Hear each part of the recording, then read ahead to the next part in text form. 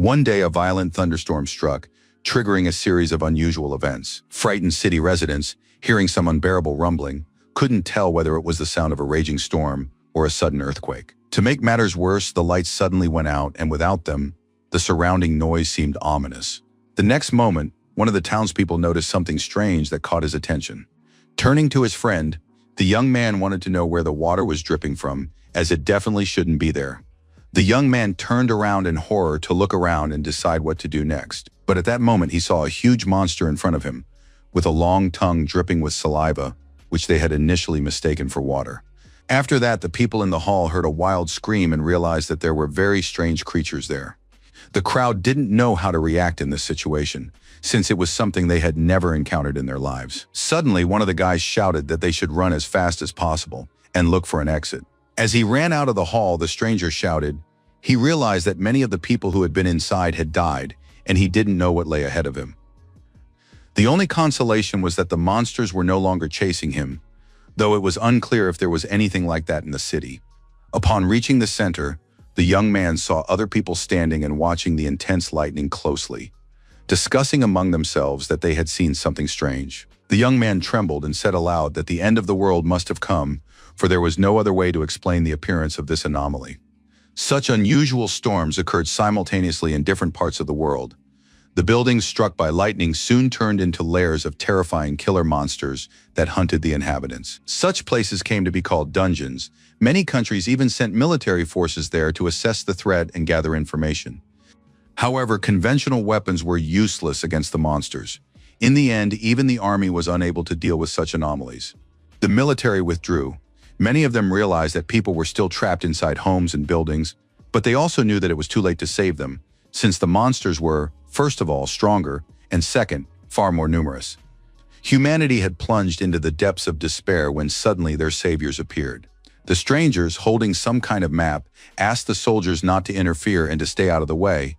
The professionals knew what they were planning to do. What was strange was that after the request for the Red Knight to appear, a strange figure did indeed materialize out of nowhere, though most likely it wasn't even human.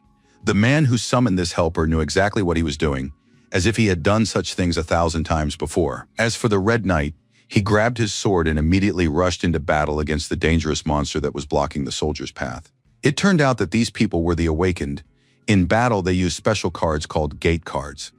These items had been developed in secret laboratories by scientists who had foreseen the emergence of dungeons in the world.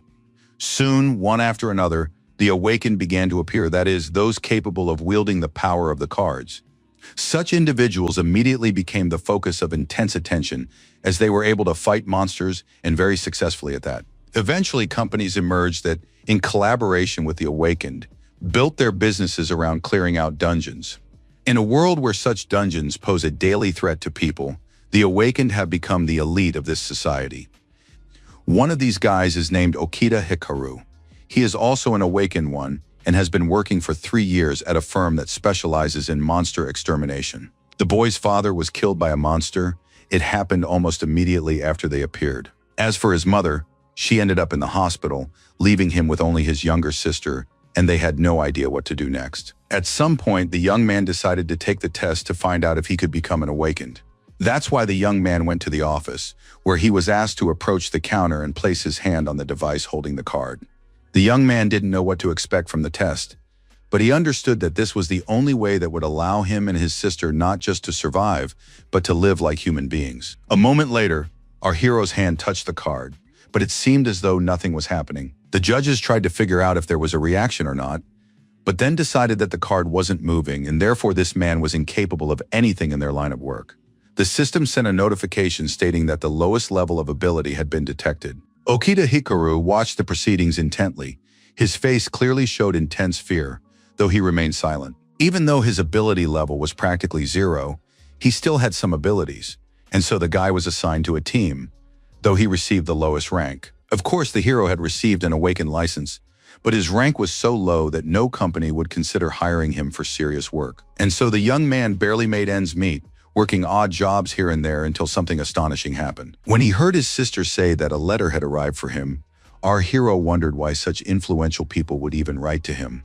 It turned out that Clearwater, one of the largest dungeon clearing companies, had begun an active search for new staff. Okita Hikaru was incredibly happy that there was someone willing to hire him, despite his low rating. You can't slack off at a job like this, you have to give it your all, so that not only his sister but also his mom can live happily. When the young man arrived at the company, he had no idea what awaited him, as he had never encountered anything like this before. The young man had no idea that in such teams there is always rank-based oppression, as well as harsh inequality. It was precisely all of this that led to low-ranking guys not only sustaining serious injuries, but also dying.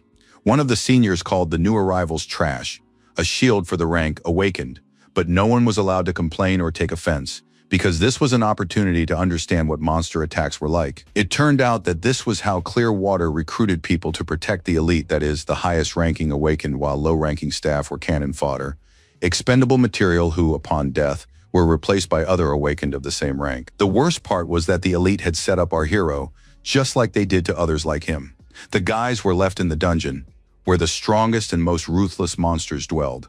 Lying on the ground, the young man said aloud that he couldn't just die here like this. The boys saw the monsters, tears streaming from his eyes, yet he had no idea what to do in this situation. Just as the young man was about to die, something extraordinary happened that turned his whole life upside down. Suddenly, a sort of altar appeared before our hero, on which lay a crystal. This stone looked very beautiful. Moreover, it was so alluring that it was impossible to resist. Upon touching the crystal, the young man gained an amazing ability to create an unlimited number of rare cards. Looking at his small bag, the surprised hero tried to figure out where such a huge number of cards had come from. What's more, all those cards were laid out in front of him so that he could study them. Even then, Okita Hikaru knew that if anyone got their hands on such a large deck, they would be unbeatable. After that, the young man summoned the two-headed dark serpent, knowing exactly why he needed it. In that very moment, a massive monster began to materialize before the young man. These beings were truly mesmerizing. It seemed difficult to find anyone who could boast of such strength and power. However, the snakes were in no hurry to do anything because they obeyed only the one who had summoned them.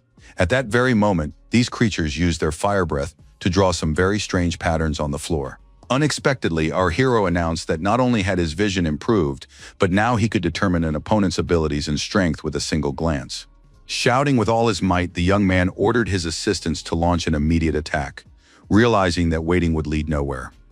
Generally speaking, Okita Hikaru had reached a level of power that no top-ranked player had ever possessed before, and those who had previously humiliated and set him up had no idea of this yet. Realizing that the young man was facing a very cunning predator, his colleagues shouted that this was a reckless move since it could simply get them killed. But the young man listened to no one and nothing. He summoned some kind of gate to aid him. Gathering all his strength and power, our hero knew that only he possessed an endless deck of cards, and he would use this power solely for the sake of his revenge. At that moment, the player cared about nothing. He knew for certain that he was practically invincible, and so he was eager to see just what he could do. And so the guy remembered again that there were a great many high-ranking awakened ones working at Clearwater. When he arrived there, he had no idea what he would face in that place, nor what would happen to him next. But reality turned out to be far from rosy, and the worst part was somewhere in Tokyo in a basement that had once served as a pharmaceutical company's building. It was a 9th-level underground facility where anything could be expected, so the guys were moving very slowly. One of the adventurers, as they were sometimes called, said they were in the right place, but complained that the radar was barely working and the signal was very hard to make out. The frightened player noted that perhaps they needed to return to the others, realizing that they were unlikely to be able to proceed any further. Suddenly, the group screamed. They saw several F-rank goblins in front of them and realized they wouldn't be able to defeat them. However, the monsters growled. They didn't want to let the humans go, seeing that the humans were afraid of them. And while the goblins focused their attention on one adventurer, the second, drawing his sword, tried to attack these enemies to save his companion's life. One young man was captured.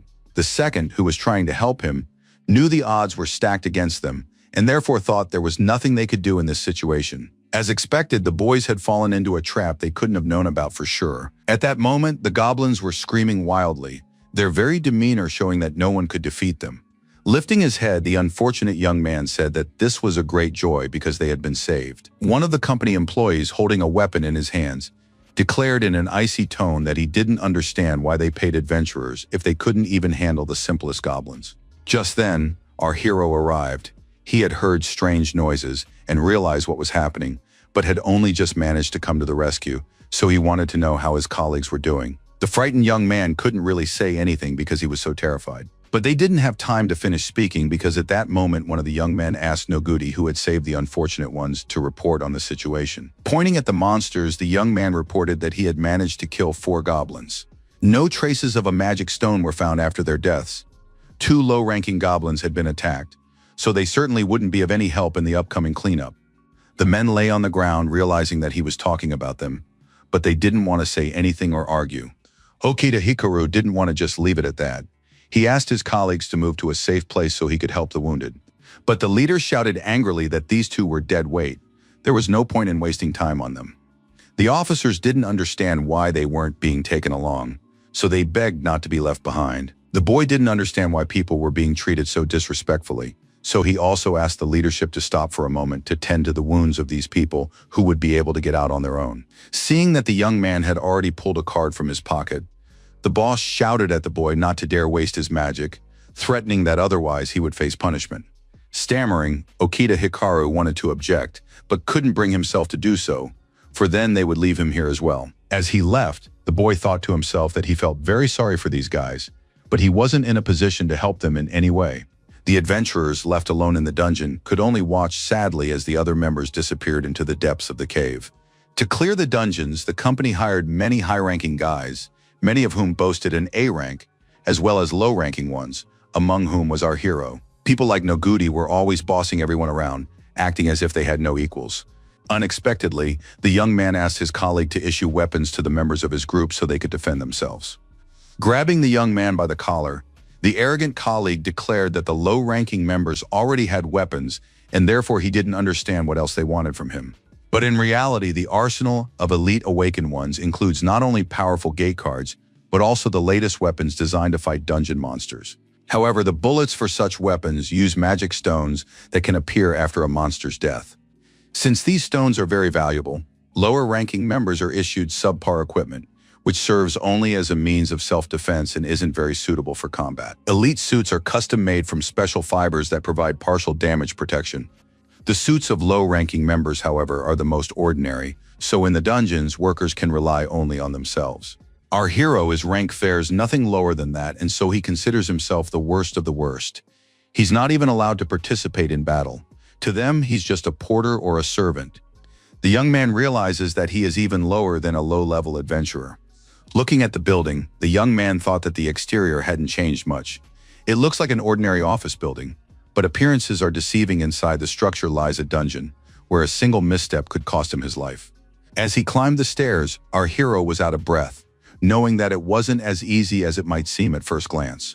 After a while, the young man was already standing and looking at the 10th level dungeon, a place he had never been before. However, the young man was not as pleased with the dungeon's level as he was with the fact that they had made it this far, because getting here with so much gear on his back was no easy feat.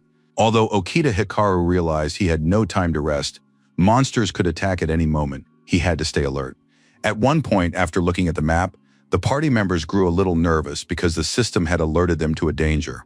Realizing there was no need to panic, the adventurers looked around to see for themselves what was happening. At that moment, the guy pointed out that there was a large group of goblins ahead. The radar showed there were more than 10 of them. Suddenly, several monsters appeared before the group. They were the same kind of goblins they had already dealt with earlier. These monsters were slowly approaching the group. It seemed they weren't planning to attack right away, but were waiting for something. The group leader ordered his subordinates to prepare for an attack immediately. He went on to say that it was important to eliminate the front ranks without using cards, while at the same time keeping a close watch on their surroundings, as other goblins could appear suddenly. Seeing that someone was about to shoot, the man added that not a single bullet should be wasted. With every passing minute, the goblins were getting closer and closer, and they were acting very aggressively. Nishino, who had a special rifle, immediately fired the first bullet at the monster. However, a moment later, the frightened young man shouted that something was wrong with these goblins because they weren't dying. The adventurer didn't want to give up. It seemed he had completely forgotten that he needed to conserve his bullets, so he took aim again and fired. His colleague, standing nearby and not about to wait for them to attack her, did the same. The goblins fell, but after a while they got back up, even though the bullets were flying one after another. Turning around, the girl shouted to our hero that one monster had broken through and was heading toward him. The young man knew he didn't have a weapon like that, though he wasn't about to give up, shouting that he understood everything. Grabbing his sword, the guy looked intently ahead, waiting for the moment when the fight would begin. The goblin stared intently at the young man and growled. The look on its face made it clear that it was about to attack. As for the adventurer, he was left alone to face this problem, and his only weapon was a very ordinary, weak sword. Our hero noted to himself that the monster was close. He didn't have a gun, but he had to do something. He couldn't just stand there. Realizing the monster was attacking, the young man immediately began fending it off with his sword, shouting something very loudly at the same time. But the goblin wasn't afraid of some kid. His bullets hadn't been able to stop him, let alone some blade. Suddenly, the young man stumbled. Realizing he was falling to the ground, he thought to himself that nothing could save him now. But at that moment, the girl approached the monster and began firing bullets at it. Giving her teammate a contemptuous look, the adventurer declared that the goblin was the lowest rank. Yet Hikaru Okita couldn't even handle it.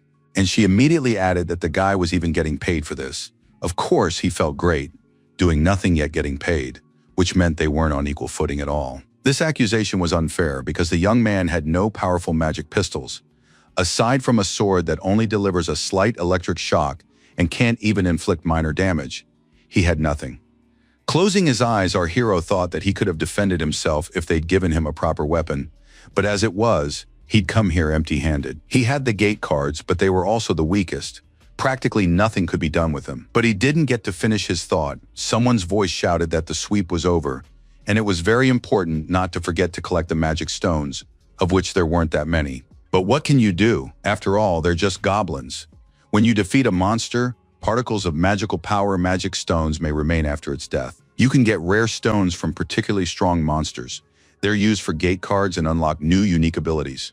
From low-rank monsters, you mostly get shards. They're used in weapon cartridges, but they can also be useful for cards. The fact is that activating a powerful skill requires a huge amount of magic. So magic stone shards can be very useful even to high-rank awakened ones. According to the rules, the magic stone goes to the awakened one who defeated the monster. Consequently, those adventurers who don't defeat anyone can forget about the stones. Turning to our hero, the leader asked where the stairs to the next level were. Glancing at the map, the guy explained that it was about 40 meters away from them, having only managed to say that the radar had detected movement and that there were new monsters ahead. Everyone present turned their attention to the enormous beasts. At that moment, everyone froze in their tracks, wondering what would be the best course of action. Standing before the adventurers was a C-rank lion werewolf, and next to it stood a D-rank lion guardian. They were all much stronger than Okita Hikaru, so there was no point in him even standing near them. The leader immediately said that these opponents would be tougher than the goblins and asked the boy to look up information on the werelion just in case. The young man immediately explained that a sea-level threat was a magical beast without any special abilities, but that firearms were ineffective against it. The leader immediately shouted for everyone to be careful, because the guardian lions would defend the werewolf. They acted in concert, so it was crucial to break through their defenses first. Only then could the werewolf be defeated. After that, he turned to the shield squad and ordered them to create protective barriers to prevent the guards from attacking the A-rank squad. No matter what happened, they couldn't leave their positions because the entire task and mission depended on it. In an indifferent tone, the girl ordered the guys to hold the shield. If they didn't, she threatened to destroy them personally after the mission was complete. Looking at the beasts, Okita Hikaru thought that for the sake of rank A, they were obligated to sacrifice themselves, powerless to do anything about it. Such is the fate of low-ranking awakened ones, who themselves do not know what they are doing in this place. Realizing that his colleagues had moved ahead, the young man shouted for them to be sure to take care of themselves. With eyes full of terror, the young man silently prayed that they would definitely stay alive. It was very important to him. After that, he remembered that the elite always carry the best weapons with them. As for Okita Hikaru and the other low-ranking members, they were issued only a stun baton, which could only temporarily scare the monsters away. At that moment, the guy just stood there looking around. He wanted this battle to end as soon as possible, because the lives of guys just like him depended on it. For a while, nothing happened because the adventurers stood on one side and the enemy on the other. At that very moment, the leader shouted for the people in the shield group to immediately prepare their cards and under no circumstances retreat. It was a terrifying sight because the lions immediately pounced on the adventurers. And again, the team leader shouted that they should wait until these predators were right up close, Only then could they begin to act. The lower-ranking guys were afraid, they were trembling, but they didn't dare step back, hearing the command. Realizing that the beasts were already very close, the leader turned to the group of shield-bearers who were supposed to use the shields. The young people immediately shouted that they were summoning a protective barrier for help. This card creates a barrier in front of the owner, as well as the opponent, generating a protective field. In an instant, a protective field actually began to form around each of the adventurers. It seemed that the adventurers were now securely protected by some kind of powerful barrier that nothing could break. Suddenly, one of the lions crashed into this defense at high speed, believing it could break through. The young people realized that their defenses wouldn't last long, so they turned to the high-level players, urging them to launch an attack. Smiling, Nishino shouted for the lower-ranking members not to panic or be afraid, because nothing would happen to them. At that very moment, the adventurer pulled out his own card to continue the battle. Wanting to show off all his power, the young man declared that everyone should witness the might of level A. Summoning a fire warrior to his aid, the young man realized that victory would now definitely be on their side, for this defender's attack was simply incredible. And a moment later, he told the lions that he would leave nothing but ashes of them, and most importantly, that they shouldn't complain about the situation later. It seemed that with every passing minute, this warrior's strength grew stronger and stronger. Meanwhile, the lower-ranking participants were saying that they were about to be attacked and therefore needed protection. They wouldn't last long. The girl called these people trash, saying she didn't want to hear their constant whining. In that very moment, the adventurer turned her attention to herself, pulling out an important card. Immediately, the Wind Warrior was summoned to help, a warrior who, thanks to the air, can unleash incredible attacks. The participant knew that this warrior was her greatest advantage, with which they would be able to quickly defeat the lions. And so, just a second later, the girl shouted for her assistant to immediately go on the offensive and eliminate all the enemies. At that very moment, the battle began, and it truly seemed as though it would end very quickly. As for the awakened, practically nothing depended on them. Even though they boasted of belonging to rank A, in reality, they were just as much participants as the low-level ones, only with weapons, which was their trump card. At that moment, Okita Hikaru shouted at his friends not to get distracted because there was still the werewolf left who might try to escape. The young people stared ahead in horror. It seemed they couldn't believe what they were seeing. The enormous monster raised an equally massive axe, which it had already swung back to deliver a blow. The blow was of incredible force, not only shattering the barrier but also splitting the ground in two. One of the young men, staring ahead in horror, couldn't believe what had just happened. Looking at this defender, the adventurers exclaimed in horror that this monster had caused such destruction with a single blow that it was hard to even imagine.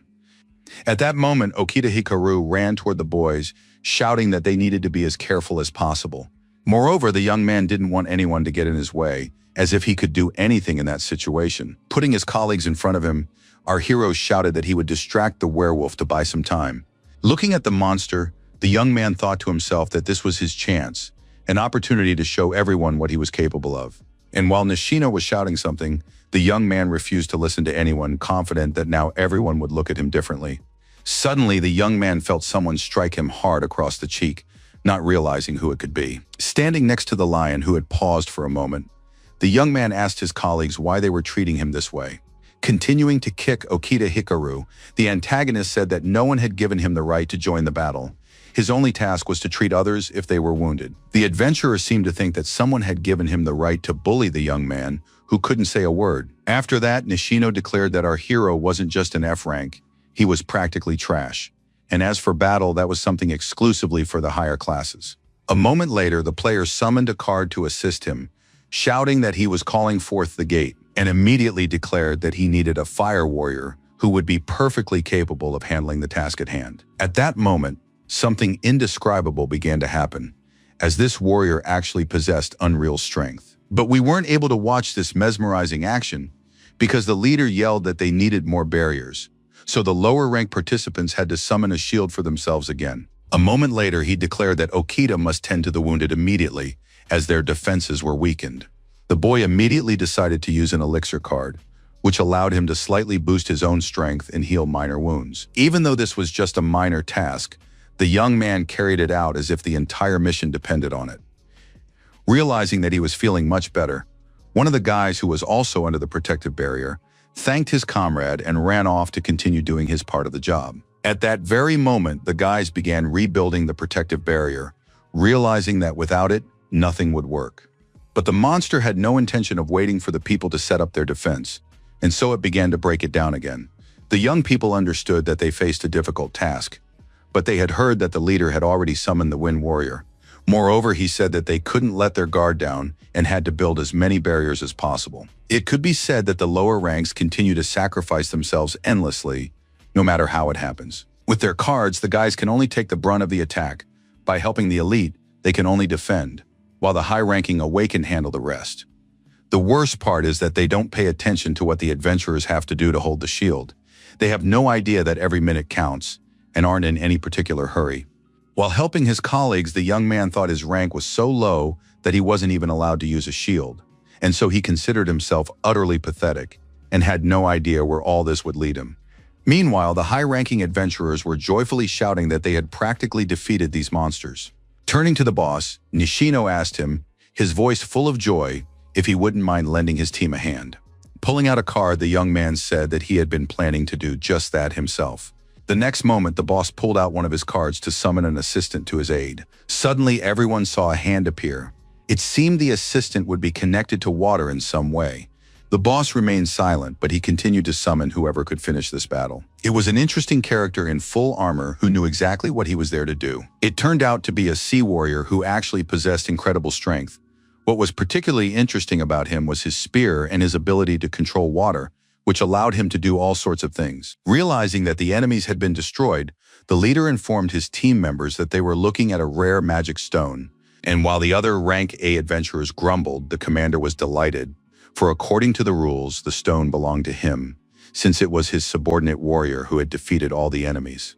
As for the low-ranking adventurers, they were once again left with nothing, because of such unequal conditions where your efforts don't pay off. Many Awakened simply quit. Our hero thought that the world seemed mired in inequality or injustice, whether it was office work or clearing out dungeons. Suddenly, the leader's voice snapped the young man out of his thoughts, asking if it was true that he had tried to protect someone from a werewolf's attack. The young man was embarrassed, realizing he shouldn't have done that, but instead the man praised the adventurer, saying he wanted to give him a special card for it. It was a rare A-rank card that he had specifically saved for the boss of this dungeon, but now he wanted Okita Hikaru to have it, hoping that he would use it in this battle. And while our hero mumbled something under his breath, Nishino angrily asked why the boss was giving such a valuable card to some kid. The boss explained that knowing how strong the enemy was, Okita still rushed to his comrade's aid. Few would have been able to do the same. The offended Ranka adventurer stared intently at the boss, unable to argue with him. As for the leader, he went on to explain that this was an incredibly powerful card, used to capture the strongest monsters. His colleagues should only use it on command, and when he gave the signal, the young man had to report the release. Each Awakened can have only one gate card. Unfortunately, the young man won't be able to use the elixir after that, and they'll have only one chance to defeat the dungeon boss. And as he left, he shouted for the young man not to let them down, since the mission was incredibly important. Holding the map in his hands, Okita Hikaru thought that he had finally been noticed. Perhaps he would be able to raise his status. He couldn't let this chance slip away. Only Nishino looked closely at their leader, but walked past him. A short while later, the entire team was climbing the stairs leading to the 10th level dungeon. The boy, as before, held a tablet in his hands to check if any danger was lurking nearby. The young man realized that, judging by the building's layout, they were heading toward the boss's lair. The girl remarked that the young man was quite knowledgeable about blueprints and learned that he had studied the subject a bit during his college years. Suddenly, our hero shouted that the radar had detected traces of a large monster. The adventurers immediately began looking around for the beast. And then everyone noticed a huge monster staring right at the uninvited guests. The guys said that, judging by all appearances, this was the dungeon boss they had been searching for so long. Staring intently at this monster, the guy tried to think of something, though his thoughts were all jumbled. For a moment it seemed as if time had frozen, for not only the awakened ones but also the monster stood motionless in their places. For a while nothing happened, which allowed the group to assess the situation calmly and decide how to proceed. Okita Hikaru wanted to know how high the dungeon boss's rank was, but the problem was that there was simply no information on the matter. Low-ranking adventurers spoke in horror about how this monster was 5 times larger than that were lion, not realizing who was about to fight it. Hearing that the awakened didn't believe in the power of their elders, The leader shouted for everyone to gather immediately. The young man said they couldn't clear the dungeon while leaving the boss alive, so they needed to position themselves correctly, and immediately asked our hero what was known about this monster. The young man wanted to find at least some information, but realized he couldn't manage it. Again and again, Okita Hikaru wanted to do something, but noted that it most resembled a basilisk. He couldn't find out anything else. To himself, the boss thought that the information he personally possessed had been confirmed, but aloud he said that this monster used poison, and immediately he announced loudly to the assembled group that this boss most likely belonged to the same class as the basilisk. The leader wanted the high-ranking members to immediately produce their cards. The young man wanted to know how the attacks would affect this monster. The Rank A representatives were delighted that they would be able to fight such a monster, and so they waited for permission to be granted. At the same time, everyone else was ordered to form defensive barriers in 3 rows again. As for our hero, he was asked not to intervene since he was the secret weapon in this battle. Holding the map in his hands, the young man thought that it was even scary to consider that the outcome of the battle was in his hands. It was surprising as it allowed him to stand on equal footing with the other high-ranking participants. Suddenly, the boss shouted for 2 colleagues to immediately take out their cards and get ready to use them. It seemed the boss wasn't going to wait for the uninvited guests to do their job. He began to growl, moving closer and closer to the people. But right then, the leader announced again that they were launching the dungeon raid right now, and everyone had to give it their all. At that moment, the beast picked up speed and was now running toward the group, who were ready to attack. They in turn immediately grabbed their cards, realizing that every minute counted. The adventurers standing in front immediately formed a defensive barrier to buy time for the attack. The dungeon boss saw what was happening. He not only began screaming frantically, but also demolished absolutely everything in his path. The high-ranking Awakens saw that the beast had destroyed all the defenses their low-ranking colleagues had built in an instant, so they immediately began summoning helpers using their cards. The young people used a triple attack, knowing that this was sure to work. Despite this, the dungeon boss was still standing and even growled, displaying all his strength and power. With sadness in his voice, Nishino said that even their combined attack had achieved nothing. Consequently, they couldn't fathom just how resilient this monster was, and there was no information on the matter. The beast certainly had no intention of giving up. It roared just as before, but now it didn't attack as quickly. Holding the map in his hands, the high-ranking adventurer was about to do something, though he didn't tell anyone about it. Suddenly, the people who had been holding the defense fell to the ground, wounded by the dungeon boss's massive tail. Unexpectedly, one of the guys straightened his map, realizing he wouldn't be able to go back for it, even though a new wave of attacks had already begun at that moment. The leader shouted in horror that the formation had been broken. Everyone was fighting off plan, and something had to be done immediately. Realizing that this beast was far stronger, the group leader shouted for everyone to regroup and start retreating toward the entrance. In this situation, there was nothing more they could do. There were simply too few of them. Okita Hikaru also thought that even rank awakened ones were powerless against this terrifying monster. At that very moment, the young man turned to the boy who had lowered his gaze, lost in his own thoughts. The leader said that it seemed like the time had come to use that card, asking if the team member was ready for it. The guy had no idea what was in store for him, so he happily shouted that he would do whatever was necessary. Pointing to the card, the leader explained that the card's ability had a very large radius of effect. It would affect everyone except the user. In other words, only Hikaru Okita would have to fight the boss, and he needed to be ready for it. After that, the team leader fell silent for a moment. Then he explained that it was he who had recommended our hero for a position at this company, which the young man found hard to believe. People willing to risk their own lives to protect their comrades are a rare breed. Their company values this highly. It seems the boss made the right call in offering him the job. And, placing a hand on Okita Hikaru's shoulder, he added that he must not let them down, as this was very important. The low-ranking adventurer had no idea what would happen next, but he remained confident that he would do something very important. The leader ordered the guys to protect the young man while he approached the monster. It was very important for them. Nishino suspected there was a catch to this mission, so he wished the young man good luck. As for our hero, he kept repeating to himself that they had noticed him, so he simply had to live up to his colleagues' expectations. After that, he was sure to be promoted. Suddenly, the boss shouted for everyone to join the attack. The most important task was to draw the monster's attention to himself. At that very moment, as if on command, not only the adventurers but also their assistants, who had been summoned by the cards, sprang into action. Some of the guys equipped themselves with weapons, realizing that while they wouldn't do much damage to the monster, they might slow it down. Meanwhile, our hero approached the monster from behind, thinking to himself that he was grateful to everyone for their support and would do everything he could not to let the group down. Once he was next to the dungeon boss, the young man didn't know what to do next, so he just stood there watching for a while. At that moment, the guy didn't even have any thoughts. He was waiting for a command and worried he'd miss it. Hikaru Okita understood that for the effect to be even better, it was best for him to be right beneath the monster. And so as he fell, he knew he would get back up and keep going anyway, because the main thing was to defeat this opponent. The leader, realizing that the guy was in the perfect spot, shouted that it was time to use the card. Our hero, holding the coveted card in his hands, thought that everything would be decided for him now, that the outcome of this matter would become clear. In that very second, the young man shouted the word gate, though he hadn't said the next word yet. But a moment later, he announced that he was using release, even though he had no idea what that meant. For a while, the young man stood there proudly raising his hand, believing he was doing something very important. Everything around him was enveloped in some kind of smoke and bright light, though nothing else surprising was happening. For a moment, the monster stopped, but just as before, it stood where it had been. The frightened young man thought to himself that he must have succeeded in the task, since the monster was no longer threatening anyone. But then something happened that Okita Hikaru was completely unprepared for, because the ground beneath his feet began to crack. In that very second, the young man found himself falling somewhere down, not understanding how this could have happened. Realizing there was some kind of pit below, the boy screamed, though he didn't know what he expected to gain from it.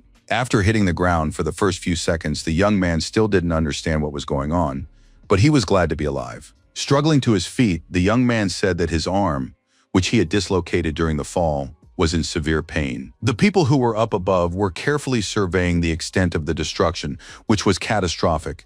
And that's not even counting the fact that in some places the ground had completely caved in. Moving forward, the young man muttered to himself that he wanted to understand what had happened, why something like this had occurred, since he had never seen anything like it before. Lifting his head, Hikaru Okita tried to figure out something else. It turned out he had fallen alone, but why had the others managed to hold on? Wanting to figure it all out, the young man turned to the leader who was looking at him. The young man didn't want to beat around the bush. He asked directly what he wanted to know what had happened. The leader was silent for a few seconds, though he was already starting to smile, realizing that everything had actually worked out. After that, the leader and the other high-ranking adventurers began laughing like never before, saying that this fool had actually fallen into that pit just to give them something to laugh about. Our hero smiled. He didn't fully realize what had happened, so he just looked at those standing above him. Finally, the leader said that this card had a number of special features. The most important one is that the card has no attacking abilities. It's just a regular trap. The card destroys the entire area around it. In other words, not only the monster, but also the card's owner ends up trapped. The boss of this dungeon has surprisingly durable armor. The only way to destroy him is... And then he fell silent for a moment. After a brief pause, the leader explained that the only way to defeat the enemy was to attack it directly into the abyss. The boss had read that this pit opens wide when it prepares to swallow its prey. And he immediately added that the young man couldn't find any information about this monster on his tablet. But there wasn't any there, because the boss had tampered with some of the data beforehand so that no one would find out about this enemy's weak spot ahead of time. They needed someone, like a low-ranking kid, to win this battle. Okita Hikaru had to agree that someone had to play the role of bait. Nishino laughed the loudest, saying that the guy was actually even dumber than they'd originally thought. Could he really have imagined that they'd actually give him an important mission? That anyone would actually rely on him? At that moment, the dungeon boss, who had fallen into the pit but remained alive, let out a scream. And the boss continued to say that he hoped our hero would make a tasty treat for this enemy.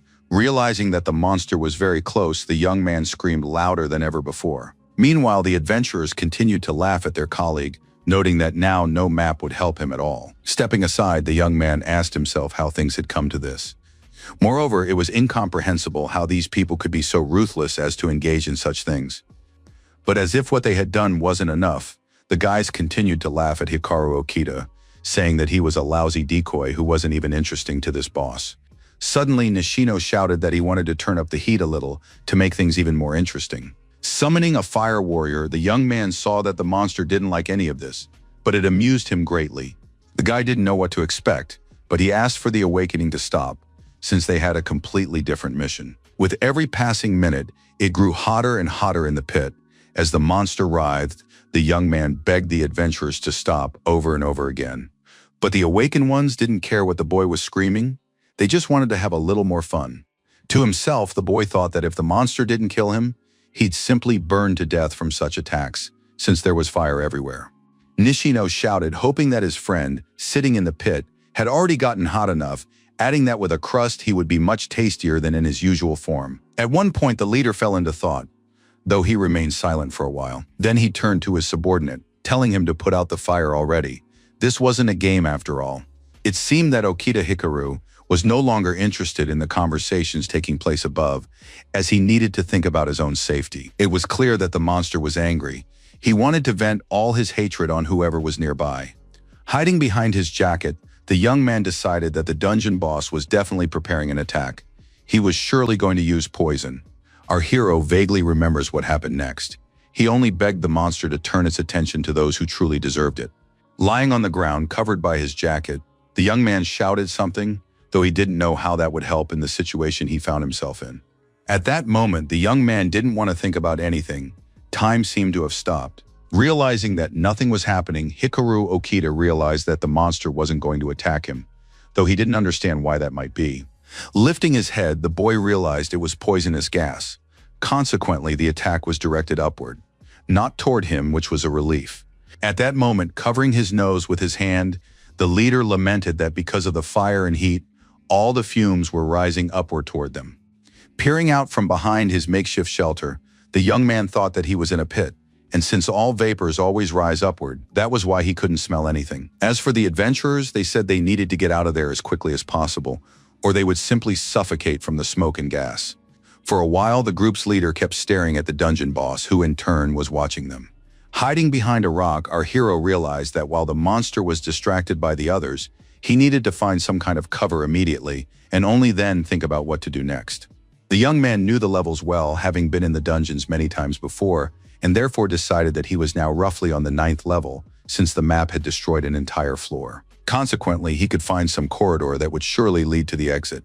But suddenly, the young man noticed a small crevice behind him and decided he could try to squeeze through it. Moving very slowly, our hero told himself that he was badly wounded and therefore didn't have much strength left, and he didn't know if he would be able to safely reach his destination. As for the monster, it seemed to have noticed the disappearance of its prey and therefore began to roar very loudly.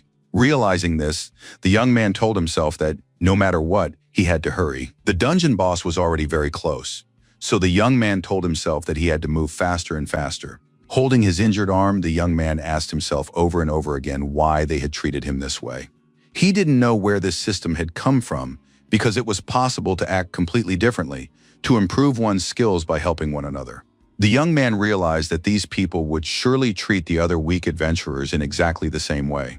Upon reaching the crevice, the boy realized with horror that there seemed to be no passage here, so he would have to keep searching. Looking around, Okita Hikaru consoled himself with the thought that there had to be a way out here, even though he hadn't seen it yet. Moving slowly through the gorge, the young man told himself that he should have come across some kind of passage by now, since he had walked quite a distance. Suddenly, the young man saw a strange glow that piqued his curiosity.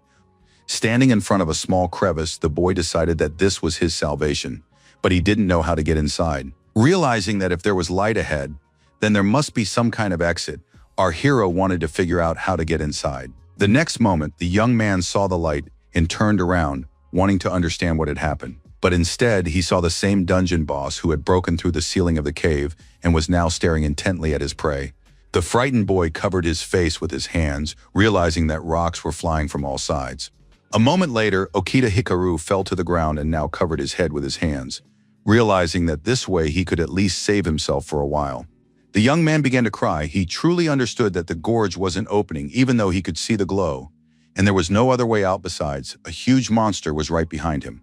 Continuing to crawl somewhere, the young man screamed for the gorge to open immediately, since there was nothing else he could do. With every passing moment, our hero's cry grew louder, but he still didn't know what lay ahead. At that very moment, it seemed to the unfortunate man as if he were flying somewhere, though by now it was hard to tell whether all this was happening in reality or in his imagination. Before he could even think of anything else, Okita Hikaru crashed to the ground with a thud, realizing that this landing could very well be his last.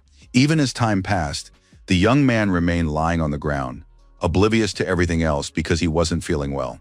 Lifting himself up slightly, the guy decided he needed to at least look around a little. Sitting on the floor, the guy kept telling himself he was alive, though he didn't believe that was even possible.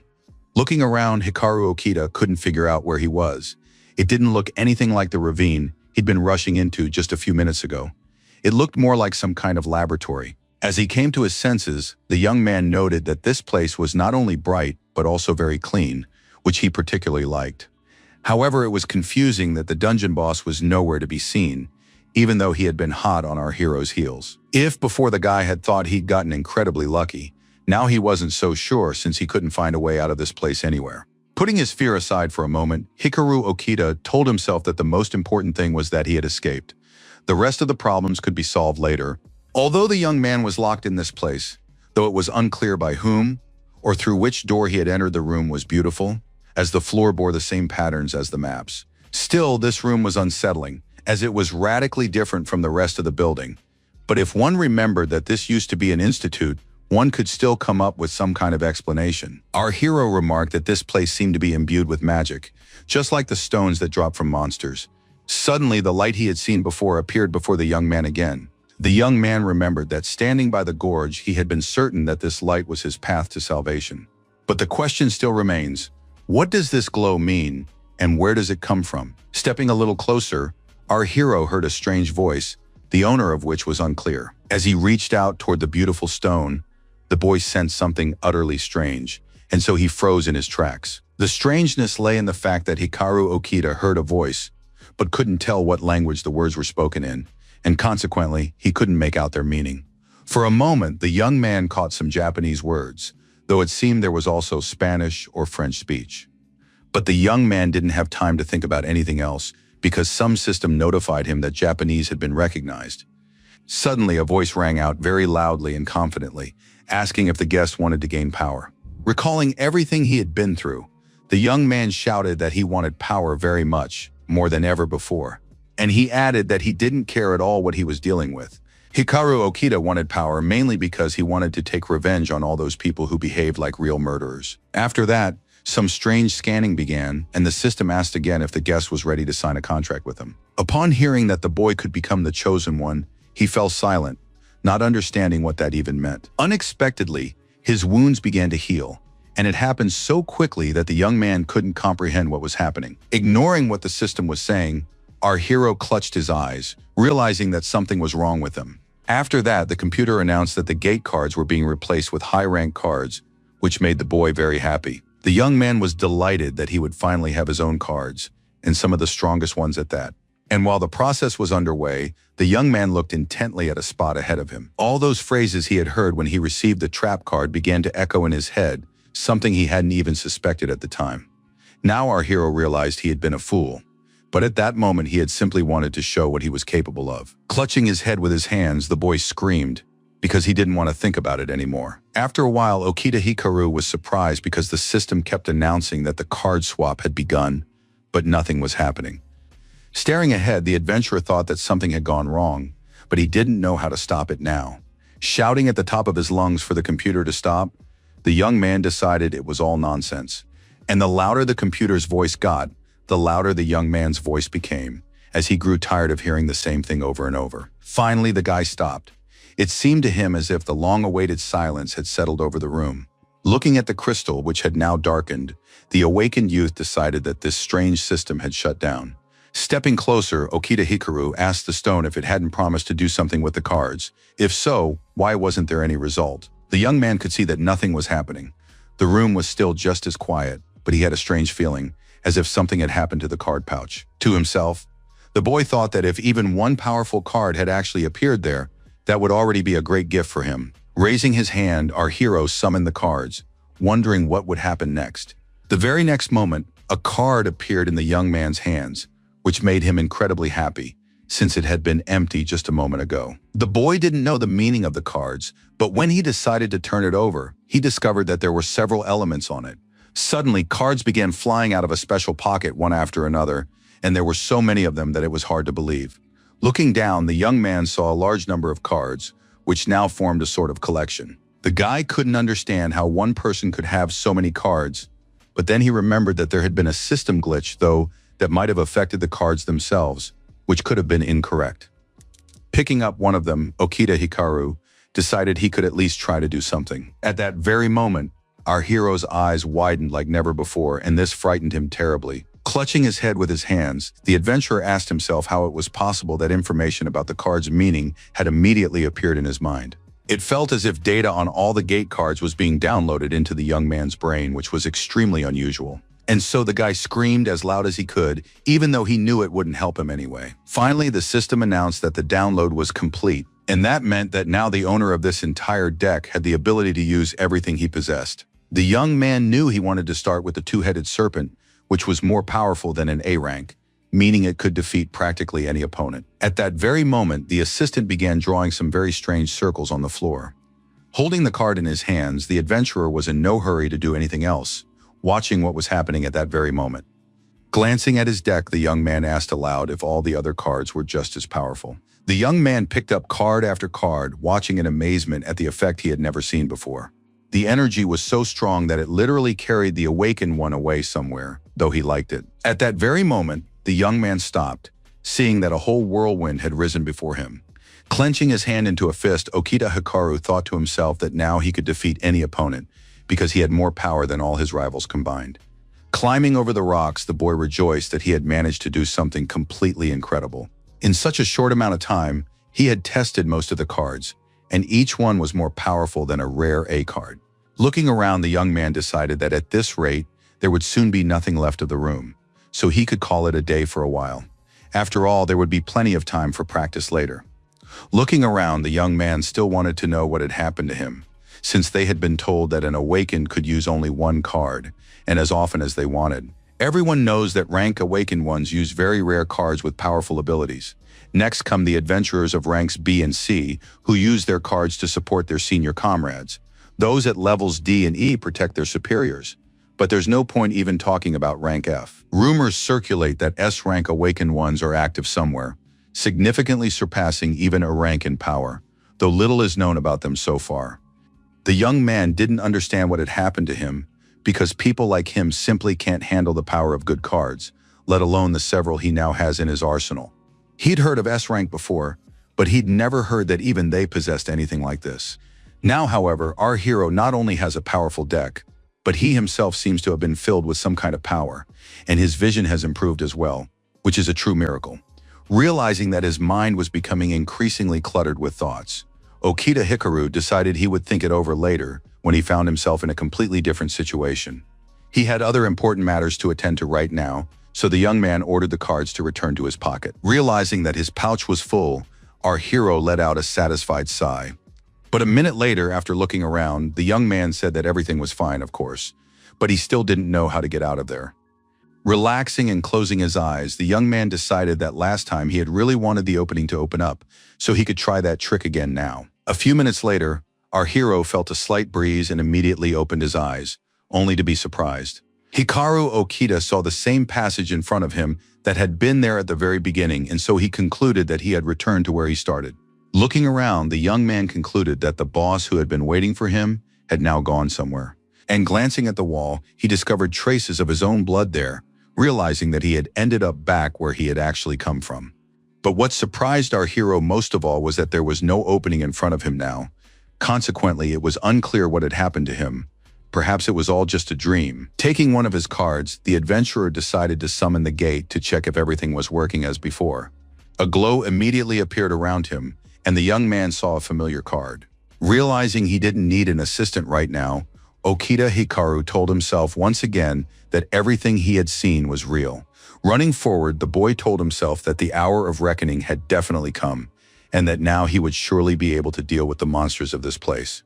Suddenly, the young man stopped in front of another tunnel that led down somewhere. Looking back, the young man decided that a battle was taking place somewhere down there, since he could hear distinctive sounds. He wanted to figure out where the noise was coming from, so he walked forward down the tunnel. Upon seeing the dungeon boss in front of him, the adventurer realized that a battle was indeed in full swing here. As for the monster, it was down below, so it couldn't see our hero. But the most interesting thing was that the leader and the others had returned to this spot to start the fight again. Even though the group was now arguing very loudly about something, the girl looking at her colleague declared that he would be the decoy because he had failed so many times before in working with the Fire Warrior, even though she had heard the same thing said about herself. Realizing that the awakened wouldn't reach an agreement among themselves, the beauty turned to the leader, hoping he would accept her point of view. Nishino knew they might not listen to him, so he suggested sacrificing the low-ranking members, who were of no use anyway. Looking at the A-rank adventurers, the rest shouted that they didn't understand why they had to solve the problems of those who hadn't been able to defeat the dungeon boss on their first try. The leader was tired of listening to this squabbling. He declared that everyone here was trying their best. They needed bait, and he didn't care in the least who it would be. At that very moment, the argument was cut short, as a resident of this place screamed as loud as he could. Grabbing one of the low-level guys, Nishino remarked that they'd just throw him in, it didn't matter anyway. Our hero, watching everything unfold, thought once again that not long ago he had wanted to rise to level A. But what was the point, since they had long since lost all their human qualities? Pounding his fist against the wall, the young man said that he was nothing like that. He didn't need glory earned in such a way. The elite believe they can trample those below them into the mud. Let them now see what force he will unleash upon them for their betrayal. At that very moment, the young man decided it was time to begin an amazing performance. Raising his hand, Okita Hikaru shouted that he was summoning the gate to his aid. It was clear that the dungeon boss had sensed something, as he immediately turned his head toward where the young man was standing. The team leader also saw that the monster was distracted, but didn't know what had caught its interest so much. The reason was that the monster had clearly recognized the guy he was chasing, but it was still useless. The enemies immediately recognized this person as a low-ranking member, though they didn't understand what he was about to do. Okita Hikaru had already summoned the two-headed snake before and knew it was incredibly powerful. This time he decided to do exactly the same, especially since it was a chance to see what his assistant was capable of in a real battle. The leader wanted to shout something, but didn't have time as he saw the snake appear instantly, screeching loudly. The dungeon boss clearly hadn't expected to face such an opponent, and so he didn't rush to attack. Not wanting to prolong the fight, our hero immediately ordered his assistant to kill the creature. The awakened realized they were facing a two-headed dragon, but couldn't fathom how a low-ranking boy could possibly be capable of such a thing. At that moment, the young man's assistant radiated loyalty and a willingness to do absolutely whatever was necessary. Knowing the abilities of all his charges, the boy commanded the dragon to burn the boss. In that very second, the dungeon became not only bright, but also hot. It seemed the dragon would certainly show no mercy to its opponent. But an unpleasant twist for the adventurers was that, before engaging in battle, the serpent had unleashed its venom on the uninvited guests, who had no idea what to expect next. And then the ground beneath them collapsed, and the awakened ones plummeted downward. Only Okita Hikaru remained calm. He wasn't worried about his former colleagues. Since he hadn't done anything to them, they got what they deserved. Looking at his assistants, the adventurer thought to himself that if this attack could at least slightly damage the boss, that would already be considered a great stroke of luck. The young man didn't know how much longer he would have to fight, but he was certain that he would now give it his all, even though it was unclear what to expect from the monster next. But before our hero could finish his thought, he saw a huge cloud of dust in front of him, obscuring his vision almost completely. The surprised young man was amazed at how quickly his assistant had dealt with his opponent, despite the fact that the opponent was wearing armor. Looking at his partner in this endeavor, the young man sincerely told the snake that he was incredibly cool. At that very moment, the system sent a notification that the dungeon boss had been successfully defeated. Surprised, Okita Hikaru noted to himself that he was hearing the same voice again, but now notifications were also popping up in front of him, which was something very unusual. In addition, the rarity level of the dark two-headed snake had been raised, and as a result, he had received the title of Dragon Master.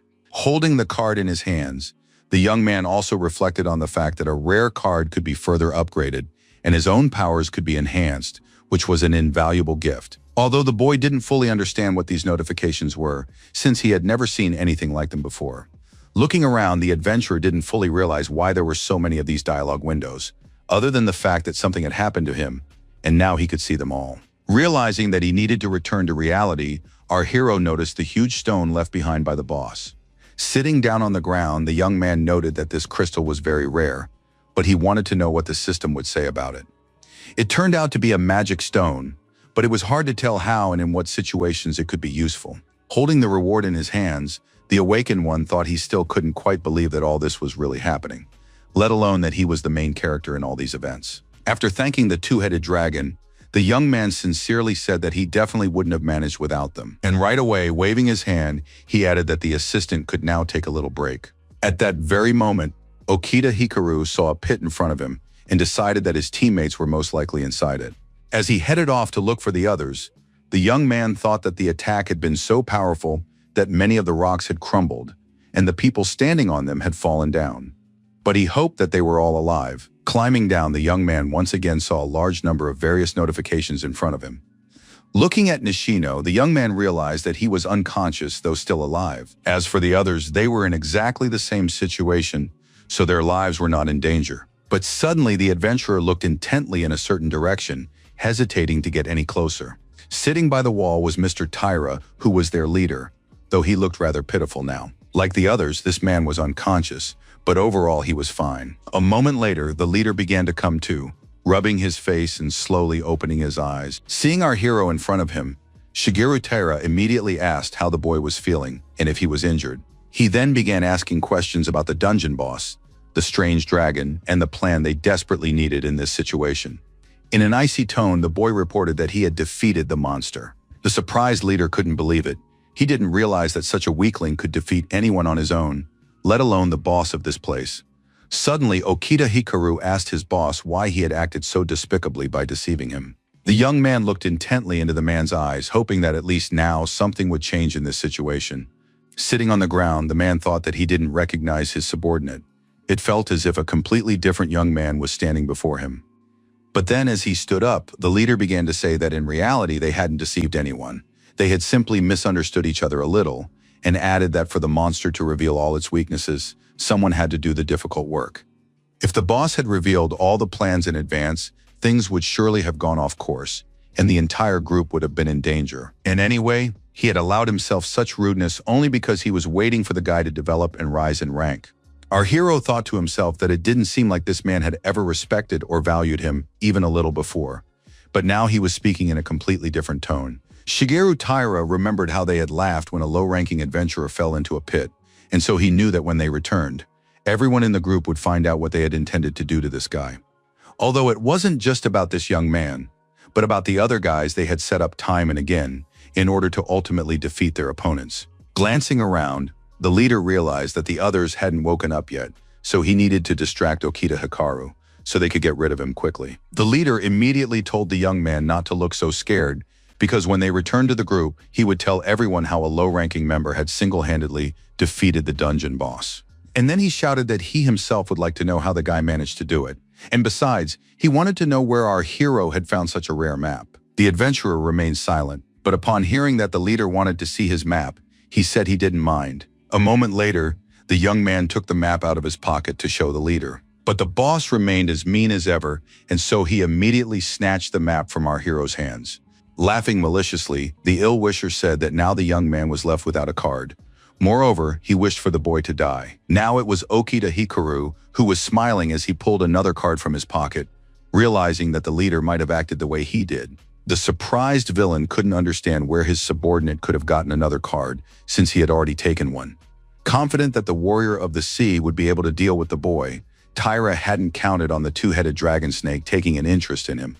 And this despite the fact that the master hadn't even given the order for his assistant to begin his work yet.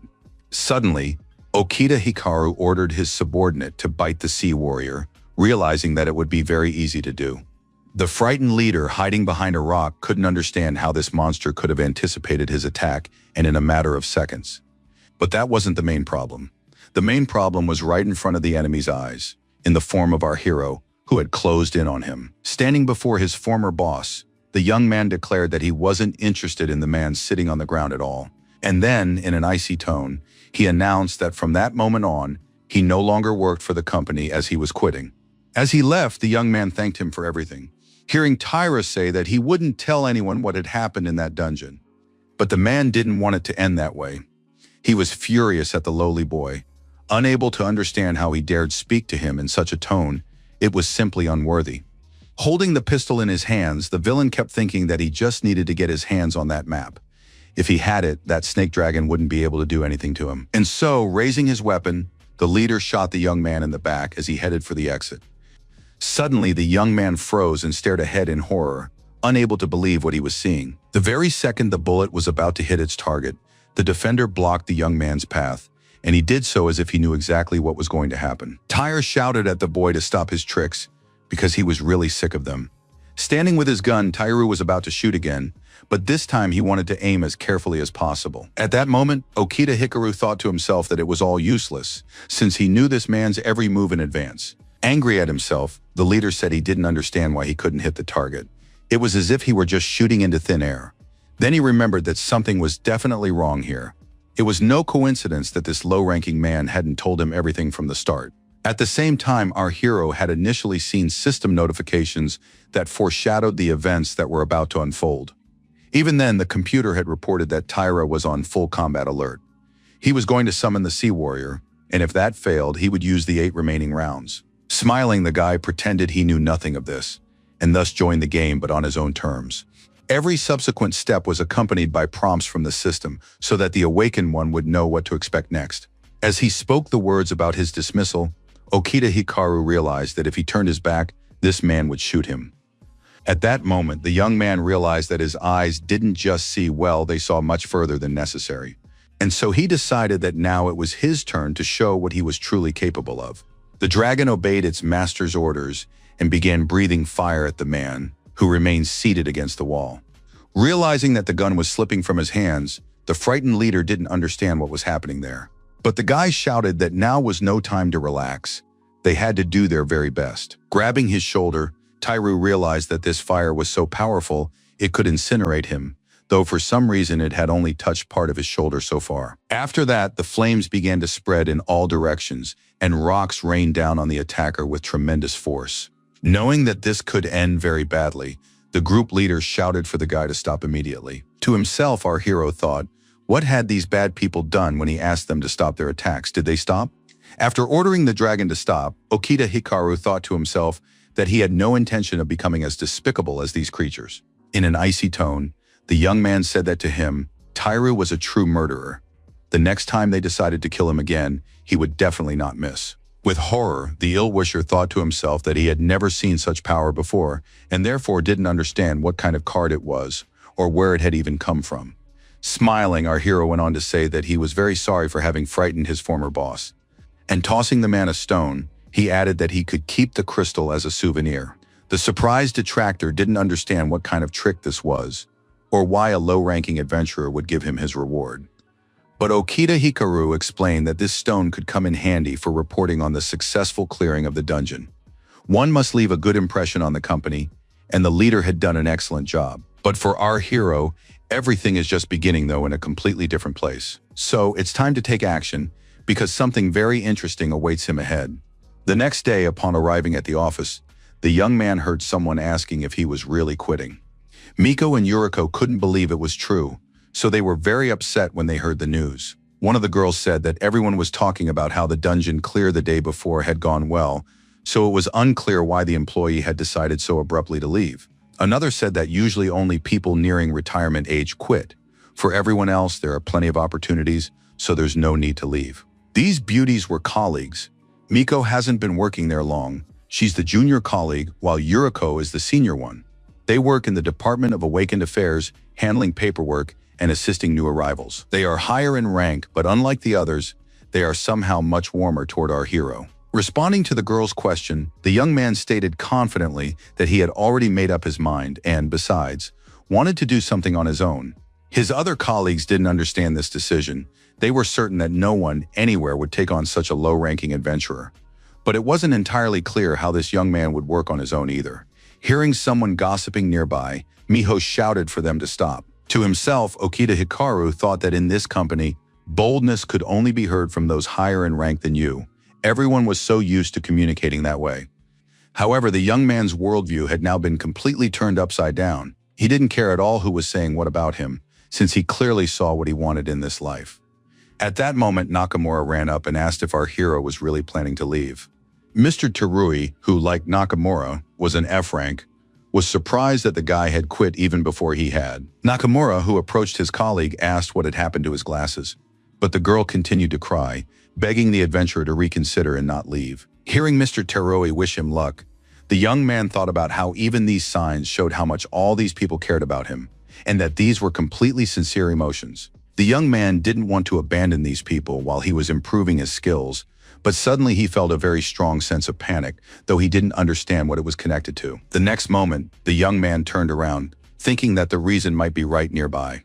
Standing behind him was the big boss, whose name was Serizawa. The system immediately began issuing all sorts of alerts, but the situation was as confusing as could be, since the notifications were flashing red, yet there was no specific information.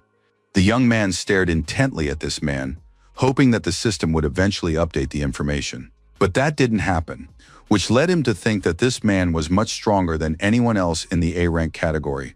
At that moment, our hero once again replayed the events of the previous day in his mind, when he had found himself in a strange room where he had received amazing abilities. First, he gained the ability to control an unlimited number of gate cards, even though a typical Awakened can only use one card in battle. Second, the guy had become a completely different person. Our hero was now confident, because something completely different had awakened within him. Besides that, the guy knew what he wanted. He understood who was by his side, and now he was going to do everything to change that. It's worth noting that the cards turned out to be so powerful that they could easily attack even a dungeon boss. The young man recalled what just one of his cards had done, not to mention the other cards which he hadn't even used to their full potential yet. A particular advantage was his vision, thanks to which he could now fully understand who was standing before him and what they planned to do next. This ability saved Okita Hikaru's life, and he had now set clear goals for himself. As he continued to stare at the scoreboard, the young man noted that he himself was much stronger than the A-rankers, yet there was still no information about his boss, which was quite surprising. Although the main reason was likely that Serizawa possessed even greater capabilities than his subordinate. Suddenly, the man turned to the girl and asked if she minded if he interrupted their conversation for a moment.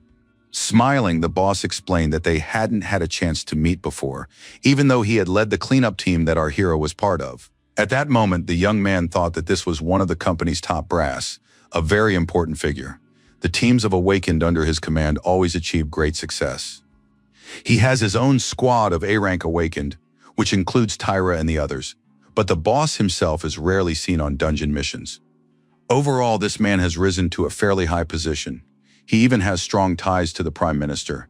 They say that it was precisely thanks to Serizawa's ability to build connections that he achieved such heights, though perhaps one shouldn't believe everything people say. The man suddenly spoke up, noting that he didn't want to keep the young man waiting, but he'd like to know why the adventurer had so suddenly decided to quit the best company in his industry.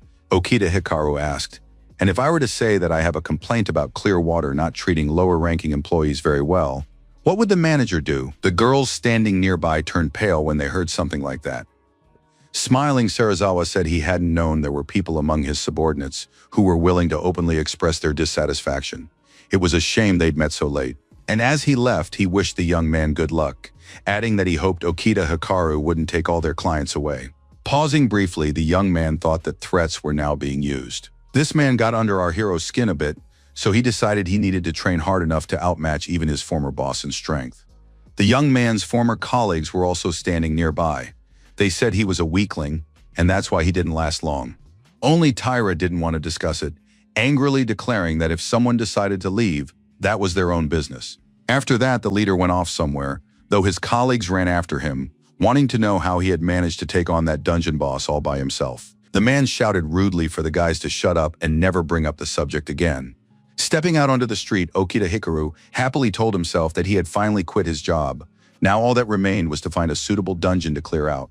And while the young man was lost in his own thoughts, he heard someone asking to be heard. The stranger, following the man who had just woken up, pleaded again and again for them to give him at least a couple of minutes, as he wanted to tell them something very important. But no one listened to the man. They simply brushed him off, leaving him alone with his problem, even though it seemed that this elderly gentleman had finally found a way out. Upon seeing our hero, the man quickly ran up to him and asked if it was true that he worked as an adventurer. The young man smiled, though he thought to himself that he had actually worked for that company, but that was a few minutes ago. Suddenly, the old man grabbed our hero as tightly as he could, then shouted that Hikaru Okita had to save him, because there was some work to be done in the dungeon. The young man, who had been skeptical of this man just a moment ago, now pondered his words. A short while later, sitting in a cafe, Hikaru Okita stirred the ice in his drink and began a conversation. The young man said that the man had a very big favor to ask of him related to the dungeon. Of course, the display immediately showed all the information about this stranger, but the young man wanted to hear what this man had to say. The man immediately introduced himself as Jube Matsuda. The building this gentleman owned had now turned into a dungeon, so he couldn't get in there safely. He needed someone to completely clear it out for him. Covering his face with his hand, the unfortunate man explained that it was true. Only small and medium-sized businesses had problems. They didn't have the kind of money needed to pay for the cleanup services offered by large firms. So the government usually sends awakened individuals who aren't affiliated with any organization to these small buildings that have become dungeons. But these guys are usually inexperienced or just beg for money without doing anything.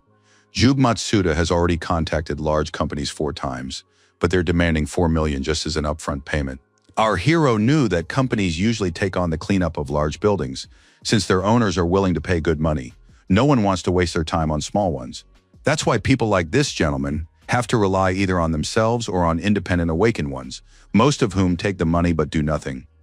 Finishing his story, the unfortunate man lowered his gaze and simply stared at a single point in the distance. As for Okita Hikaru, he didn't understand why no one wanted to help, even though this man had no other options left. Unfortunately, injustice can lurk at every turn, even outside the office where the young man worked.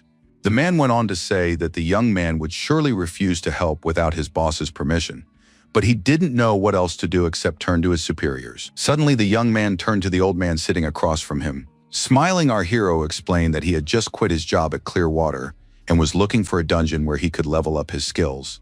The adventurer had no intention of demanding an advance payment, so if the owner was ready, he could start clearing the dungeon immediately. Jube Matsuda didn't believe it, but the young man said he would receive his payment on the condition that he cleared the dungeon. His price was 100,000. The man looked at his savior in surprise, still not quite believing his luck. Meanwhile, the young man asked if the owner would show him to his building.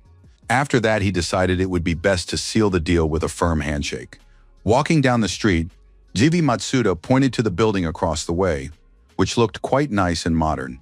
With a heavy heart, the man said that he had put so much effort into this building, and so everything here had become dear to him. But they couldn't come to an agreement, because at that very moment, a woman's voice shouted for the guys to back off. In an angry voice, the blonde woman kept insisting that she was tired of repeating that no one needed the young men's services anymore. But the persistent strangers explained that they had simply come to talk to her grandfather, and that was all. Picking up her phone, the girl said she knew these tricks. After such a conversation, they would start demanding money from the poor man again. But all the evidence had already been recorded. Covering their faces with their hands, the guys asked the beauty to put the camera away, since they didn't like any of this. At that moment, the blonde said that either the young men leave, or she sends the entire video to the relevant authorities, proving that the scammers are violating the law and the activities of the awakened. Realizing there was nothing they could do in this situation, the young men ran away as fast as they could. Suddenly, the girl heard the man ask if Sake was okay. The man was afraid that something might happen to his granddaughter, so he was already heading toward her. Jube Matsuda didn't understand what was going on, but the beauty explained that those who considered themselves awakened had come again. She immediately added that this time she had scared them off, so they definitely wouldn't show up here. At that very moment, Sake noticed another suspicious young man standing next to her relative and asked who he was. A cheerful Jube Matsuda explained that this young man was an awakened one and worked for Clearwater, though our hero immediately corrected the old man, adding that they had been talking about his dismissal. But the man continued to explain that this adventurer would clear out the dungeon, but without any advance payment. The blonde didn't care who was standing in front of her, so she spoke to the guy very rudely. The young man didn't want to cause a scene, so he immediately showed his ID, which is issued to all awakened. Sake saw that he had the document, but she only paid attention to the rank of the person standing next to her. After that, she walked over to the old man and whispered in his ear that this boy had the lowest rank of all possible. Hearing the conversation, Okita Hikaru admitted that he had already mentioned earlier that he was looking for some kind of dungeon to test his strength. He added that he didn't want his new acquaintances to worry, since he wouldn't cause any trouble for either the girl or her grandfather. The blonde looked at this adventurer with some trepidation.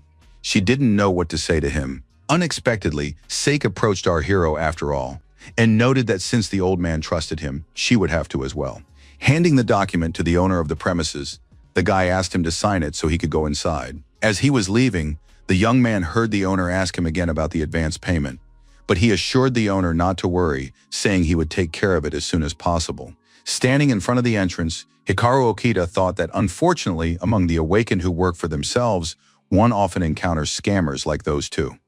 Such unscrupulous people not only tarnish the reputation of adventurers, but also cause building owners to suffer. However, for the sake of this unfortunate man, the young man would do everything in his power to ensure that not a trace of the dungeon remained. Before entering, the system notified him that the awakened one was currently on the first floor. Once inside, Okita Hikaru thought that it was much more spacious than he had initially imagined, although the room's corridors looked very strange.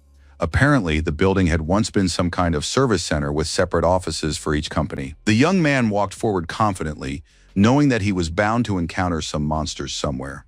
The moment the system sent a notification about strange activity, as well as the monsters nearby, the young man thought it was very convenient that he now knew about the danger in advance.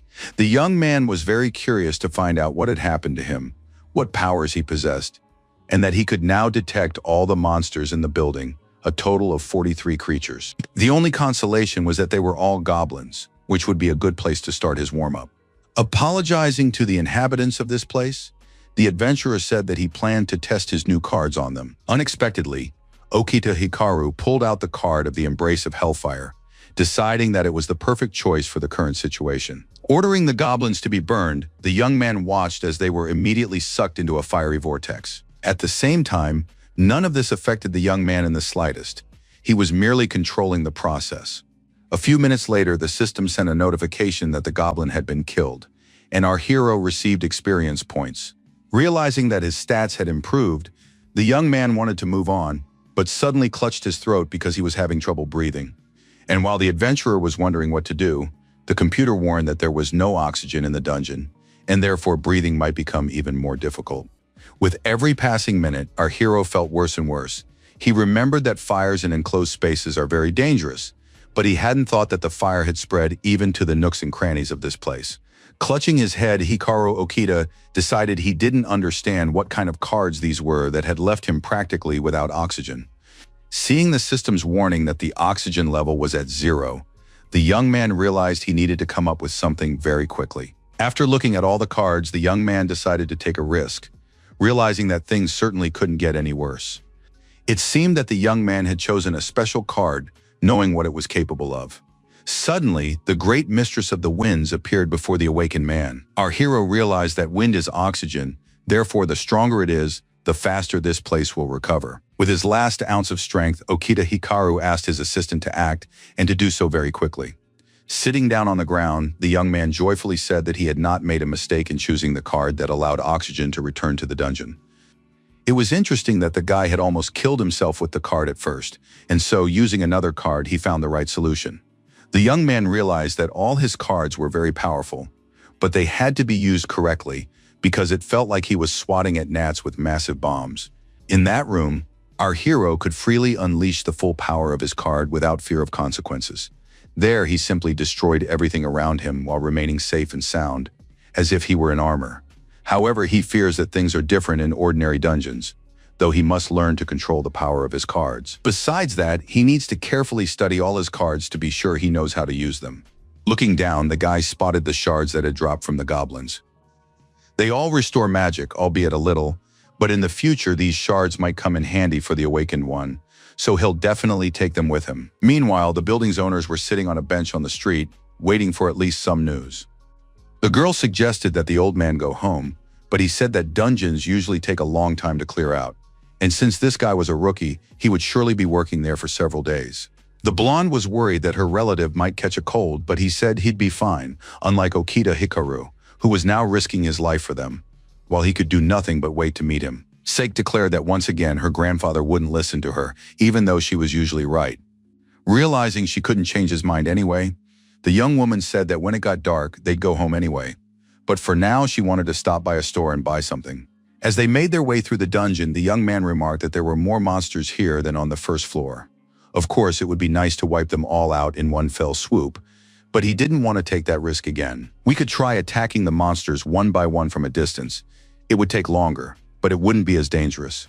Suddenly, our hero's eyes widened, and he stopped for a moment, This was necessary in order to select the right card for the specific situation. In this case, our hero decided to use a black magic teacher as an assistant. In that very second, the guy ordered to open fire, hearing notifications from the system that the goblins were being successfully destroyed. Despite the fact that there were quite a few monsters on this floor, this card handled them perfectly. Although for some reason the system also sent a notification that magic consumption had increased and was draining at a rate of 10% per second. The young man didn't understand what was going on, so he asked his assistant to immediately stop the attack so he could figure out the situation. Hikaru Okita didn't like this turn of events. He didn't want it to continue. However, the next surprise was that the system sent another notification, this time stating that magic consumption had increased to 50% per second. The guy had to scream with all his might for the card to return to its place because he didn't want to use it anymore. Finally, the assistant returned to the card, and complete silence reigned around them. After that, the computer reported that the floor had been successfully defended, though there was no sign of joy on the young man's face. The young man thought it was good that he had managed to defeat everyone before his magic ran out, but of course he still lacked experience, because without it, fighting stronger opponents would be much more difficult. The adventurer lamented that he had used only 3 cards, and less than 10% of his magical power remained. He needed to use magic stones, which, though few, would allow him to replenish his power. Folding his arms across his chest, the young man was glad that the stones had helped, but he understood that he needed to conserve his strength for the boss fight, and therefore, to clear the other floors, he would need some kind of melee card. Suddenly, it dawned on him. It seemed he had come up with an idea. Okita Hikaru decided he needed warrior-type cards, the kind his former colleagues had. That's exactly why the young man reached into his pocket to pull out one of those cards. It seemed the guy knew exactly what he wanted to use in this situation. In that very instant, a sapphire blue samurai appeared before the young man, looking quite formidable. Our hero wanted to test his skills, so he ordered him to cut something. Seeing how well this assistant handled his task, the young man ordered him to make another swing and lunge. Delighted, Okita Hikaru realized that this samurai moved and attacked exactly as he needed, so he could be confident that this assistant would definitely not let him down. The next second, the system sent a notification that suspicious activity had been detected, though the young man had already seen it himself. The boy wanted to test what the Azure Samurai was capable of, so he ordered him to launch an attack. For a moment, the goblins stood there staring at their opponent, unsure of what to do in this situation. But this didn't bother the young man. On the contrary, he was curious to see how it would turn out. Okita Hikaru did everything in his power to ensure his assistant fought like never before. It seemed to have an effect, as the goblins paused for a moment, realizing that fighting such an opponent would not be easy. With every passing minute, the warrior performed his tasks faster and better, which was certainly a cause for joy. At one point, the guy noticed that the stones were flying in different directions, which indicated that his assistant had decided to expand the battle zone. Our hero saw that the goblins couldn't advance. They could only defend themselves, though they were doing a very poor job of it. At one point, the warrior drew one of his most powerful swords to finish what he had started. After that spectacle, it was a bit unsettling to look at what was left of the monsters, which had been dealt with very quickly. The crystals glowing everywhere were proof that with a single swing, the samurai had destroyed absolutely everyone. At that moment, the system sent a notification that the floor had been cleared. But the good news was also that the cards were improving, so eventually they would possess incredible power. The young man realized that such cards consumed much less magic. If things continued this way, he would be able to sufficiently restore his magical power using only the shards from the goblins. If our hero continued to study and gradually unlock the card's abilities, he would be able to clear all the floors at once with just that one card. Upon ascending to the next floor, the young man realized there was plenty of work to be done there as well. Once again, a single move was enough for the samurai to send his opponent scattering in all directions in an instant. A few minutes later, the computer announced that the next floor had been cleared, and the awakened one received several thousand experience points, as well as an increase in the rarity and speed of the swordsman's cards. The young man liked how things were going. Besides, he was proud that he'd managed to figure out the card's mechanics at least a little, so things were much easier from there on out. Following the familiar pattern, our hero's assistant unleashed a barrage of blows with the goblin to deal with them as quickly as possible. Barely a few minutes had passed when the system sent several notifications again. One of them mentioned that the young man now had new skills. Buoyed by this success, Hikaru Okita ran on to deal with the other enemies still remaining in that area. Everything happened so quickly that before the young man knew it, they were already on the 7th floor. On the next 8th floor, they encountered stronger enemies. Their rank was also higher than that of the previous ones, but the samurai handled them brilliantly as well. Holding the map in his hands, our hero thought that even armor was no match for him, referring to the goblin's armor. Finally, having reached the 9th floor, the young man remarked that this was where the dungeon boss resided. Looking at this monster, Okita Hikaru couldn't believe he had made it here so quickly, even though clearing the dungeon usually took at least a day. The system sent another notification stating that this was a royal goblin who was extremely enraged at that moment. It was clear that the enemy was about to do something, but our hero suddenly said that he simply didn't have time to do it, because his samurai skill had activated much faster. Holding a large stone in his hands, the guy said that he had cleared an entire dungeon single-handedly, though at the very beginning he had accidentally nearly killed himself with his own skills. However, it turns out that the more you use the card, the easier it is to handle later, and it's as if my mind suddenly cleared, thinking became much easier. I wonder how powerful this card will become in the future. Heading toward the shop, the young man immediately turned to Mr. Jube Matsuda, who had hired him. The surprised man looked closely at the young man, though he was in no hurry to say anything to him. The blonde was not happy to see the adventurer, who had returned so early. So she approached the old man and explained that not even an hour had passed, though the old man was more lenient, explaining that they were dealing with a novice. With sadness in his voice, the owner of the establishment noted that it seemed Okita Hikaru hadn't been able to handle this task and had simply given up. Seik wanted to cheer up her relative, so she shouted that there was no need to worry since the boy was in F rank and therefore couldn't have done anything. The man said there was nothing to worry about. The boy had listened to his story, and what's more, he had tried to help in any way he could.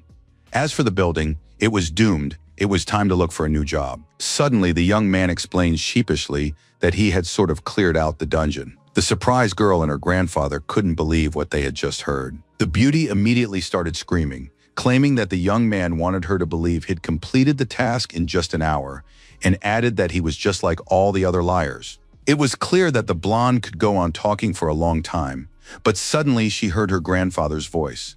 Jube Matsuda was standing at the entrance just as before, but now there were ordinary walls in front of him, tiles on the floor. It was just an ordinary office building. The elderly man stated in a trembling voice that the dungeon was no more. The only thing reminding her of what had been there recently were the police tape. The girl, looking around, couldn't believe she was standing in the most ordinary of hallways. Running up to our hero, the man shouted that the boy was incredibly cool, that he had saved them, that he had succeeded, that he had managed to defeat those terrible monsters all by himself. Hikaru Okita realized he couldn't reveal the whole truth, so he said he'd just gotten a good card.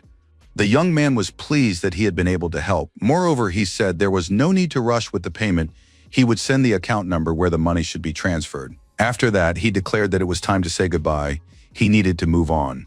But Jube Matsuda hurried to stop the adventurer, asking him if he wanted to work in one more dungeon. Our hero was surprised, but the old man continued to explain that there were several more dungeons nearby that also needed to be cleared. The young man thought he had finished the job, but the owner of the premises pointed out that he couldn't have two problematic buildings at once after all. That wasn't uncommon in their time. Seik, overhearing the conversation, asked her relative if he wasn't being a bit too abrupt in piling a new task on the young man. After all, they hadn't yet settled the score from the last purge, and she immediately asked our hero for forgiveness on her grandfather's behalf. The guy wanted to practice, so he declared that, as an awakened one, he was only too happy to take on the new job. He needed magic stones from the dungeons, so his new acquaintances were even helping him with that. Grabbing Okita Hikaru by the arm, the man proudly declared that in that case, he wanted to take him to the right place as soon as possible. To himself, the young man thought that he hadn't even expected to be able to test the power of the new card so quickly. Seeing the young man's eagerness, his new acquaintance decided that he must be hungry, since no one else would be so eager to head into the dungeon. Our hero didn't even think his words would be taken seriously, and he didn't expect the blonde to grab his hand and shout that she was ready to feed him heartily. The surprised guy wanted to say something but didn't dare to. Sitting at the table, Okita Hikaru's new acquaintances asked if their guest liked everything, and he honestly admitted that everything was actually great. Raising a bottle, Jube Matsuda offered the guy a drink, since they had something to celebrate today. Even though everything seemed to be fine, something was really bothering the young man. After clearing out the dungeon, Mr. Matsuda invited the young man over for dinner as a token of gratitude. His granddaughter had prepared so much, but she seemed troubled by something. The young man hadn't eaten so well in a long time. So he sincerely told them that the dishes were simply amazing. After a while, Okita Hikaru apologized and asked if anyone else would be joining them for dinner, hinting that Sake's parents were missing. The man explained that his son and daughter-in-law had been working abroad, but they couldn't return because the airport in Tokyo had turned into a massive underground complex. That's why his granddaughter is living with him now. She has no one else.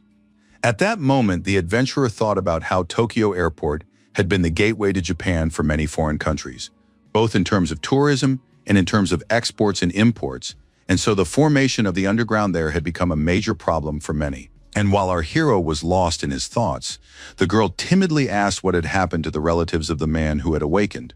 Smiling, the young man said he had a mother and a sister, though they hadn't seen each other in a long time.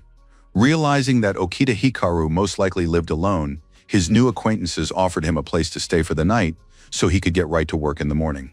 Sake, seeing her guest's embarrassment, remarked that even so, it was clear the young man felt very uncomfortable.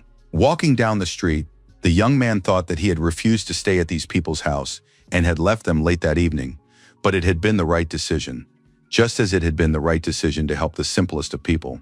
At that moment, the adventurer thought sadly of his loved ones, whom he missed dearly. Picking up his phone, the young man called his mom. He told her that he had decided to quit his job and work on his own for the time being.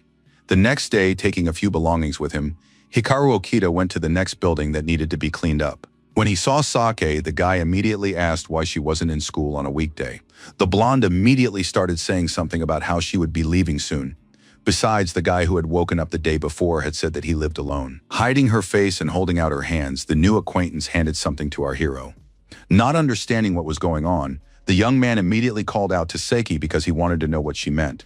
At that very moment, glancing at the small box, the adventurer immediately realized that his acquaintance had made him a bento. And while the man was saying that he couldn't understand why his granddaughter had gotten up so early, the young man thought that he certainly wouldn't have time for lunch in the dungeon. As he approached the entrance, the building's owner remarked that he hoped everything would work out for the young man today as well. As he left, Okita Hikaru declared that it would indeed be so, and that he could be fully relied upon in this matter. Taking the box of food from the young man, the elderly gentleman said that the adventurer could eat when he returned from his mission, since that would be sensible. A few seconds later, our hero was already on the first floor of the dungeon. Studying the data from the system, the young man decided that this dungeon, just like the last one, was mostly inhabited by goblins, and fighting them wasn't all that difficult. Moreover, inside, it was exactly the same dungeon as the day before. To this day, no one has figured out the principle behind a building turning into a dungeon. Previously, the government had attempted to predict the appearance of new dungeons, but those attempts were unsuccessful. Everyone knows that the size of the dungeon depends on the size of the building. The larger the structure, the larger the dungeon, and consequently, the larger the dungeon, the more dangerous the monsters inside can be. In terms of size, this building is exactly the same as yesterday's. Consequently, the dungeon boss will surely be similar, and since that's the case, the young man decided to follow the same plan as the day before. The young man knew that the Azure Samurai was capable of many things, and so he turned to him for help once again. The goblins simply scattered in different directions. They were unlikely to attack all at once, so he needed to figure out the best way to destroy them. Interestingly, the young man paused for a second, and new card skills were already flashing before his eyes. And to start with, the best thing to do is strike with a crescent-shaped blade. Even though the samurai had just begun the battle, there was already no one around. Watching the stones take shape, Okita Hikaru thought that his assistant would quickly dispatch all the enemies. And pulling out the next card, he decided that now was the perfect time to move on. After a while, the samurai was already working on the higher floors. Before our hero knew it, they were already on the 5th floor, and the system kept sending notifications about successful clearances. The 6th floor was a bit more difficult, as the guy encountered spear-wielding goblins, which hadn't been there before. It was clear they weren't going to give up so easily, and besides, they definitely had some skills of their own. The young man realized that these opponents were skilled at throwing spears, though he had saved a new skill for just this occasion. It was the skill that rained down stone. It was an interesting and very useful skill. Seeing the goblins' weapons destroyed, they didn't know how to proceed. Despite this, Okita Hikaru had no intention of giving up, shouting at his assistant to catch up with anyone trying to escape. The Azure Samurai handled his task perfectly, doing everything he was ordered to do with lightning speed. The warrior swung his sword, doing everything possible so they could move on to the next floor as soon as possible. The results were very good as they were managing to deal with the goblins very effectively. Despite the thick dust, Okita Hikaru tried to look at the results of his work and that of his assistant. At that very moment, the system began sending notifications again that the goblins in that area had been eliminated. As for the guy, he said aloud that there was another unique skill. He was so strong that he even left a mark on the floor again. A pleasant bonus was the crystals that began appearing everywhere. Looking at the scoreboard, the young man saw that he had also been given bonuses as a gift and that his 3-hit attacks had improved. The young man said that he could finally upgrade the card's rank. It would be interesting to see how powerful it would become after that. Using magic available only to the awakened, they can activate gate cards. This is how all adventurers summon special creatures or items sealed within the cards into their world.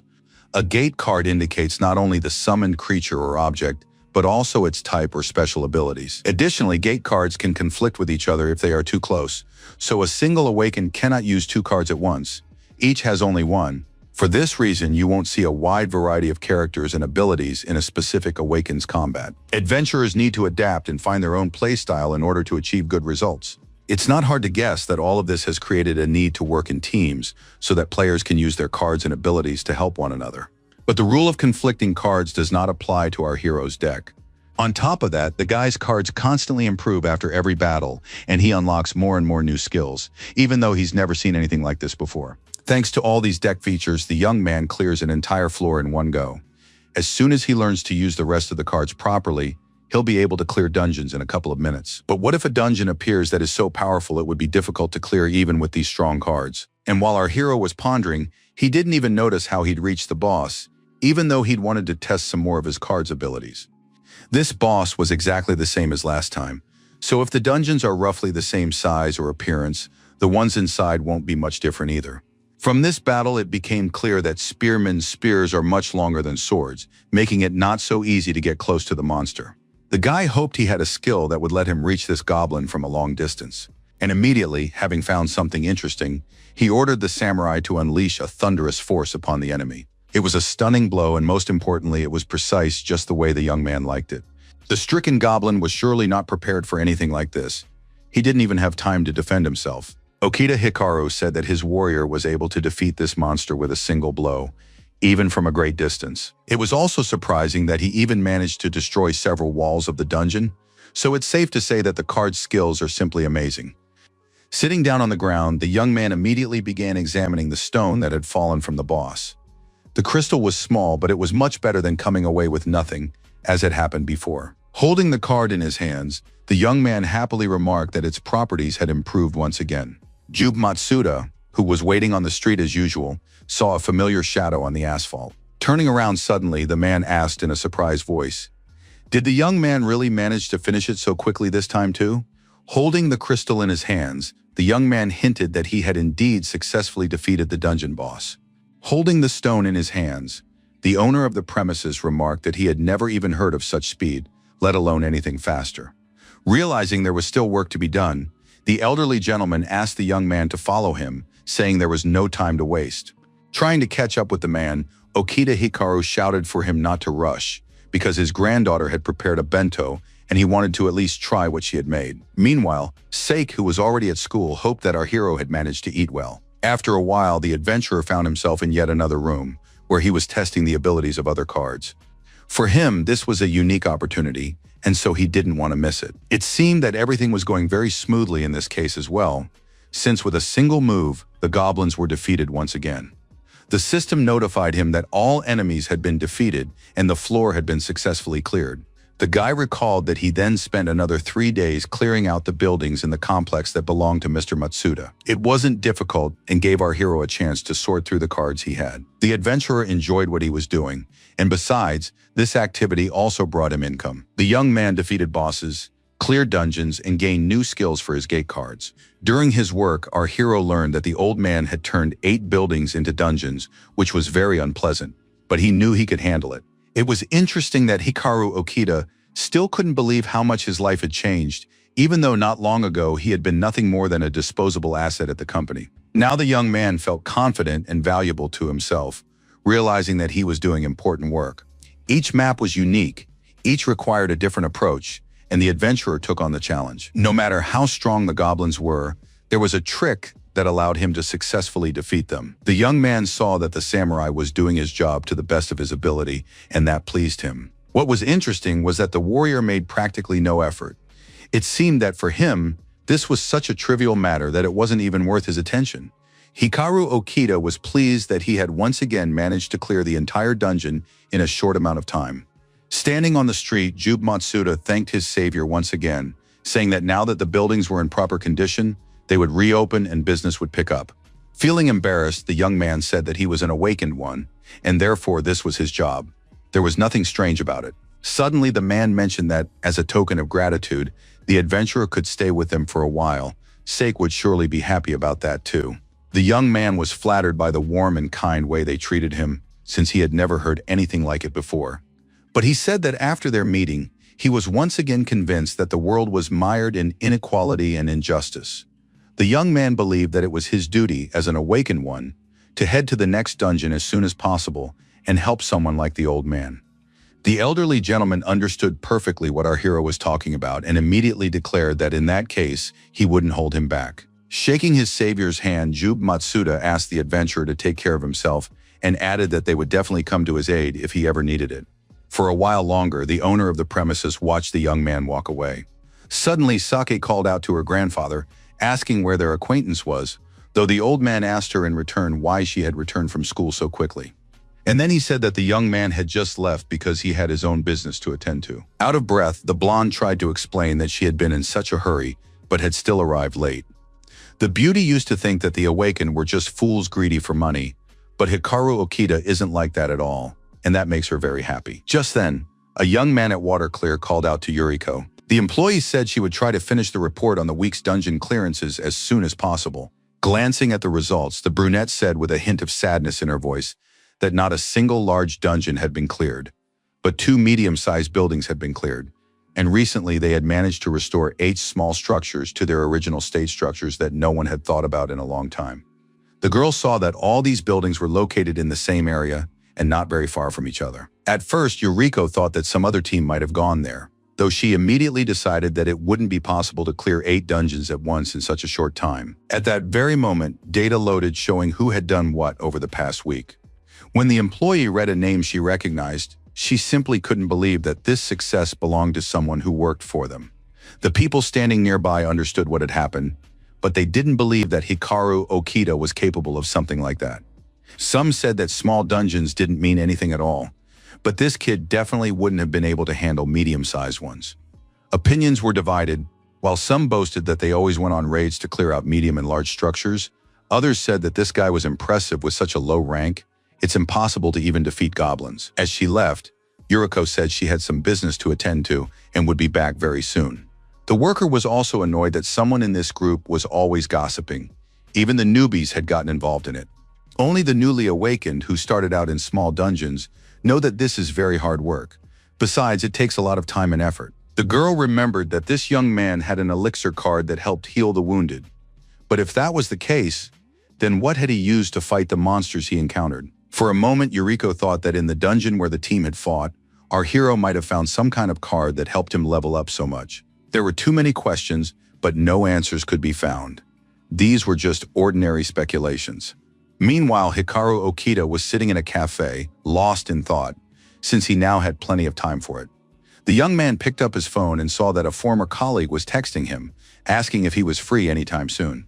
For a moment, the startled young man thought that this brunette had decided to ask him out on a date, which was very unexpected and strange. Okita Hikaru was a responsible person, so that evening he got ready and went to the meeting. Miho, who was standing next to her colleague, paused for a moment and looked off into the distance in a very strange way.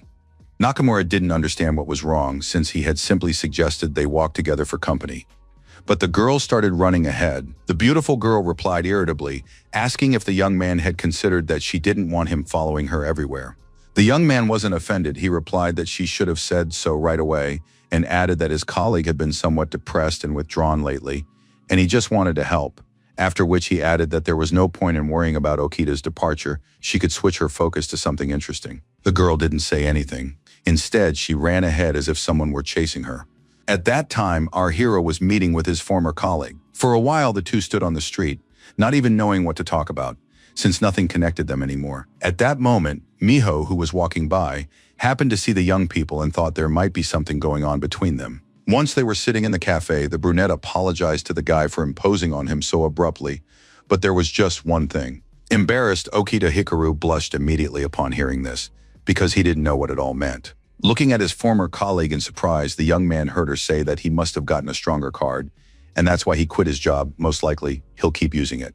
Taking a printout of the dungeon clear from work, the girl pointed to our hero's name and asked if it was really him. Out loud, the young man admitted that it was him, but to himself he thought that he had only received his pay and signed the contract yesterday, and everyone at the company already knew about it.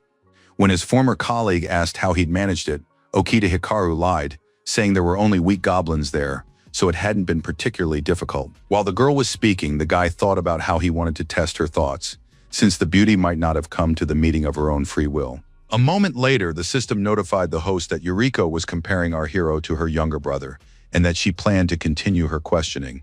The guy didn't understand why this girl was comparing him to her brother, or what that could possibly mean. Despite this, the adventurer began to say that everyone knows he is a low-ranking awakened, but his former colleague shouldn't worry so much about him after all. He isn't a relative or a younger brother. The brunette looked at the young man in confusion, not knowing how to respond. Finally, the girl acknowledged the fact that the person sitting in front of her was not a relative, but she wanted to say something so that he would understand the reasons for her concern. After that, Yuriko told him about her younger brother, who had died during a dungeon clear. That year, he had been studying at university, and together with other students had decided to form their own squad of awakened. They were very strong and talented, clearing dungeon after dungeon at a rapid pace. In addition, some of the guys managed to get their hands on S-Rarity Gate cards. There were only a few such cards in all of Japan, so it's no surprise that the group soon attracted the attention of many companies. But one day, something terrible happened.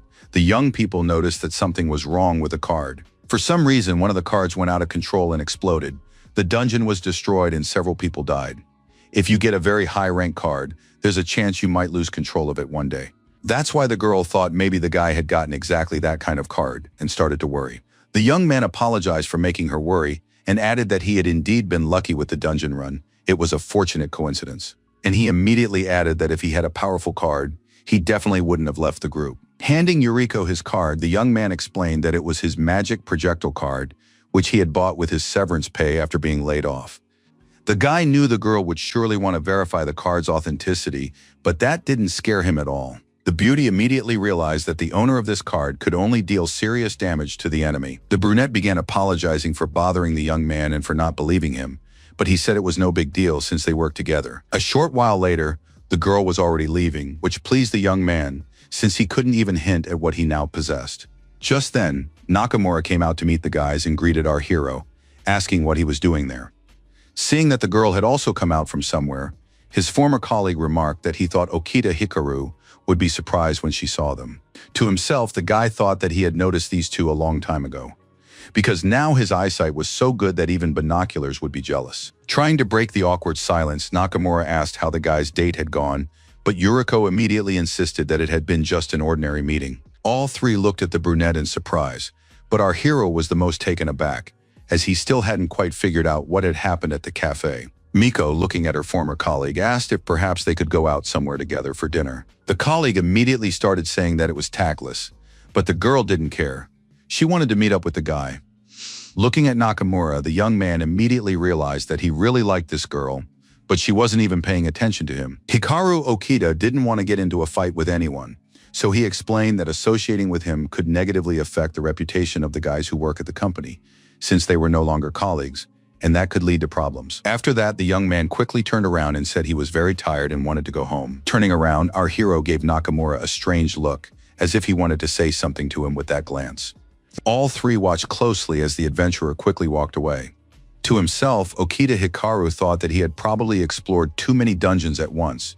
Yuriko had come to see him today, but who knew what kind of visitors might show up in the future? So he decided he should be as careful as possible.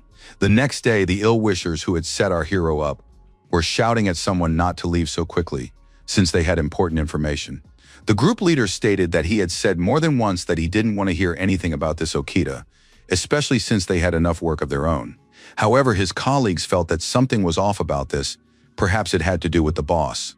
Besides, it was odd that the boy had quit immediately after that dungeon run.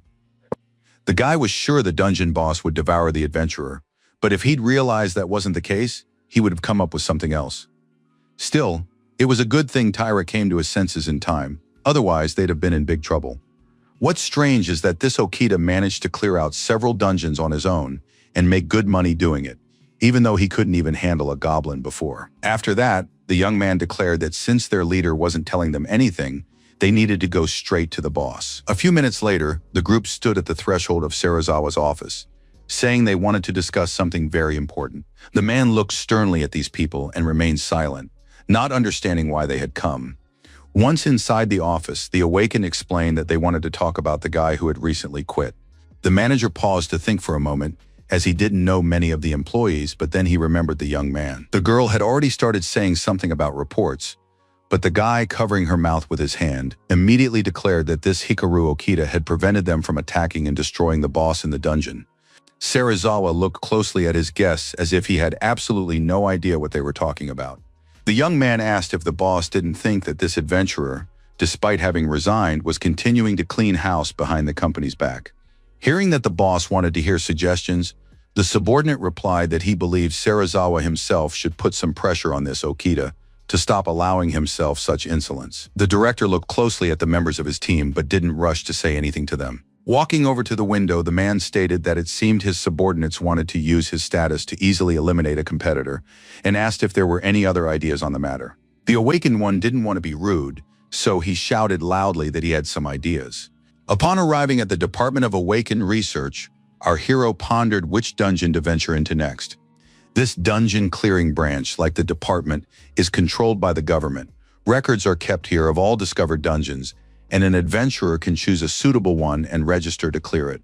There are cases where a building owner, like Mr. Matsuda, directly requests assistance, but more often than not, the Awakened receive their assignments at this very branch. Approaching the counter, the young man waited while they verified the authenticity of his document.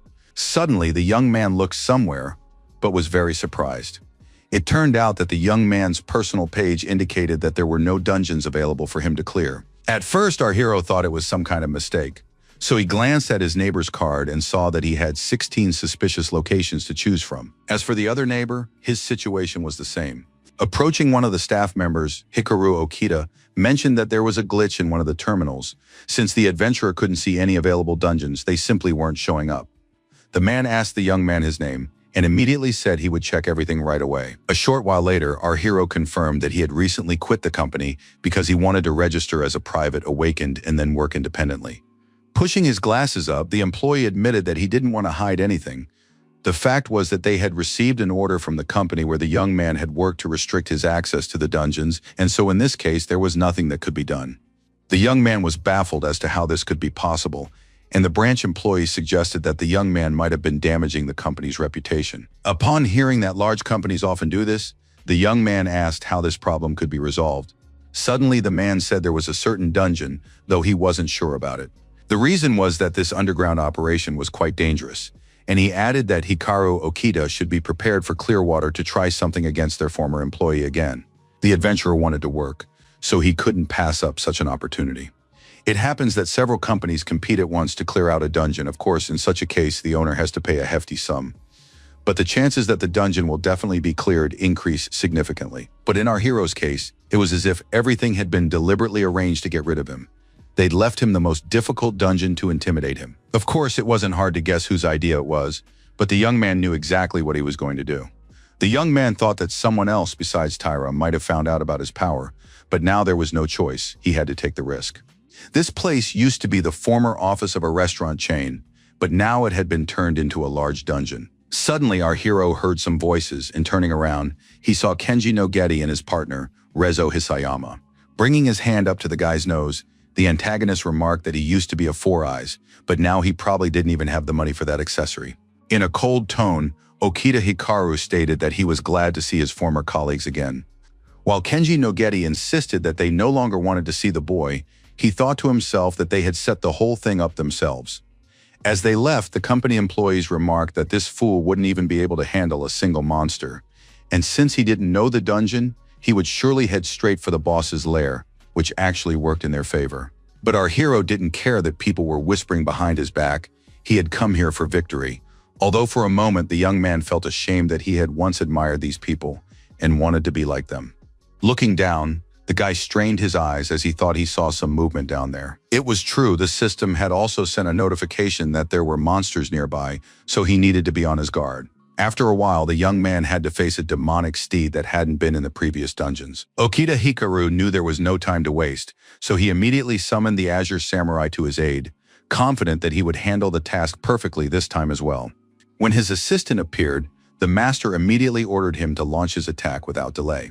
Barely a few minutes had passed when the system reported that the demonic steed had been successfully eliminated. But there was no time to relax. It seemed the whole place was swarming with similar monsters, which kept arriving in droves. The young man shouted that these monsters were preparing to attack, so they had to counterattack to leave them no chance to strike. The assistant handled his task brilliantly, doing absolutely everything necessary for victory. Fortunately, the lower floors were cleared fairly quickly, but it couldn't be called a victory yet, since another monster lay ahead. It was the dungeon boss, a centaur, a high-ranking B-class monster that our hero had never faced before. Hikaru Okita was a little concerned that none of his former companions were in sight. Could this mean he had reached this point too quickly? However, the dungeon wasn't a game. It didn't forgive mistakes, so naturally he had to finish it as quickly as possible, since magic was also being consumed by the attacks. In that very moment, the young man decided to use a powerful attack that should be just right for this monster. Meanwhile, Kenji Nogeti and his men had only reached the second floor of the dungeon, where the antagonist was fuming that no one was helping him. He summoned a wind warrior to aid him, hoping that the warrior would surely repel the monster's attack. Meanwhile, our hero, his loyal assistant, delivered a crushing blow to the centaur, which was the last obstacle standing in the way of success.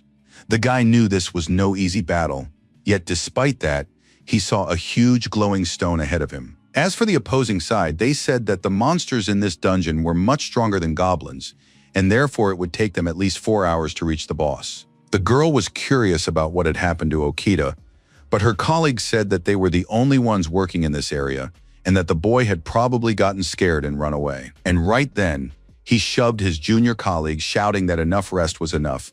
It was time to move on, because work wouldn't wait. But suddenly something happened that the awakened ones hadn't expected at all, because the building which just a second ago had been a dungeon had now returned to its original state.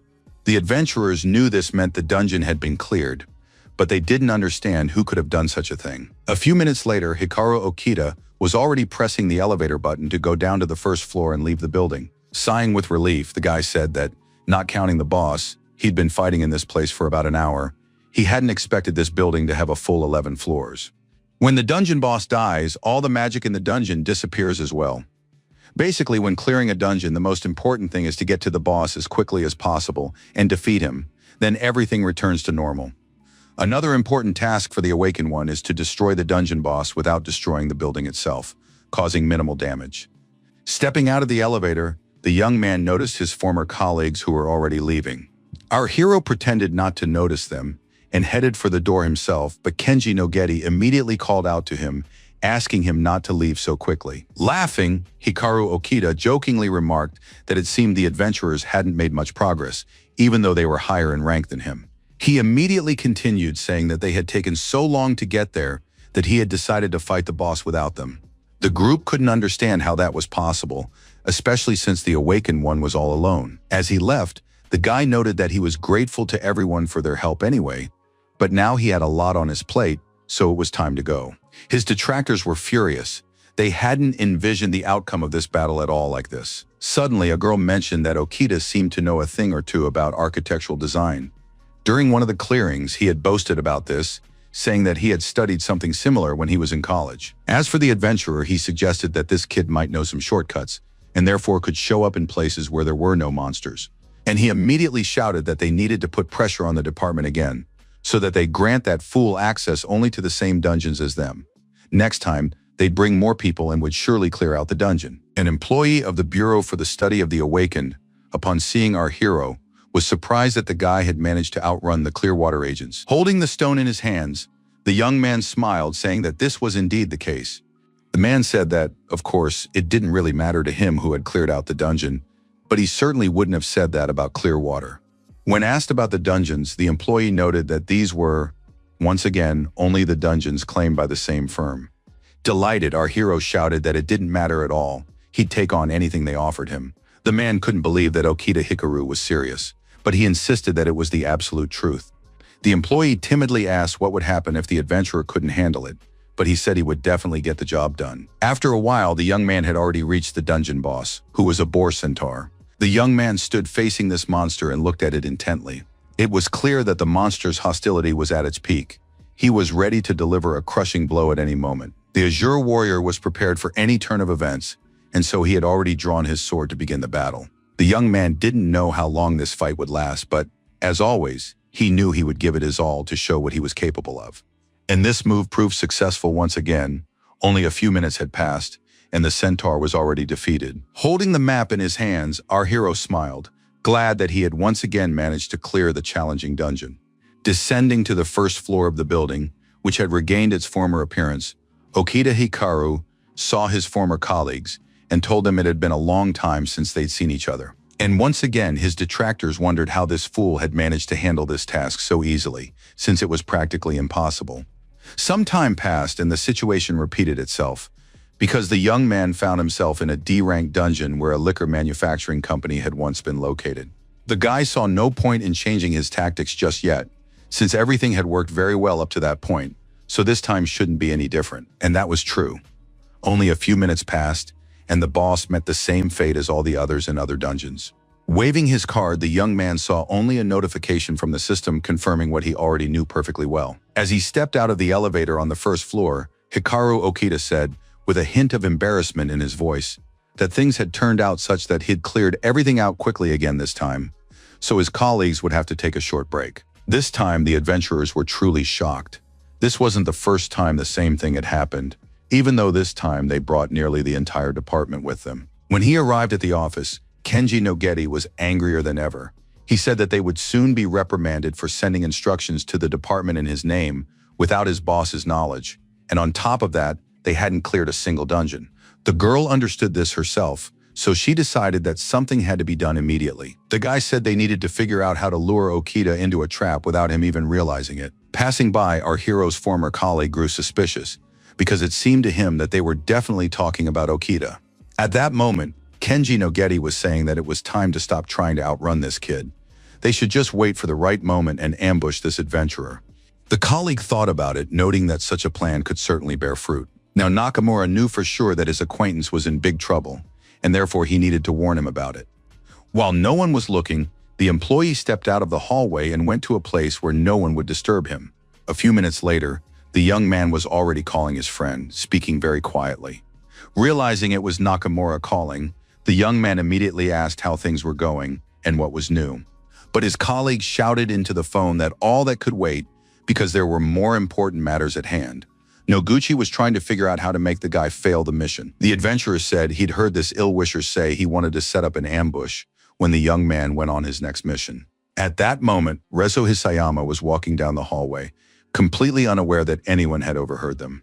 Looking at Nakamura, the girl was surprised to see this man talking to someone in the middle of the workday, something that had never happened before. Meanwhile, the man who had just woken up was telling his companion to be as careful as possible because he couldn't even imagine that things could get to the point where a former colleague would want to kill Okita Hikaru. Realizing what was happening, Rezo Hisayama understood that this young man had been communicating with their enemy all along and therefore knew everything. She immediately decided that in this case they needed to change their plan. They had to use Nakamura to outsmart Okita. Hanging up the phone, the young man sighed with relief, confident that he had succeeded and that no one had noticed anything. Unexpectedly, the girl called out to the man who had just woken up, saying she had a favor to ask of him. A short while later, our hero entered yet another underground facility, which had previously been a dietary supplement manufacturing company. Nakamura, who had also come here, couldn't believe his eyes because standing before him was a former colleague. Hikaru Okita himself didn't understand what this young man was doing in such a place. In an icy tone, our hero asked what the guy was doing on Noguchi's team, since he had never gone with them before. The adventurer explained that after their phone conversation, these people had invited him over and told him he would be joining them on the next mission because they needed to gather as many people as possible. Then he said that it was a little strange, though he was glad perhaps this was his chance to prove and practice that he was capable of a lot. Okita Hikaru understood everything, but said aloud that his comrades should be as careful as possible and not let his guard down, because anything could happen in a team with those two. Kenji Nogeti saw that the guys were talking, so he didn't want that, and immediately ordered his subordinate to turn back because the mission wouldn't wait. And turning around, he promised our hero that today they would definitely clear out this dungeon, and they would do the job as quickly as possible. Nakamura didn't understand a thing. He just stared intently at his former colleague. Meanwhile, Okita Hikaru was thinking that this boy was simply beaming with joy, just like he had in his first days on the job. Perhaps he should let their team win today for the sake of his comrade. However, there was something that greatly troubled the young man, though he himself didn't understand what it was. After a while, the young man reached the 11th floor, where another enormous monster awaited him. The adventurer thought that this must be the dungeon boss. It looked like some kind of half-beast or centaur again. There had been monsters of this sort in previous dungeons as well. After that, the system provided all available information so the young man would understand who he was dealing with. To himself, our hero thought that he had destroyed almost all the monsters in the dungeon. Yet the team he used to work with still hadn't caught up to him. Suddenly, the system notified the young man that other awakened ones had been detected on the floor, which actually made him happy. Nakamura suddenly shouted, reporting that it looked like they had reached the floor where the boss was located. The group's leader wanted to know where Okita was, though he was nowhere to be seen. Kenji Notegi happily said that they had managed to get ahead of that kid. Now all that was left was to fight the boss, which shouldn't be too difficult. Hiding behind one of the rocks, the young man hoped that this group would quickly take care of the centaur. Though the main thing was that Nakamura was okay, let him show everyone what he was capable of. At that very moment, the antagonist warned our hero's companion to be sure to use the card they'd been given, as it was very important. The girl also smiled, noting that she believed in the adventurer and hoped he wouldn't let his team down. The surprised young man thought with horror that this was the very same card that had been slipped to him, and that meant he had to cover for Nakamura because he could either fall badly or die if he fell into the boss's clutches. Suddenly, the group leader shouted for everyone to get ready because they needed to activate their cards. Both the young man and the girl immediately summoned their assistants, with whom they had been working for a very long time. Realizing they wouldn't be able to hold off the boss for long, the enemies immediately shouted at the low-ranking awakened one to start acting. Okita Hikaru ran as fast as he could, but he found it hard to believe that these evil people had decided to try that treacherous and terrifying card again. The opponents hoped that Nakamura had already used the card, but he hadn't, so they shouted once more for him not to delay. It seemed the boy didn't immediately understand what was required of him, so he stared intently at his card. By the time he decided to use it, his comrade was already running toward him, thinking that he had to save his former colleague, who had not been afraid to warn him of the danger. A very brave act. The young man wanted his Azure Samurai to unleash a power like thunder. Only such a force could somehow prevent what was about to happen. At the last minute, Kenji Notegi managed to see that someone else had joined the battle, though he didn't understand whose warrior it was or who had summoned him. But that didn't matter, because a moment later, their young colleague's card activated, triggering an explosion that sent everyone flying downward. As for the boss, it was the samurai who struck him, as always with precision and speed. Hikaru Okita heard the system send another notification that the centaur had been successfully eliminated. It had been the most intense battle for the adventurer because his comrade had been involved. Despite that, the young man thought to himself that he had managed to intervene just in time after all. Glancing to the side, the young man noticed a large crystal left behind by the boss. This time, the stone was truly massive. As for the enemies, they had hit the ground upon falling and immediately lost consciousness, though this was hardly surprising. Our hero thought with horror and regret that this time they had decided to use the unsuspecting Nakamura as bait. Approaching his former colleague, the young man wanted to know what condition he was in. Opening his eyes, the guy didn't seem to realize right away what had happened to him.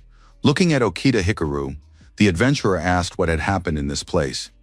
The guy honestly admitted that everything was fine now, and there was no need to worry about the dungeon boss either, since he had been successfully defeated, meaning he no longer posed a threat to anyone. As he got up from his seat, the adventurer wanted to know if it was true that his companion had caused everything that had happened.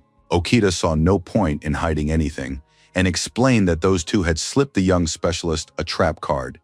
It was capable of destroying the space around you, which meant the adventurer had been invited along simply to be used as bait. That was exactly why the ill-wishers had been praising the young man so highly and supporting him. Glancing around, the unfortunate young man asked once more if it was true that his former colleague had managed to defeat the boss. As he left, the young man declared that Nakamura must tell everyone that the boss had been successfully destroyed by the trap card. As for the magic stone, the awakened one should keep it for himself, since the crystal is very rare. Besides, the item would serve as proof that a low-ranking member had killed the boss. The surprised young man didn't understand what was happening, so he just stood there in silence. But then, bowing his head, Nakamura replied sternly that he wouldn't take a stone that didn't belong to him and that there was no need to feel sorry for him. Clenching his fist, the young man explained that he wanted to earn such bonuses through his own efforts, not by taking advantage of special favors. He immediately added that Noguchi and the others would wake up soon, so it was time for his former colleague to leave. But next time he wouldn't lose. Smiling, Okita Hikaru happily noted that in that case, he would definitely look forward to their next meeting. Watching his acquaintance walk away, the young man decided that he had, after all, hurt Nakamura with his actions. But that only proved that he was a truly good awakened one. A short while later, the boss asked his subordinates what they had been up to for the past few weeks. Although it was obvious to everyone that they had gotten involved in a foolish competition with a low-ranking awakened one, and on top of that, had failed to complete a single task and disgraced the entire company. The man shouted that he was simply wasting his money on these adventurers, and besides, they had surely been awarded an A rank in vain. The manager was about to say something else, but at that moment, another subordinate walked in, wanting to say something. The girl explained to Serizawa that a board meeting was about to take place. She had been asked to notify the boss and find out if he would be attending. Serizawa didn't like to miss such events, so he replied that he would be there shortly. The adventurers immediately remarked that they'd gotten off easy this time, even though they could have had their pay docked. After a while, everyone who was needed gathered in the conference room. Takeda, who was the company's executive director, said that today the government had discovered a new dungeon and had asked the Awakened to clear it out. They were being asked to clear out the Tokyo airport. Those gathered immediately began saying that this was something new and unusual. The director continued to explain that such large-scale clearances had never been carried out before, so they needed to try to outdo their competitors. Then representatives from other countries might take an interest in their services. It follows that they must assemble a squad of the best awakened ones to demonstrate what they are capable of. Looking at the CEO, Takeda stated that after the airport sweep, their profits would increase tenfold. Kondo noted that this was indeed the case, and therefore it was a very important matter. After that, the CEO turned to Serizawa, saying that he needed only the best people, and as far as he knew, the manager had such people on his team. The man had no intention of discussing internal problems, so he simply assured them that everyone could rely on them. At that moment, our hero returned to the department carrying a large stone, saying that he had cleared out the dungeon. The employee, looking at Okita Hikaru, noted that he never ceased to amaze him, and adjusting his glasses, the man began to say something about wanting to offer the young man an interesting assignment. The young man looked closely at the man, saying that he was inspired by everything unusual. The man explained that this morning the government had sent a request to clear out Tokyo Airport. The government had allowed anyone who wished to participate, so now the company where the adventurer had previously worked would have no way of interfering in the matter. The employee said that this was the biggest mission possible, of course, and the reward for completing it would be commensurate. Our hero wanted to test his skills. There's no point in using his strongest cards in lower-level dungeons, but now he has a place to really let loose.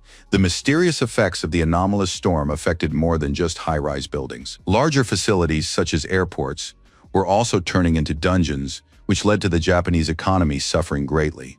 The damage from the aftermath was enormous, so the dungeon had to be cleared out as soon as possible. But it's not that simple, because there are 3 major cleanup companies in the country that have repeatedly offered their services, though they were turned down. However, at some point, the government realized that this problem could not go on forever. It had to be resolved somehow, and so an announcement was made to try to recruit as many awakened as possible, including those working outside of companies, and thus a sort of public competition was organized. Sometime later, Mr. Kurokawa, the Director General of the Department of Awakened Research, asked Serizawa what he thought about the current situation at the airport. The man didn't answer the question right away. First, he thanked them for inviting him at all. Kurokawa said he couldn't believe they would actually have to open the dungeon to the public, considering that the rival teams had failed to clear it and got stuck halfway through. The guest replied that there was no need to worry, Their firm would certainly handle everything, and the previous failures were nothing more than a fluke. The boss smiled and noted that he would be keeping an eye on the guys. Moreover, he hoped they definitely wouldn't let him down this time. Kurokawa wanted neither his acquaintance nor his firm to let him down and always to delight him with excellent results. He then added that he felt a little sorry for all the poor souls who would come to the dungeon. After all, they didn't stand a chance. A couple of days later, a meeting point was set up for the participants in the Tokyo airport sweep. Hikaru Okita had also come here because he was certain of his decision to participate, though he hadn't expected so many people to gather in this place. Though that wasn't surprising, since awakened ones from all over the country had gathered here. The young man was curious about who everyone was and what rank they held, so he began scanning them, though there was no one with an A rank. And that was very strange, since the young man knew that the target was difficult, so professionals in their field should have come first. Looking around, the young man noted to himself that several high-ranking adventurers were standing on the street, but for some reason weren't going inside. Suddenly, the system notified our hero that it had detected high-ranking participants, which immediately piqued the young man's interest. The young man realized it was Taira and the others, of course, they all held an A rank. But on the other hand, Hikaru Okita was puzzled by the fact that there were so few of them. It was interesting that they used to go into small dungeons in large groups, but now they had shown up as a trio. Unexpectedly, Kiko Iwasa, who was an auditor in the Department of Awakened Research, asked the head of the research department, Mr. Takasu, if he would be attending the briefing. But the young man honestly admitted that he didn't feel like doing so this time. With a hint of sadness in her voice, the girl explained that none of the giant companies, with the exception of Clearwater, had decided to take on the cleanup, which was somehow very unusual. The man explained that he suspected the CEO or the deputy secretary from the department might be involved. One of them was definitely helping the company. The only catch is that they don't have any evidence yet. However, he immediately added that he wouldn't let this slide and would definitely get to the bottom of it. And while Kiko Iwasawa was saying that she felt very sorry for the novice adventurers who might die there, the boss said that they needed to keep an eye on other companies as well, to make sure no problems arose. A short while later, everyone gathered in the presentation hall, where they were about to be shown something very important. The presenter greeted everyone, then asked all the participants to look at the screen, explaining that they were about to see footage from the underground tunnels of Tokyo Airport that had been taken a month ago. The audience immediately noticed a bird flying by, paying no attention to anyone. After that, the speaker declared that this was not just a bird but a flying dragon that had attacked people. However, it was not alone in those parts. At the same time, another one flew up to it. Questions immediately began in the hall about whether it was true that there were several bosses in this underground area. If not, then who were these dragons? And while the monsters flew and burned everything in their path with the fire they breathed, the audience asked each other what to do in this situation. And the narrator continued to explain that, as everyone had surely already realized, this dungeon actually had several powerful bosses. Both monsters belonged to the same species, flying dragons, and they were ranked A. Upon hearing this, the newly awakened players began discussing among themselves that they had never before encountered monsters of such a high level. People said they'd heard that quite a few employees had gone missing from a large company at one time. Now it was clear why it was difficult for them to handle A-rank monsters. Our hero had heard that dungeon bosses were dangerous even when alone, but the problem was that if he attacked one of the dragons, the second would immediately teleport to him, and then the monsters would attack together with greater force. In other words, a group of awakened ones always has to fight two bosses at the same time. The lecturer said that, with the support of their colleagues from major companies, they managed to develop the following strategy, which involves dividing all the adventurers into two teams. The main task of the teams is to reach the location of both bosses simultaneously and attack them at the same time in both parts of the airport, that is, in the east and west wings. The Tokyo Airport dungeon can be divided into two parts, two wings, the east and west wings. Each part of the dungeon has its own boss, so it was decided to attack both wings simultaneously. This eliminated the possibility of one boss teleporting to help the other. However, it's important to remember that each of them still holds an A rank. Everyone knows they're the most dangerous. In the end, two teams were assembled. First and foremost, the awakened from elite companies were assigned, where their merits and victories in other dungeons, as well as the company's overall status, were evaluated. Hikaru Okita joined the reserve team of the West Wing, just like many others who worked on their own. After a while, Nakamura, who was also there, was looking for someone to talk to. Quite by chance, he ran into our hero, who was curious to know who his former colleague had come here with. The guy didn't answer, but the system hinted to our hero that all his detractors had come along with his friend. Okita Hikaru didn't say anything out loud, but he thought to himself that, unfortunately, life hadn't taught his friend a thing. But suddenly, Nakamura announced that this time he wasn't on Taira's team, since he had his own group, of which he was the leader. Of course, Taira and Noguchi's team is responsible for the attack on the Eastern Wing, but that's not the most interesting part. After all, our hero's acquaintance landed the lead role among the Awakened Ones in the support unit, which had been formed into a separate squad. When asked by Nakamura where Okita Hikaru would be, he replied that he was a reserve on the West Wing, and he heard words of encouragement from his comrade, who told him not to despair, because someday he'll achieve something anyway. After that, his former colleague boasted that he had an F rank, but for his good service, he was awarded a D rarity card, a defensive barrier, which meant they had great faith in him. Waving his hand, the young man wished his friend good luck and told him not to forget to let him know how it all went. A moment later, the guy turned around. It seemed to him that Chief Serizawa had also arrived at this place, though that was a rare occurrence. As before, the system couldn't tell him anything about this man other than his name.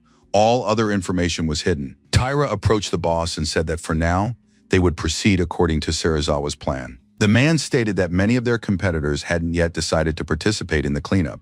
This was an excellent chance to show themselves in the best light. However, they would still have to work together with other smaller companies. Otherwise, the cleanup plan might fail. He added that their company was already well known in this country, and once they cleaned up the airport, their reputation would skyrocket. The boss didn't forget to mention that the younger their target, the better. And he immediately went on to say that he was counting on his colleague. After a while, the plan to clean up the Tokyo airport began to be put into action. All the participants, including our hero, were a little scared since they didn't know exactly what might be waiting for them there. The dungeon is a vast desert landscape where it is extremely hot. Magic has drastically altered the surrounding area, making it seem as if this desert is endless. All participants in the operation were issued special suits and provided with supplies of food and water. It seemed like there was nothing special about this expedition, but that wasn't the case. The Awakened Ones of higher ranks had certain privileges, or so they said. Some of the guys remarked that it was so hot in this place that they weren't sure if it was really a dungeon or some other kind of place. Another young man shouted that under no circumstances should they stop because monsters could attack at any moment. When he saw that the young man had decided to take a drink, he got really angry, declaring that low-ranking members had been given the least amount of water, and therefore they couldn't waste resources so thoughtlessly. And while the adventurer was apologizing, his colleague, a high-ranking specialist, shouted that such fools really annoyed him. Okita Hikaru remained silent. He didn't want to talk to anyone, realizing that he had absolutely no need for it. Besides, their dungeon-clearing team consisted mostly of elite awakened individuals who were affiliated with major corporations. On the one hand, independent adventurers, a group to which Okita Hikaru belonged, were people who assisted the elite. Of course, it all sounds good, but in reality, it's not nearly as rosy. Because in reality, they're just lugging all the gear around. And on top of that, if something happens or things don't go according to plan, the blame will likely be placed squarely on them. Just like in clear water, the low-ranking awakened in this operation serve as expendable resources who can easily be sacrificed when the opportunity arises. But the catch is that many of them don't even suspect this, believing they're playing some very important role. A moment later, the guy looked up because he saw a flock of monsters in the sky, realizing they weren't flying there for no reason. The group couldn't believe they'd encountered monsters so quickly, hoping they'd only see the boss. Our hero immediately determined that a flying lizard was above them, capable of unleashing a very powerful explosion. Suddenly, one of the adventurers shouted for the lower-ranking members to raise their shields immediately. In that very second, the Awakened Ones did as they were told, realizing that not only their own lives, but also the lives of others depended on it. As for the higher-ranking adventurers, some of them used a fire spearman who had excellent armor and could easily strike a stronger opponent. But unfortunately, it didn't matter. The young man noted that he couldn't reach those birds. The blows were too weak. The monsters saw what was happening, but this state of affairs did not frighten them at all. It was clear that they were extremely determined. The blows were so powerful and strong that the group couldn't handle them, realizing they lacked experience. One of the leaders shouted that they needed to be extremely careful because the enemy was not sleeping. Watching everything unfold, Okita Hikaru thought that it seemed even the elite awakened weren't prepared for attacks from the air. Something had to be done immediately because only the lower-ranking guys would suffer. No one would come to their defense. Hiding behind a rock so no one could see him, The young man was about to summon the Azure Samurai to join the attacks and prevent others from getting hurt. But suddenly, everyone present turned their attention to a girl who was glowing with a bright light. At the last moment, the young man decided to change his strategy, which was supposed to work perfectly. The lower-ranking participants said they felt as if strength was surging into them, something that had never happened before. But that wasn't the whole story. One of the guys sensed that something indescribable was happening. The same was true for the other guys, who shouted that for some reason they had started moving very quickly, allowing them to easily dodge direct blows. The high-ranking members, who had assumed the newbies were useless, now watched them in astonishment, trying to figure out what had happened. However, there was no time to think, because the monsters weren't going to wait and were about to attack again. Grabbing their cards, the guys shouted that they could now try to set up a defense again. As for the high-ranking adventurers, they used a card that sent a hail of arrows toward the monsters. The young people didn't know if they'd managed to hit the monsters, so they peered up at the sky again to see if there was anything there. The lower-ranked participants also took part in the attack. They couldn't believe that all their attacks had been successful, something that had never happened before. The A-rankers couldn't believe they hadn't been able to do anything, while those untrained newcomers had achieved such magnificent results. Our hero didn't want to be part of this, but he thought to himself that he had taught those young people a little lesson by showing them that rank didn't matter. The young man wanted to protect everyone who needed it, but at the same time, he wanted to do everything so that his abilities remained a secret. At some point, something began happening in the sky again, so one of the low-ranking adventurers shielded the professional with his body. And while some worked to destroy the monsters, others stood by to support the first group if necessary, after which they realized the battle was over. Picking up a stone left behind by the monsters, one of the guys turned to the leader and said that since he was the one who had defeated them all, the crystal rightfully belonged to him as well.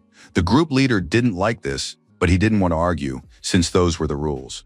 As for the young adventurer, he was telling everyone that he had succeeded. Standing aside, the leader said again that these people really annoyed him. Hikaru Okita didn't have time to rest. He received another notification about new monsters and immediately told the others. The lower-ranked members asked to be included in the battle as well, since they had shown what they were capable of, and upon hearing that they were allowed to do so, overjoyed, the group immediately ran off somewhere, forgetting that danger threatened them all. Looking around, the young people realized that there were far more birds this time, so they needed to attack very quickly. Okita Hikaru also realized that this time the battle would be much more serious, so he decided to boost his own power a little as well. Summoning his assistant to his aid, the young man thought about how this card enhances the physical and magical abilities of the awakened. Therefore, lower-rank adventurers would now be able to handle D-rank or even C-rank monsters with greater ease. However, he wanted to know what would happen if the young man decided to use this skill more than once. In that very moment, the young man summoned the guardian goddess again, who had already helped them grow stronger once before. Suddenly, Okita Hikaru felt a very strange sensation, as if his body no longer belonged to him. At that very moment, the flying monster launched its attack again. The adventurer noticed this out of the corner of his eye, realizing that he absolutely had to do something. But he saw that thanks to their lightning-fast speed, the lower-ranking guys were dodging so quickly that these blows didn't even faze them. This time, the young man had no intention of leaving everything to his colleagues, so he hit again to summon an assistant for himself. Okita Hikaru knew that in this situation, he could use a hail of arrows, which he immediately resorted to. As usual, the young man felt confident, though he didn't want anyone to accidentally figure out that he was the one who deserved all the credit. Turning around, our hero saw the jubilant group and thought to himself that if things kept going this way, they'd clear out the West Wing very soon, and if they set up camp here, they could rest and regain their strength. And after that, they would definitely be able to move on to fight the boss, though, of course, he wanted to know where it was at the moment. Using his vision, the young man determined that the main monster was now a 30-minute walk away. But there was something that alarmed the adventurer, because he sensed a powerful magical force that, of course, could belong to the boss from the East Wing. On the other hand, the young man realized that there was something else very unusual. The reason was that Okita Hikaru could sense magic emanating from 3 places at once, which was highly unusual. Suddenly, it dawned on the young man. He thought that there were not 2, but 3 bosses in this dungeon. Only no one knew about the last one, since they hadn't seen him yet. After that, Hikaru Okita paused to think for a moment and looked back. The young man decided that what if the 3rd boss appeared during their simultaneous attack on the East and West Wings? Then both squads would be exhausted after the battle, and a surprise attack could be deadly. Although the reports mentioned only 2 bosses, if our hero reported a 3rd one, his guesses might be completely ignored. But the guy wasn't about to back down, deciding that if there was a third boss, he would take it down on his own. The protective effect of the guardian goddess would last a little while longer. He hoped no one would notice his absence. Hiding behind a rock, Okita Hikaru was glad that, once again, no one had paid him any attention. In that very moment, the adventurer pulled out the protector goddess's card, and then, gathering speed, the young man ran off as fast as he could. Unexpectedly, the young man dashed past his comrades who were busy with their own affairs at that moment. The young people sensed that something was unusual, but they attributed the phenomenon to a mere gust of wind. As for our hero, he was thinking about how he was racing at breakneck speed, realizing that even support cards could be very powerful. He also had to brake early so as not to stop further than the spot where he had originally planned. Looking around, the adventurer decided that this was exactly the place from which the special energy emanated. But the guy was confused by the fact that there was no one around, even though the magic was clearly palpable. Looking ahead, our hero decided that, judging by the airport map, there used to be an observation tower at this spot. It was located somewhere between the east and west wings. And while the system sent a notification about the anomaly, it seemed to the young man that the space in this spot was distorted, and therefore everything appeared completely different from what it actually was. That is precisely why the Awakened One decided that it was necessary to attack this specific zone, and so he called upon the Azure Samurai for help. But things weren't as simple as they seemed, because the system updated its data, reporting that a new dungeon had been discovered. It was something astonishing. The young man had never seen or heard of such an anomaly, for how could a dungeon form inside another dungeon? Another thing was intriguing. What kind of power would one need to pull off something like this and hide an entire dungeon in the desert? Looking at the crack, Okita Hikaru immediately cursed, realizing that monsters were beginning to infiltrate this dungeon, which complicated the task. Looking at these birds, the boy decided they were guarding their boss, doing everything possible to keep anyone from getting close to him. Unexpectedly, another problem arose. These flying lizards were screaming so loudly that the young man couldn't launch an attack, covering his ears. It seemed as though all the birds had immediately turned against the uninvited guest. That's exactly why, after waking up, he simply stood there for a while, watching everything unfold. Pulling out one of his cards, the young man decided it was time to take action, since the other adventurers were still busy dealing with the remaining bosses. The effect was incredible, because the monsters seemed to be getting sucked into some kind of huge vortex. The guy shouted that there was no point in messing with these small monsters.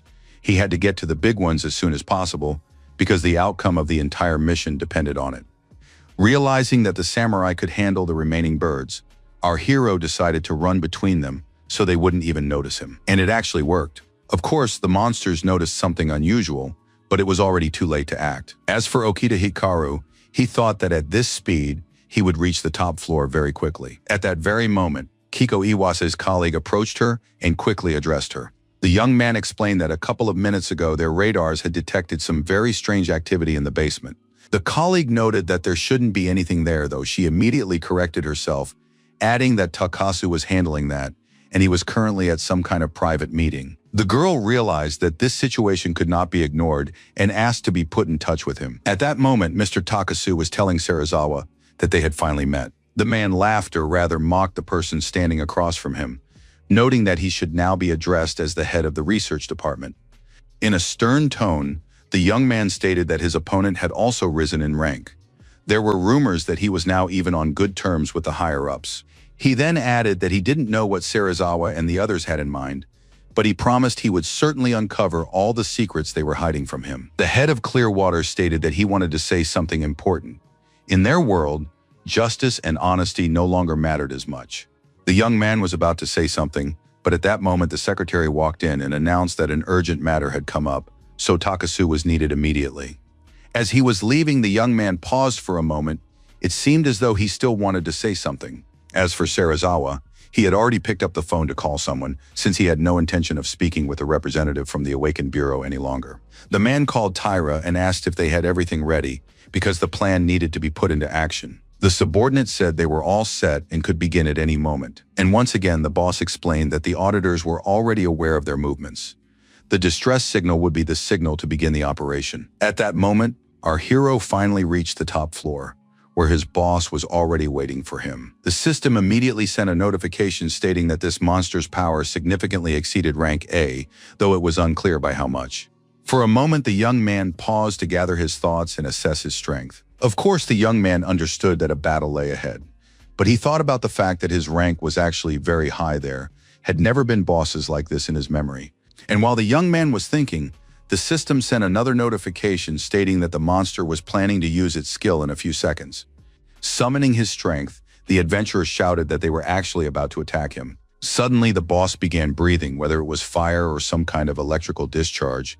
It was hard to tell. As for Okita Hikaru, he managed to jump out of the way just in time. And a moment later, he noticed that a fire of unprecedented intensity had broken out where the monster had struck. The adventurer noted to himself that this monster had destroyed even its own defenders, seemingly oblivious to the fact that it was them. It seemed that it didn't care at all who was standing before it. This was hardly surprising, since it was an A-rank boss, though actually much higher.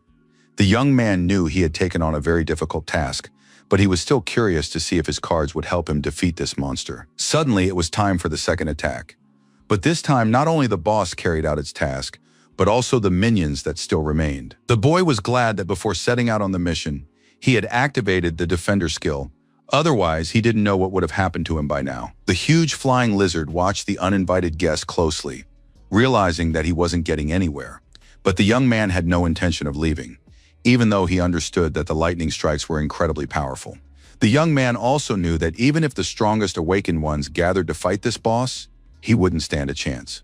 Moving forward, our hero thought that although he was just dodging attacks for now, his experience and level were his trump cards. Gaining speed, Okita Hikaru decided that this time he wouldn't hold back, so he could see just what he was capable of. That was the moment when it was crucial to summon his Azure Samurai, which he did.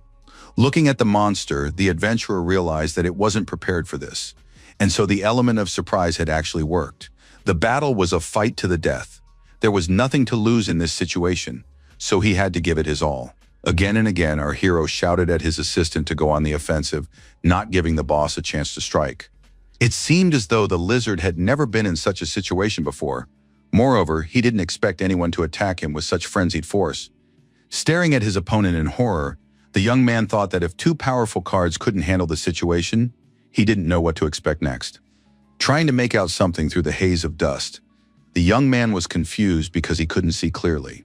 However, upon looking more closely, it seemed to him that the cards were working because the boss was no longer attacking and was barely putting up a fight.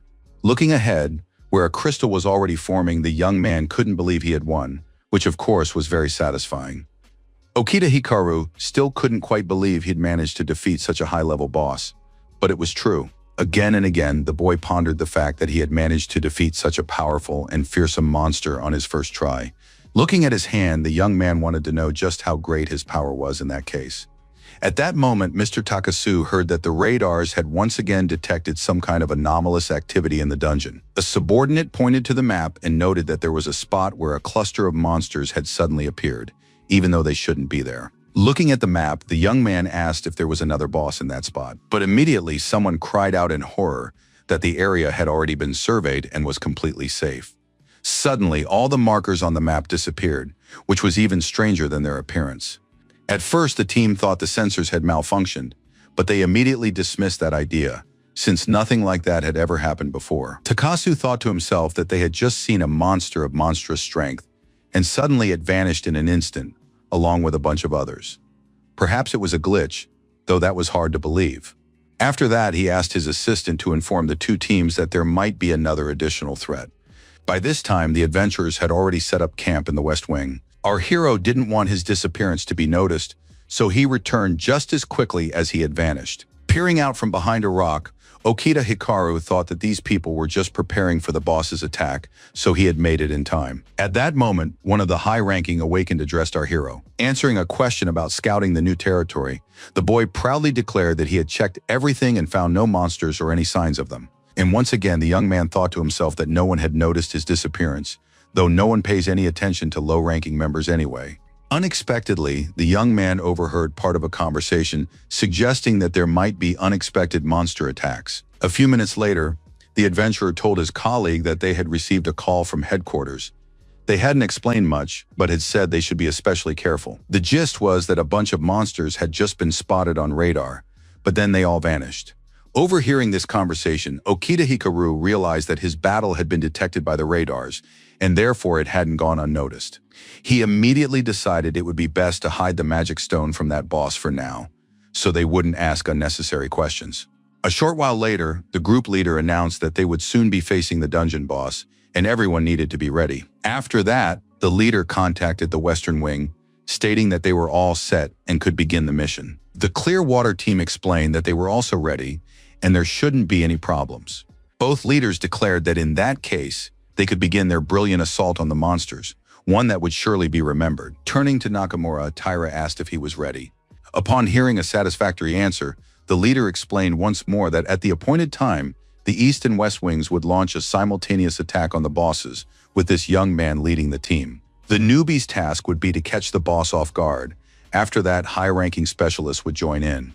He immediately added that the entire mission depended solely on the young man, and therefore he must not let anyone down. With a sly smile, the detractor stated once again that he was counting on Nakamura. In the other camp, preparations were in full swing. It seemed as though no one was planning to go into battle. Unexpectedly, one of the high-ranking participants told someone not to touch the device and was asked in return what it was. It turned out to be a radar, just in case of unforeseen circumstances, such as a monster of too high a level appearing or useful items being nearby. Hearing this conversation, our hero was surprised that they had even been issued such equipment, even though no one had even mentioned it. As for the high-ranking officers, they kept bragging to each other about how wonderful their team was, how no unforeseen dangers could faze them, and how they'd spot everything perfectly well without any devices. At that moment, one of the strangers approached the radar and began turning something on it. Shortly thereafter, the next phase of the operation began, the assault on the dungeon bosses. That's why the teams gathered, as agreed, in the East and West Wings of the airport. In the West Wing, everything was clear, as the group soon arrived at the monster's lair in full force. At that very moment, someone shouted that flying birds were approaching, so they had to set up a defense as quickly as possible. The guys knew how to fight, since they had not only trained, but also gained much more confidence in themselves. Just like before, the results were immediate. However, before the team could relax, they spotted a more hostile monster, realizing that this was the one they had been looking for. Moreover, this boss was ranked A. Hikaru Okita wasn't prepared for this. He realized that somehow this boss had evolved and become stronger than the one he had just recently defeated. The system immediately notified them that this was some kind of enhanced dragon that was about to strike. The participants standing closest to it immediately began scattering in all directions, shouting that this monster was incredibly powerful. And indeed, a single glance was enough to realize that the battle would be either very difficult or impossible. High-ranking participants discussed among themselves that this dragon was too aggressive. It attacked much more frequently and powerfully than described in the reports, and therefore something was clearly wrong in this situation. As for our hero, he thought that this boss might be angry because one had already been destroyed. After all, no one knows how these monsters communicate with each other. Suddenly, the leader shouted that they couldn't handle this monster, so they needed to retreat for a short while. Covering his face with his hand, the young man declared that his shield had been breached. But then something happened that no one expected, as the system sent the young man a notification that more awakened A-rankers had been detected. At that very moment, someone summoned a fire warrior who immediately began the battle. The sea warrior followed suit. He too wanted to launch his attack as quickly as possible. Finally, the boss stopped, realizing that it would be difficult for him to handle these opponents. The leader of the West Wing group realized these were Ranka cards, but they knew there was no one among them with such abilities. Staring in horror at his former colleagues, the young man couldn't understand why they from the East Wing had come here or where the rest of the group was at that moment. The group leader couldn't make sense of it either, so he asked what these guys were doing here, since their place was at the other end of the former airport.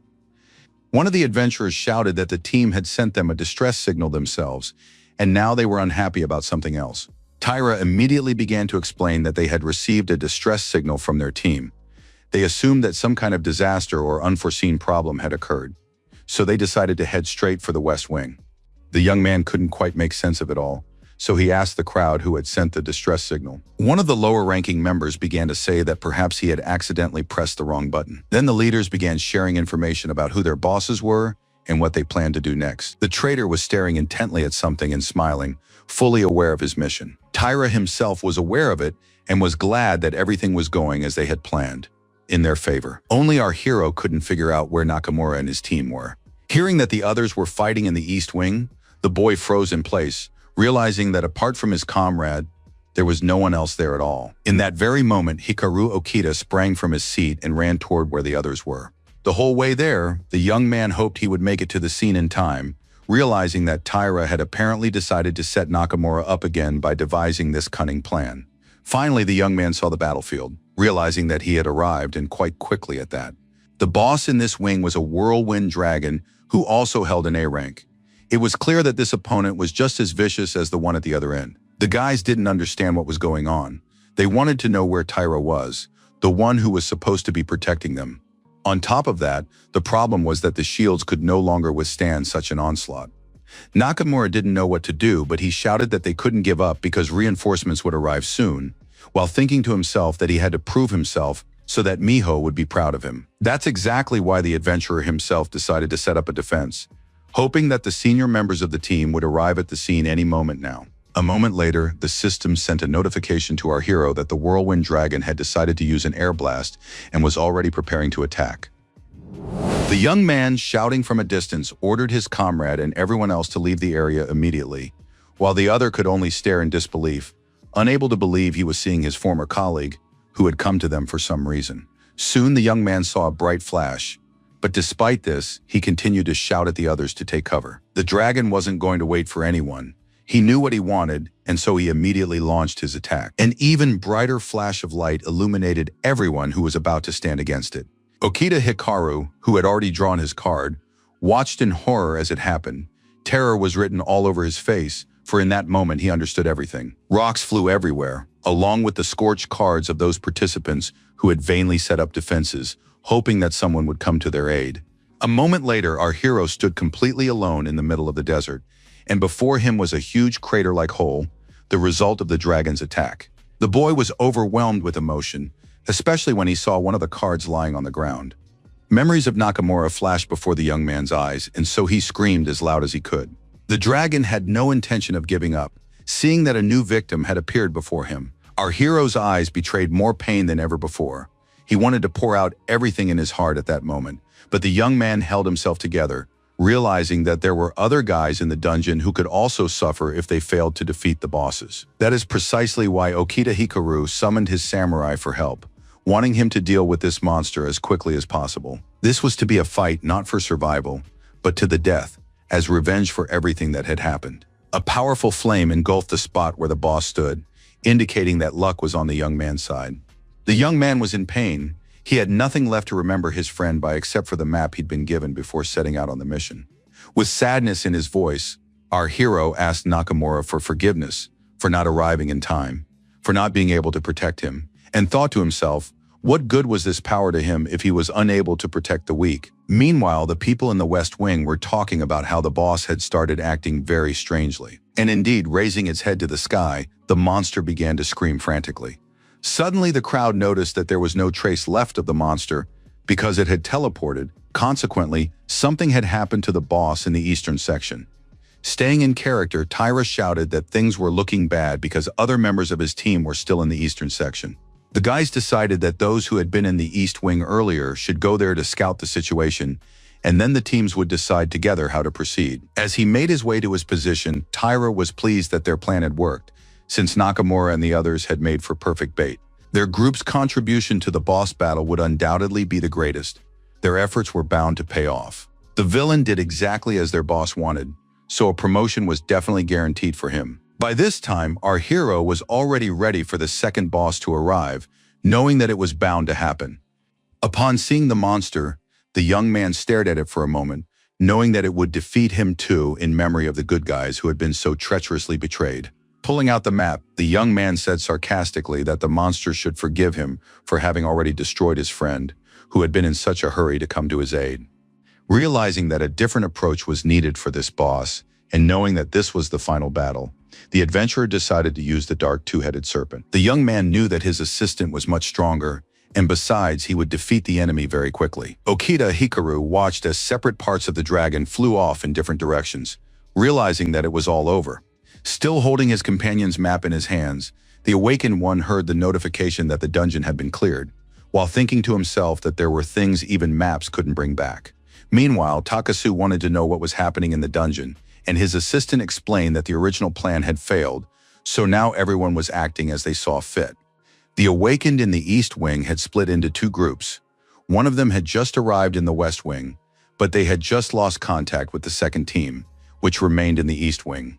Although they immediately shouted that they had lost the boss's signal in the East Wing, the boss from the West Wing had literally just teleported to the East. The crowd didn't understand what was happening. A real panic broke out among them, since everything had gone differently than expected. The young man was furious, so he shouted for a squad to be assembled immediately and sent to help the awakened ones.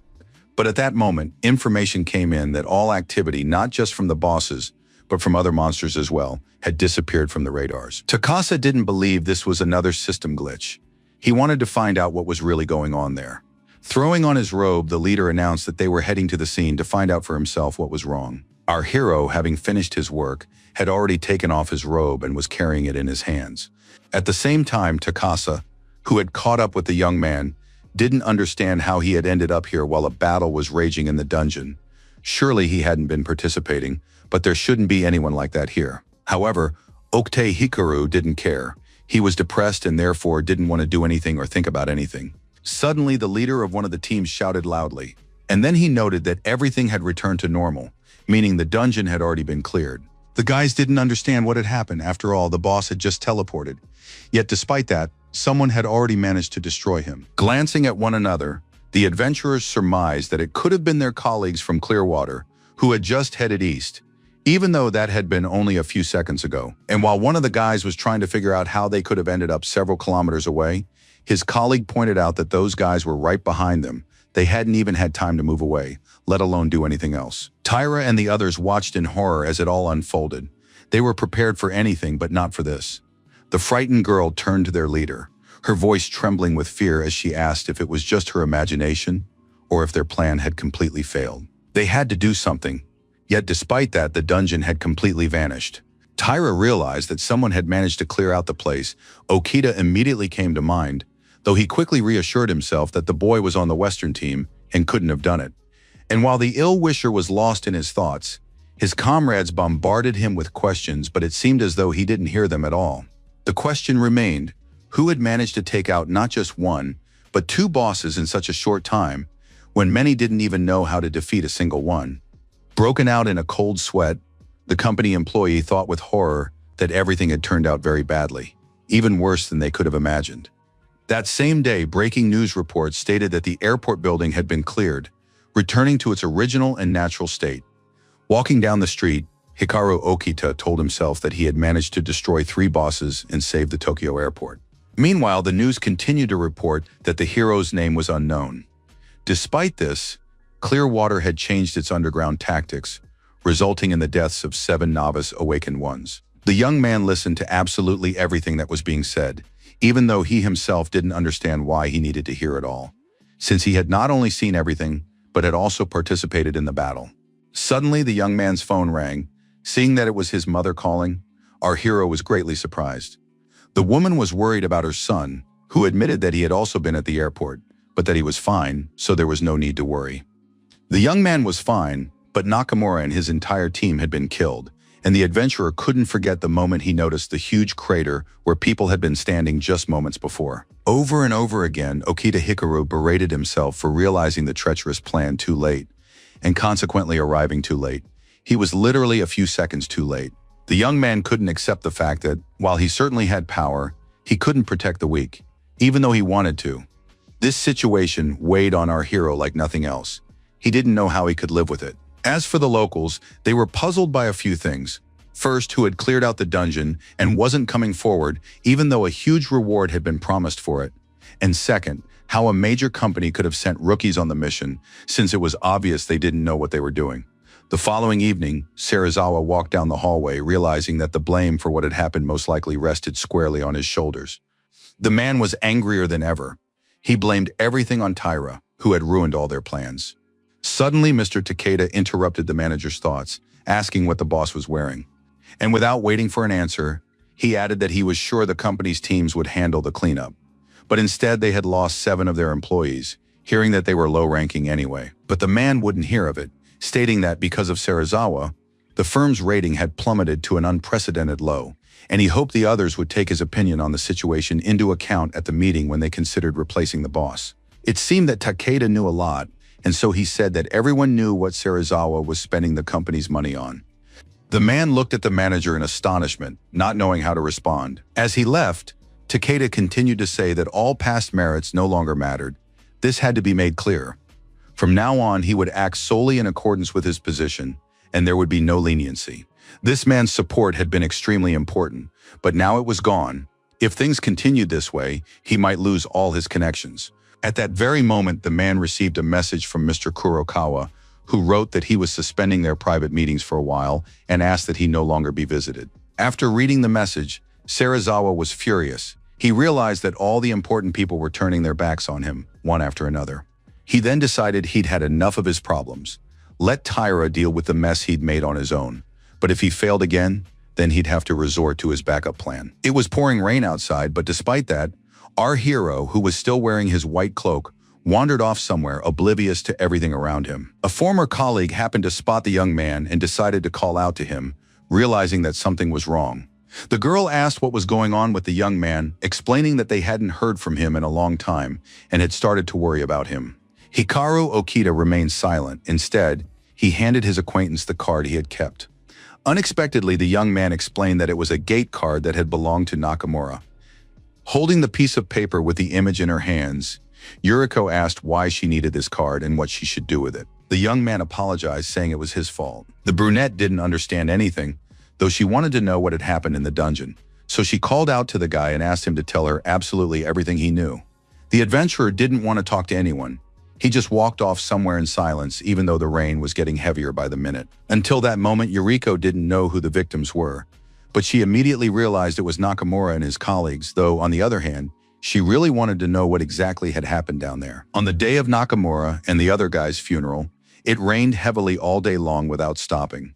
There were a lot of people there, though most of them were strangers to our hero, since he hadn't been very close with this guy. In the photo, this young man looked so cheerful. He had so many plans, but human cruelty and greed prevented him from fulfilling them. For his loved ones, it was a real shock. They didn't know how to go on living.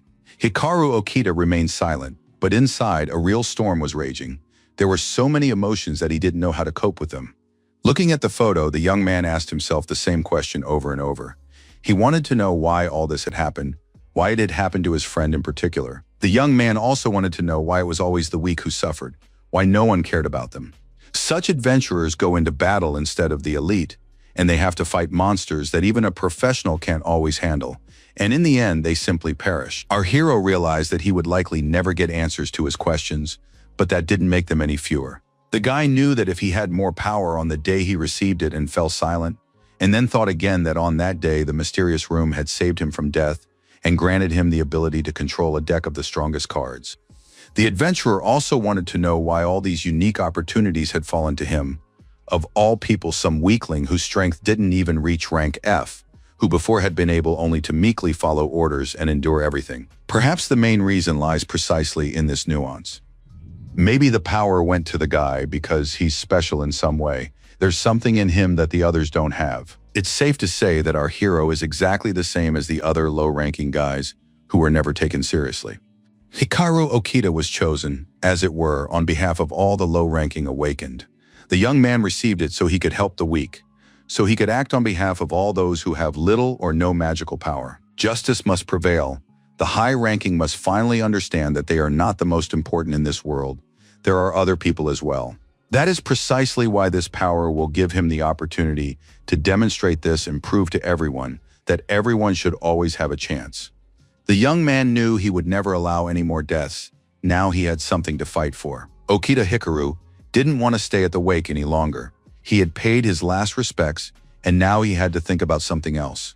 Yuriko, seeing her friend, immediately called out to him, though he pretended not to hear her.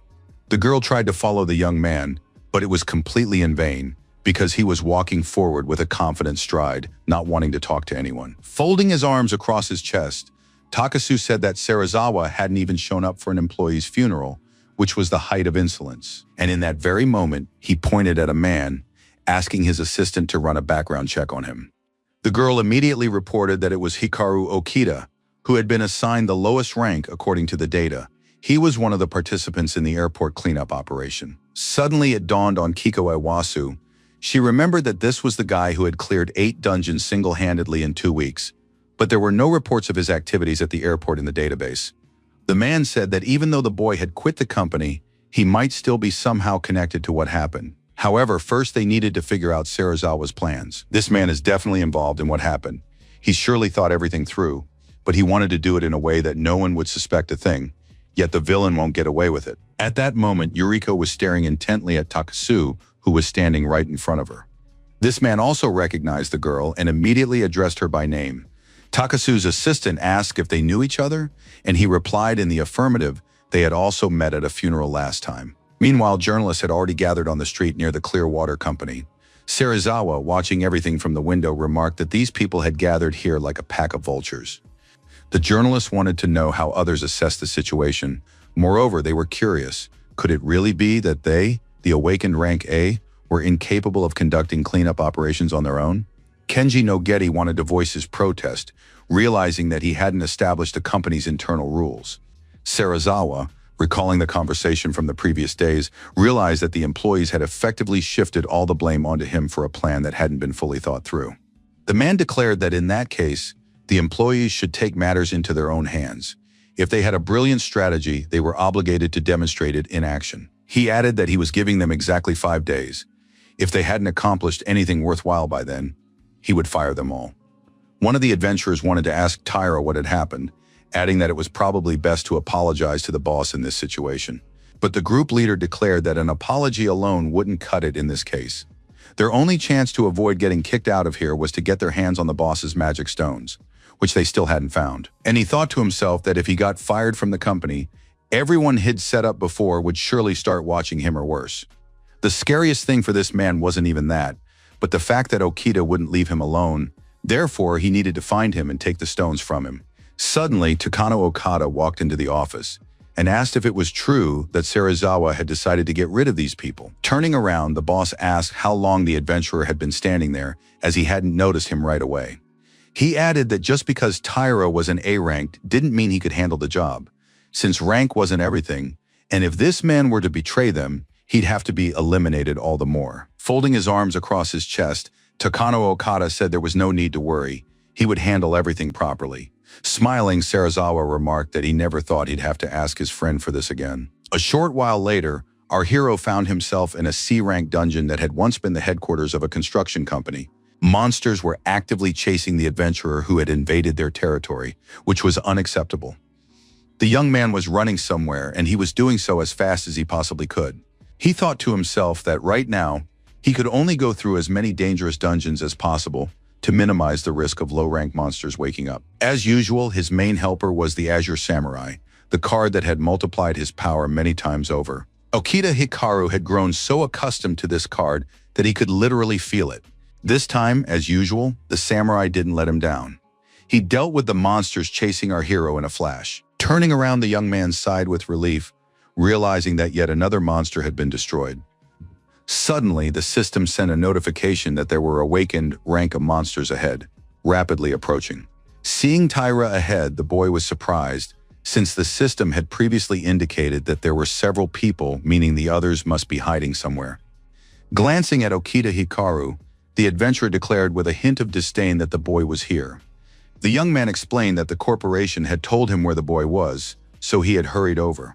The guy realized that this was surely the employee who answered practically every question without hiding anything. Our hero didn't want to talk to this man for long, so he immediately asked why he had come here. And again, Tyru remained silent.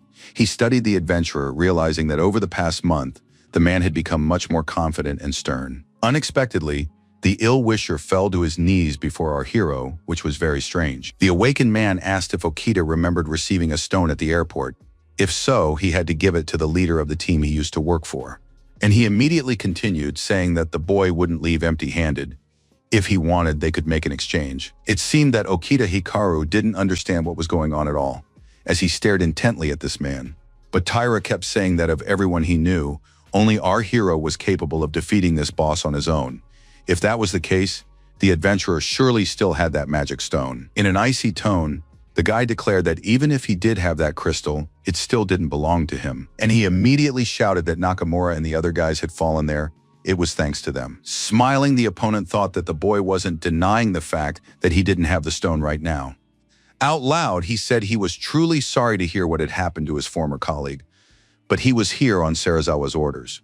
The surprised young man was now taken aback, not understanding what on earth was going on. Holding out the card to Okita Hikaru, the young man said that he wouldn't use this card, but he wanted to be sure they listened to him. Taira looked as convincing as possible in his act.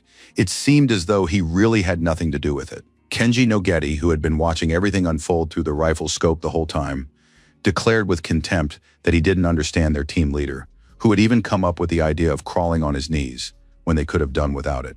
His colleague said they should talk less and do more, and that they needed to shoot the holder located under the left armpit. She then added that even if the adventurer accidentally killed him, it wouldn't be a big deal, because Taira had said he would take full responsibility for the operation. A moment later, Rezo Hisayama shouted that the leader had given the signal so they could shoot right away. At that moment, our hero was staring intently at the map, not understanding why the man standing opposite him had placed it on the ground. Unexpectedly, the system answered the host's question, explaining that the map was a signal to act. After that, the system sent another signal indicating that a sniper was nearby, out of sight, and had already fired a shot. The young man saw the bullet flying. He realized it was about to hit his holster, and unfortunately, it did. The villains rejoiced that they had managed to complete the task. Consequently, they now needed to leave this dungeon as soon as possible. Clutching his arm, the young man wondered what to do next. But at that moment, he heard Taira's voice saying there was no need to worry since the bullet was a blank. And he immediately added that with the broken holster, the cards wouldn't work. And since that was the case, the boy had better confess right away where he'd hidden the magic stones. But instead of an answer, what followed was something the enemy could never have known, since he had never worked with Okita after the latter acquired his abilities. Standing with his arm outstretched, now empty of a gun since it was in our hero's hands, the villain thought with horror that he hadn't even realized how it had all happened. Hikaru Okita stated that he had once warned Taira about the consequences, but the latter hadn't listened. At the time, the guy wasn't joking. He said he'd crush his opponent if he dared to do anything bad. The team leader listened to the young man, while thinking to himself how this person could possibly use his abilities, since his holder had been destroyed. Besides, he had previously summoned a dragon, yet now he was begging aloud for mercy. He then explained that Serizawa wanted sympathy for the fallen to boost their company's reputation after Nakamura and the others had cleared the dungeon at the cost of their lives. And then he immediately shouted that the boss had made it all up, and he had no choice but to simply obey. As for our hero, he thought that his comrade had died for the sake of people like this man. Kicking the villain, the young man said he wouldn't kill people as weak as his former colleagues. Moreover, the young man threw Taira's map to the ground so that he could see for himself that the young man didn't need that either. Okita Hikaru shouted that his former boss should never dare call himself an awakened one. That despicable young man must never cross his path again. Seeing that an ordinary low-ranking awakened had called someone else to his aid, Taira began to cry, saying that he didn't want to be killed. Jumping up from his seat, the young man ran off as fast as he could, hoping the guy wouldn't chase after him. This man's colleagues saw him running toward the exit and asked at the same time if he was already done with Okita, if everything had gone smoothly. However, not only did no answer follow, but after those words, the adventurer ran even faster, not even wanting to look back. Left alone, Okita Hikaru said aloud that Serizawa was to blame for everything.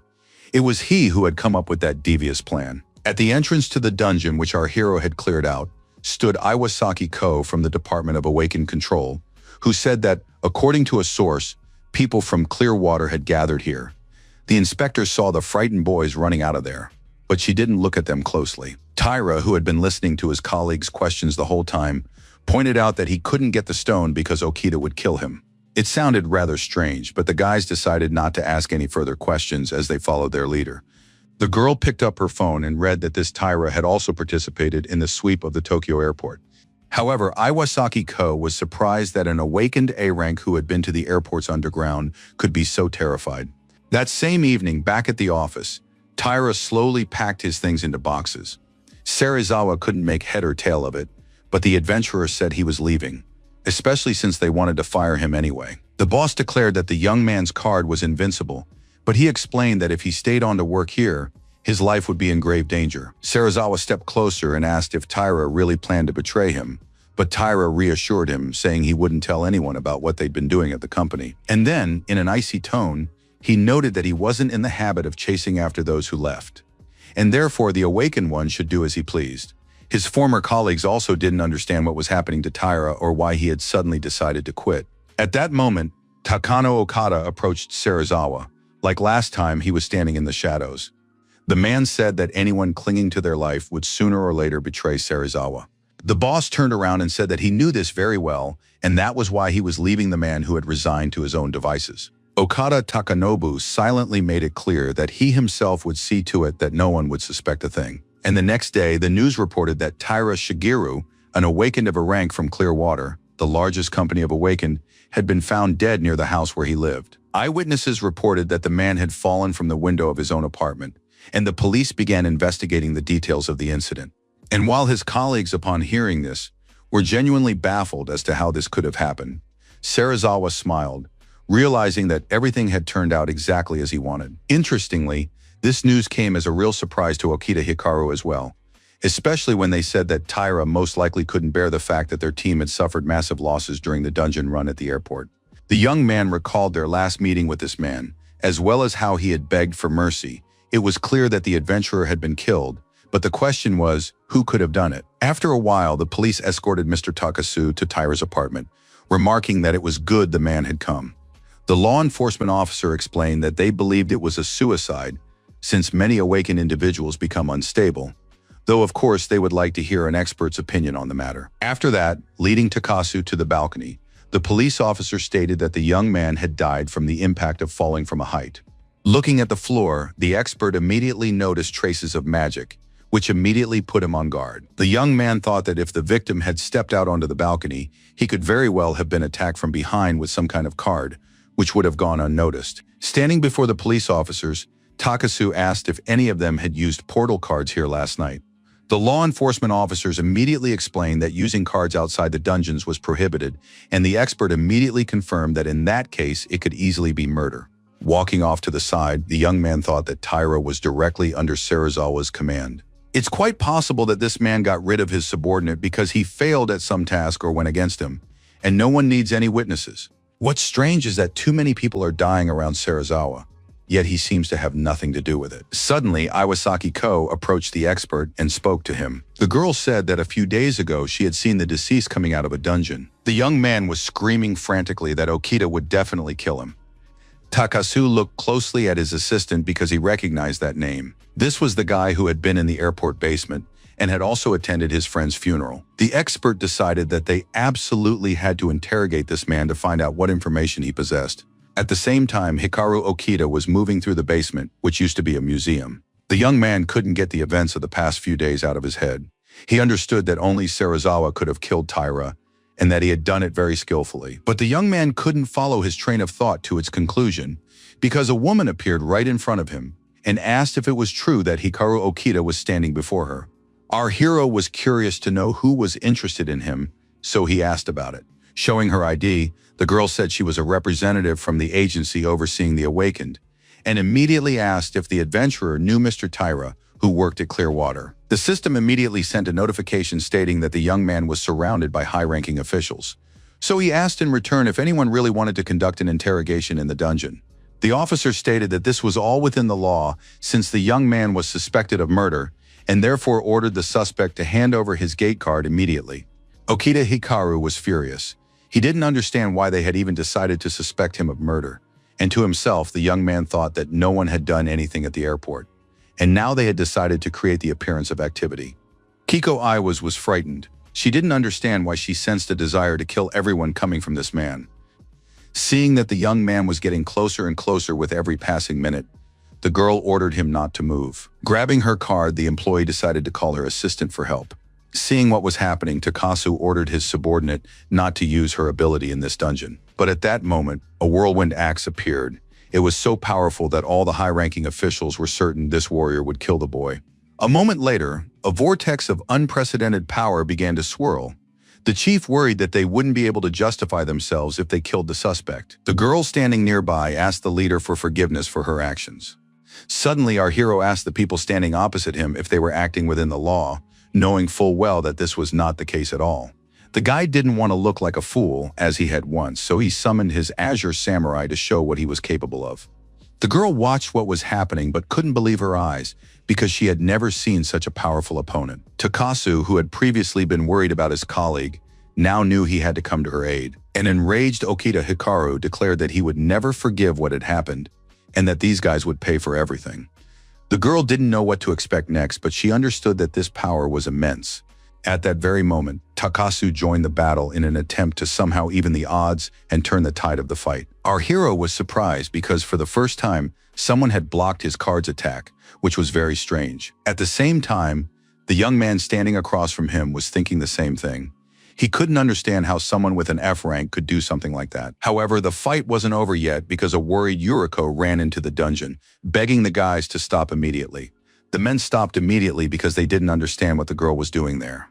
In that very moment, the warriors froze in place because no one was giving them any new orders. The young men holding their cards didn't know how to proceed, while the uninvited guests kept shouting for it all to end. Hikaru Okita was surprised not so much that his former colleague had come here, but that they knew Takasu. Suddenly, the girl shouted that these attacks were unnecessary, that she knew Okita well and could vouch for the fact that he was not a criminal. But the chief of the Awakened Surveillance Division said that no matter how much his acquaintance pleaded, for the sake of protecting society, he couldn't back down. But Yuriko declared that she had heard magical traces had been found in Taira's apartment, but they certainly couldn't be compared to Okita's magic. Suddenly, her colleagues looked at the girl, not understanding how she knew all this. But the brunette continued, saying that an agency employee had suggested that someone had pushed that adventurer off the balcony. Moreover, someone had deliberately staged everything to make it look like a suicide. After that, smiling, she continued, saying that their company had plenty of ways to get all the necessary information. Suddenly, the beauty turned around and addressed our hero sharply, who had no idea what his former colleague wanted to know from him.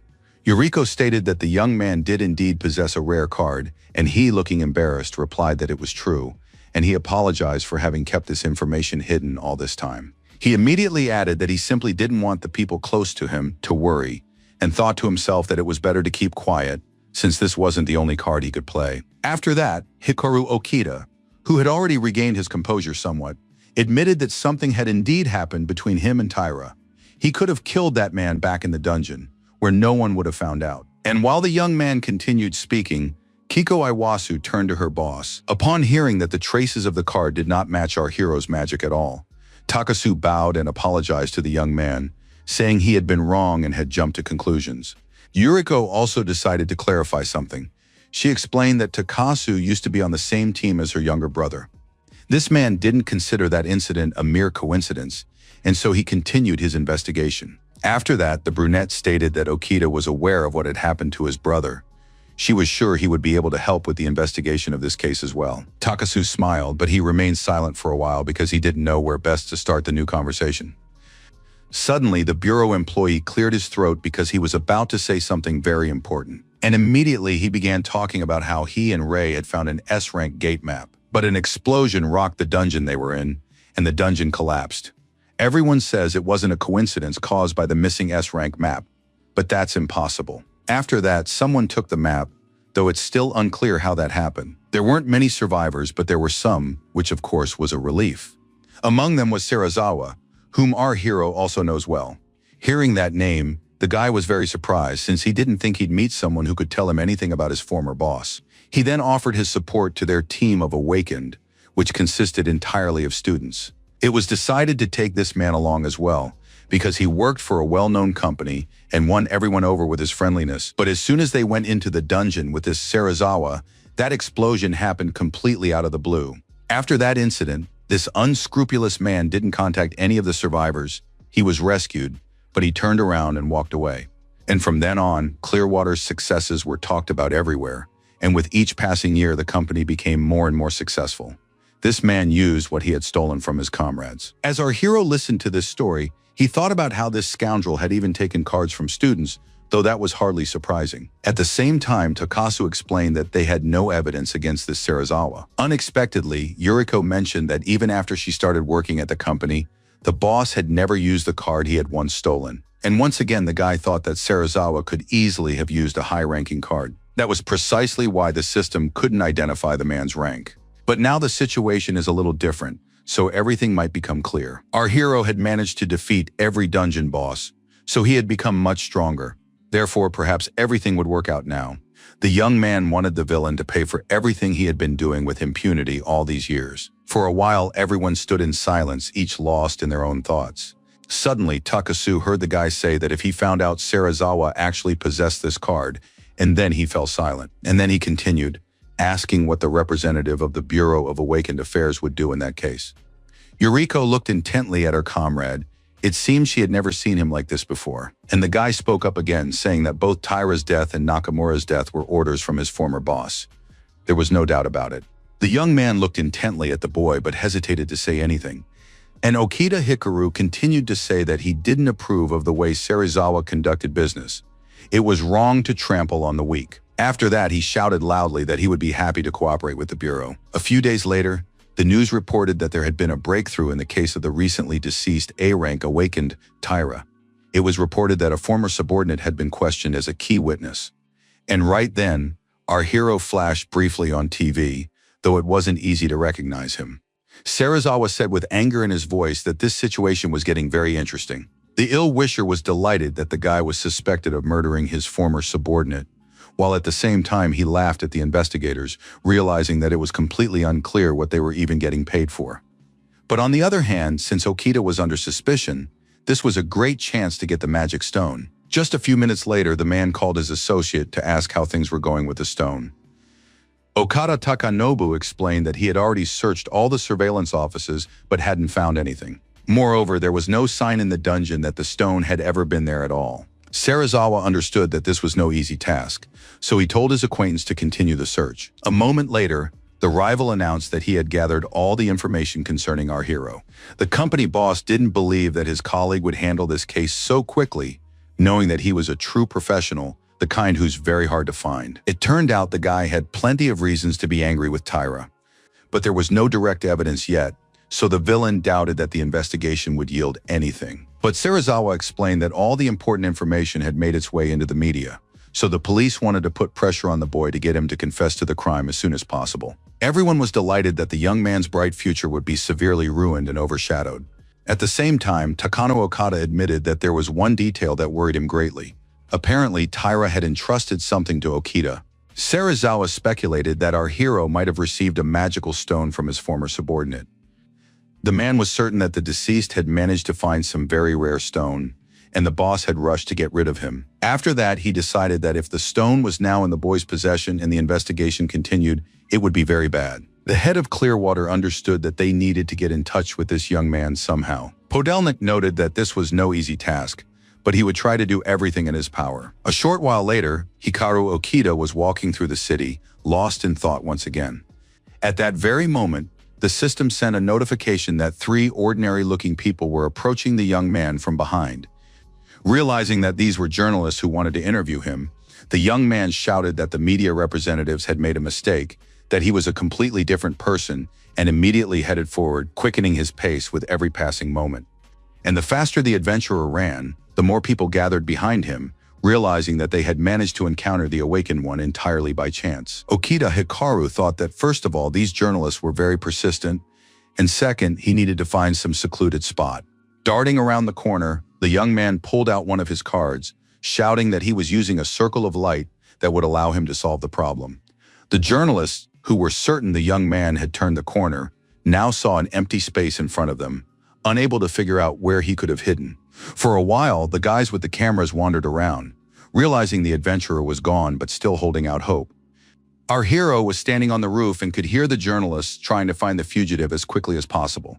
It was important to them to film the most interesting footage. With a sigh, Okita Hikaru thought that using maps outside the dungeon was against the law, but he doubted that interviewing him against his will was legal either.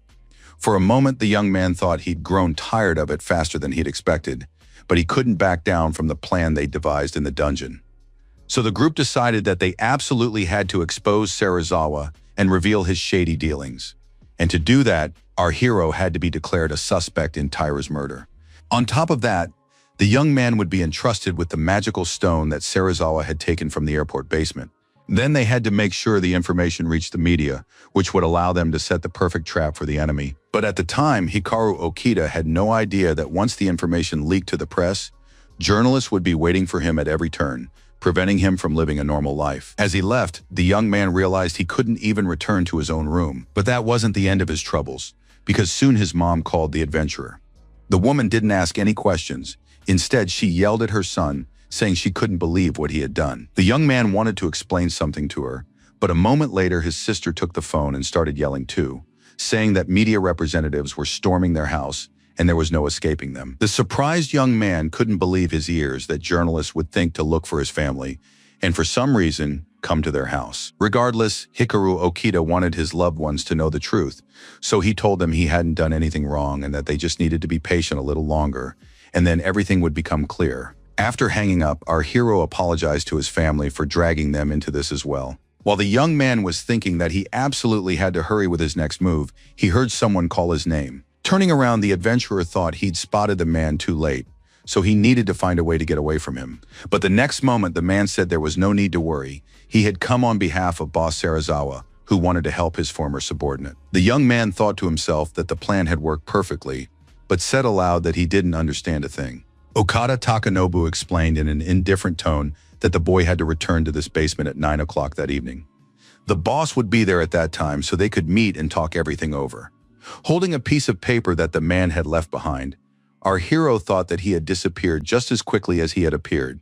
It was interesting that the system couldn't locate this man.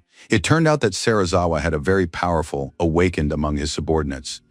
Looking off into the distance, our hero decided he would head to the dungeon, though he realized getting out of there wouldn't be so easy. At the appointed time, the villain and his men appeared in the C-rank dungeon, which had previously been the Tokyo branch of a building materials manufacturer. The antagonist brought 2 assistants with him, one named Shinzo Matsukama and the other Shinya Tanaka. Serizawa was confident that his carefully crafted plan would work perfectly, especially since he had a good team with him. Suddenly, one of his comrades shouted that mud monsters had begun to stir ahead.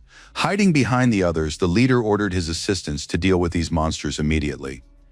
One of the men immediately summoned a dark arrow to aid him. This warrior was strong enough to easily defeat such monsters. The man had no intention of waiting, so he shouted at his assistant to launch an attack immediately. A massacre began immediately afterward, though it was hard to tell who had the upper hand. For a moment, the monsters seemed to stop, though it was unclear what would happen to them next. And then something happened that no one expected, because the mud monster, which was essentially made of slime, began to split apart, which was quite typical for such creatures. Okada Takanobu, who was the strongest of them all, declared that there was no need to worry. He knew how to deal with these opponents. Pulling out a card, the man said you couldn't use your skills recklessly. First, you had to assess the enemy, and then figure out what to do. And immediately he summoned his assistant, the Blade of Darkness, a rare card belonging to the A rank. It was clear that this warrior was very strong. He knew his tasks perfectly and was going to carry them out brilliantly. This proved to be true. After some time, nearly all the mud monsters nearby had been destroyed. The Awakened One told the guys that to prevent these monsters from splitting again, they had to destroy their core. His colleagues immediately paid Takano Okada a compliment, saying he was good at his job. With him, any dungeon was no problem. It was just a walk in the park. Serizawa, however, stated that if the Awakened One died in the dungeon, no one would ask any questions. Okita's death would be written off as an accident and wouldn't even be investigated. The assistants, who were also the antagonist's defenders, glanced around and noted to themselves that all the monsters had been defeated. Approaching these guys from behind, the man remarked that they hadn't exactly been in a hurry to fight these monsters. Okada could have handled them much faster on his own than these people could. The young men didn't like being spoken to in that tone. They said that while a client stood before them, that didn't mean they would grovel before him. Approaching Takano Okada, one of the employees noted that they would follow every order without question, but this Serizawa was clearly mocking them and their organization. The villain's accomplice didn't like those words, so he told them to shut up immediately and not say such things. Once again, Serizawa said that the barking of these puppies didn't bother him, which infuriated the employees even more. At that very moment, one of the men called in his bodyguard for help, declaring that he didn't care that the director of a well-known company was standing before him, but no one dared to laugh at them. Matsuyama shouted that they wouldn't even look for this man's body in the dungeon, though. Seeing what was happening, Takano Okada hurried to calm his acquaintance down and said he shouldn't get so worked up. The villain stared intently at his opponent, remarking that he didn't understand who the man thought he was. After that, he picked up the golden card that he had apparently stolen from the dungeon. Serizawa was about to take advantage of the distraction provided by the giant with the key, who was scattering all the cards around. At that very moment, his opponent was left without a card, not understanding where it had gone, nor where the director had acquired this skill. As for the antagonist, he glared at the man standing opposite him as if he were some kind of insignificant gnat. This man's eyes gleamed. It seemed he had something very sinister in mind and would not back down from his plan under any circumstances. Takano Okada, not wanting to compete, said there was no point in wasting energy on Serizawa. No matter how many chances the men had against the rest, they wouldn't be able to compete with this man. It wasn't thanks to them that Serizawa had risen so high. His colleagues didn't want to argue, realizing that they probably really couldn't do anything about it. After that, he turned to his comrade in arms, though the latter replied that he had no intention of wasting time on those boys anyway. And folding his arms, he continued, saying that now all that remained was to hope that Okita wouldn't be afraid and would still be able to go that far. At that very moment, our hero entered the dungeon, taking his time and looking around carefully. Glancing off to the side, the young man saw a notice stating that there were special monsters in this area. However, while others might have been disheartened by this fact, the young man, on the contrary, said he was glad the monsters had appeared. Now he could clearly understand who he was up against. Taking the map in his hands, the young man immediately began to use his skills, wanting to finish off these opponents as quickly as possible. This time, the young man summoned a wolf to his aid, which tore his enemies apart with its sharp fangs. At that very moment, Okita Hikaru ordered his assistant to deal with the monsters immediately so they could move on. The wolf didn't wait for anyone. He immediately lunged at the opponent standing before him. However, the result was not what the adventurer had expected, since the same thing happened to this monster as had happened a few minutes earlier when Serizawa and his men were fighting them. The young man had never seen anything like this before, so he exclaimed in surprise that somehow the defeated monster had managed to split in two. He immediately decided that, as expected, they wouldn't be able to defeat it with a D-rank card alone. They would have to come up with something else. Okita Hikaru could see that danger was already very close, so he tried to hide somewhere to think about what to do next. At one point, rocks began raining down all around them. It seemed the young man didn't have the situation under control. However, suddenly the wolf pounced on the monster again, grabbing it by the very core. The young man hoped that at least this time he would manage to do what he had planned, and so he watched his opponent closely. But this trick failed as well, so the young man thought to himself that this was pointless. The tactic wasn't working. Seeing that there were only more and more of these monsters, our hero decided that he urgently needed to find some kind of solution, because he was simply wasting time by standing in one spot. Suddenly, the young man realized that if these creatures had a core, then that was where their power lay. Therefore, he needed to strike it. The wolf immediately did as his master commanded, beginning to bite into the cores, hoping that this time things would be different. Glancing around, Okita Hikaru was glad that everything had worked out and thought that he had come to this dungeon to meet Serizawa, and that was why he was using only this D-rank card, especially since something interesting had happened at a Tokyo hotel 2 hours earlier. While reading the newspaper, the young man saw a notification that someone was approaching him and decided that Takasu had arrived. Sitting across from him, the man said he had to call the young man here because if they decided to talk on the phone, the conversation might be recorded. The young man explained that an associate of the person they wanted to catch had contacted him and set up a meeting, so they needed to go there. Takasu noted that this was a good decision, but decided that someone else should go with the adventurer to the dungeon since it could be very dangerous there. But the young man stated that he didn't want to scare Serizawa off, and besides, he clearly had powerful allies among the awakened. The bureau employee thought it might be someone from his company, Clearwater, and asked about it right away. However, our hero explained that the person who had contacted him was a stranger. He had never been to the firm, was dressed entirely in gray, and was also wearing dark glasses. Takasu thought to himself that his former acquaintance might be connected to other organizations, but said aloud that he would try to find out something about this mysterious awakened one. He then added that the guy would be better off not using that swordsman card if Serizawa saw it, and immediately fell silent, but then continued saying that he would run away right away and then everything would be for nothing. The man didn't know that Okita Hikaru had many cards, so he asked if he should give him a weaker one instead. The young man said quietly that he didn't need that, though he was already thinking about which card he could use instead. As he left, Takasu went on to say that he didn't know what kind of trap this villain would set for his former colleague, but that he mustn't let his guard down for a single second. He added that it wasn't quite right to ask this of the young man specifically, but he earnestly requested that he find at least some evidence. Without it, an arrest would be impossible. Okita Hikaru didn't understand what would happen or how, but told his acquaintance to trust him. The adventurer wants to use the magic stone as bait to expose Serizawa. The fact that he wanted to meet in the dungeon indicates that he's being cautious. This man must not realize that his opponent holds strong cards. So to start with, it's best to use weak cards. And while the young man was thinking, he noticed that he had managed to clear the area completely. Standing with his back turned, the boy sensed a small group of people approaching him and immediately realized who it might be. Folding his arms, Serizawa said that for an F rank, the boy had done a very good job. But the strange thing was that with every passing minute, our hero felt an increasing influence, as if there were someone in this place who was much stronger than the rest. At that very moment, a bright light flashed before the boy's eyes, and the system sent a notification that he had acquired a new ability. The host could now see higher ranks. Looking at the director of clean water, Okita Hikaru decided that this was a wonderful improvement, one that was very important to him. And while information about the man had been hidden before, it was now clear that he was S rank, and his rare card dispersion was the very card Takasu had mentioned. With a sense of sadness, the young man realized that everything was exactly as he had suspected.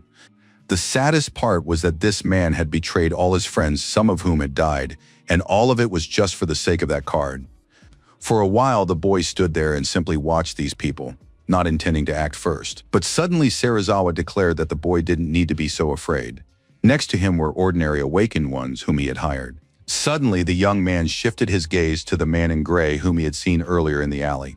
It turned out that this man was also an A rank, and he was ready for a fight. As for the rest of the henchmen, they were B rank.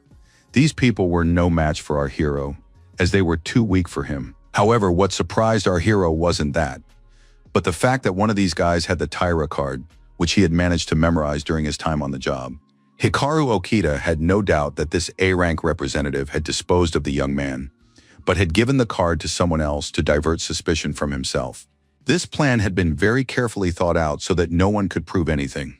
Surprised, Serizawa looked at his former employee, then quickly asked if it was true that he wanted to ask something. Playing his part, the guy said that if the director had seen him fighting, why hadn't he helped, since a low-ranking guy could have died, while thinking to himself that this villain firmly believed our hero still belonged to rank F. The villain just laughed and declared that everything had ended well, and so it would be best to forget about it for a while. Exchanging a glance, Serizawa quietly asked his comrade what he thought of this adventurer. The other replied that even though the dungeon wasn't the most difficult, he had come alone, an impressive display of courage for a low-ranking boy. He then added that the boy had used a D-rank map, so there wouldn't be any trouble with him. Serizawa was worried that someone else might be following the boy to back him up, but his comrade assured him that there were no other awakened ones nearby. Smiling, our hero's former boss noted that there was no need to be so cautious then. And immediately turning to the young man, he asked if they could begin negotiations now. Raising his voice, Okita Hikaru asked what kind of negotiations could be involved if the man seemed to be offering him his help. In a cold tone, the opponent slowly began to say that the offer still stood. He added that they would do everything in their power to help their colleague, but since he was suspected of murdering Taira, one wrong move and they could also be made into criminals. To himself, the young man thought that he was already facing a criminal who was trying to speak like an honest man. After a moment's thought, Serizawa said he wanted to believe his former colleague, but that he had to prove he wasn't a murderer. And while his opponent was speaking, the young man began shouting, pretending that he didn't actually understand anything and had simply been framed. At one point, the man suggested that Taira might have passed something on to our hero, which is why the police had begun to suspect him. Okita Hikaru kept shouting, brilliantly playing his part and thinking that the villain had taken the bait. Finally, the principal declared that everything was indeed as he had originally suspected. The boy hadn't killed anyone, he wasn't capable of it. After that, he asked once more if it was true that Taira had given him a rare magic stone that he had obtained at the Tokyo airport. Bowing his head, our hero admitted that this was absolutely true. Serizawa smiled, thinking that the stone was actually in the possession of this low-ranking fool. But he said aloud that it was all rather strange because someone had cleared out Tokyo airport, so why had the rare stone ended up with Taira? The young man looked intently at his opponent, thinking that he was prepared for this question as well. Then he slowly began to explain that it was all very simple. And then the young man told a story that the deceased had supposedly told him, though in reality he made it all up on the spot. Taira supposedly said that if he gave this stone to boss Serizawa, the boss would take credit for it. So he asked the guy to hold on to it for him. When the time came, he would take it back, because he was tired of being the director's errand boy. The surprised boss listened intently to everything he was told. It seemed he couldn't believe it, so strange did it sound. Smiling, Takano Okada noted that his colleague wasn't trusted by his subordinates, even though that shouldn't be the case. At that very moment, Serizawa gave his accomplice a stern look. The latter realized he had said too much and immediately apologized for it. Thanks to the system, the young man understood all the villain's emotions and therefore knew exactly what to expect from him. After a moment's thought, Serizawa suggested that it was our hero who had killed Taira for the stone. Astonished, Okita Hikaru stated that it was only natural to suspect him, since he was a low-ranking awakened one, which was why he hadn't told the police that he had the magic stone. And he immediately added that he shouldn't have gone near that stone at all, let alone done anything more. Playing his part brilliantly, the young man addressed Serizawa as his boss and asked him to take the stone for himself. Closing his eyes, the man also pretended to be thinking deeply about something, though the young man knew perfectly well that this was not the case at all. The young man decided that the best thing to do at that moment was to pretend he was worried, since he needed to keep luring this man into the trap. As for Serizawa, he noted with understanding in his voice that he fully understood the adventurer. It was very dangerous to carry this crystal around everywhere. Moreover, once the boss took the magic stone from his former subordinate, it would allow him to lead them down a false trail. If there were no more clues, they would lose track of the young man, and he thought to himself that this would make him even more famous. And once he gets what he needs, he'll simply get rid of this fool. It seemed as though our hero was a natural-born actor, for he suddenly shouted that he didn't believe they really wanted to help him. Extending his hand to the former employee, the man assured him that he could be trusted, after which he asked where the stone was. Hikaru Okita said that he couldn't reveal the crystal's location just yet, because the boss would simply turn him in to the police once he showed the stone. Serizawa was surprised but noted that the young man must be very cautious to be acting this way. It seemed like this was some kind of special signal for Takano Okada, who looked very closely at our hero. Meanwhile, the young man stated that he wanted to set the exchange location and determine the date and time himself. A delighted Serizawa replied that he would wait for word from the boy, concluding that the deal was done. Taking a deep breath, the young man thought that everything had gone not too badly. And besides, there had been no unforeseen situations. But a moment later, the hired henchmen stopped in their tracks and looked at each other intently. The young man clearly saw how Takano Okada told his comrade Matsuyama to attack the young man, who might be hiding his strength. The adventurer had no intention of arguing, so he decided to do as he was told. Frightened, Okita Hikaru immediately began to think that they didn't believe him, but he didn't know what to do in this situation since he couldn't reveal his true strength. The opponent had no intention of waiting, so he immediately called in his warrior assistant to attack the boy. The young man saw that something was wrong. At that moment, he was genuinely terrified because he couldn't let the whole operation fail. Suddenly, our hero noticed that something was amiss with his card as well, and so he had no idea how to proceed. To himself, Takano Okada thought that since the boy hadn't reacted to his comrade's attack, all his fears were completely unfounded. Realizing that the enemy had let his guard down, our hero relaxed, but decided he needed to take one more step. Falling to his knees, the young man asked what they were going to do, since they had previously said they were ready to help him. As he walked away, Serizawa explained that he had simply decided to check that the adventurer wasn't hostile, and so it was best to forget about it, since the deal would go through anyway. But until the young man handed over the stone, they would keep an eye on him, so he shouldn't try to do anything strange. A few minutes later, the men headed for the exit of the dungeon, having finished all their business. The young man was angry, of course. It seemed like everything had gone according to plan. But there was one catch: Takano, whom it would be nearly impossible to deceive. It was crucial that he not find out about Takasu and the others. The dungeon was deep, so it took the group quite a while to get out of it. Suddenly, Serizawa's comrade turned to him, wanting to ask something. The man said that if Okita had that stone in his possession, wouldn't it have been better to destroy it right there on the spot? With anger in his voice, the director declared that it was immediately obvious he was dealing with a former criminal. For the boy, this stone is a trump card. He has surely prepared for the possibility that he might not return here, and the stone is definitely in the hands of third parties. First, we need to get what we need, and then we can deal with this young man. Otherwise, there's no point at all. Suddenly, Takano Okada told Serizawa to stop giving his subordinates dirty looks. He then turned to his men and explained that the most important thing for them was to obtain the rare magic stone. Until they saw it, they must avoid violence. The awakened ones said they understood everything already, and therefore they weren't going to do anything on their own initiative. After that, the two men walked away while the rest remained standing there for a while longer. They said that this Serizawa was either being overly cautious or didn't seem to think about the consequences at all, and that was extremely annoying. And then there was that water spear he'd gotten from Taira.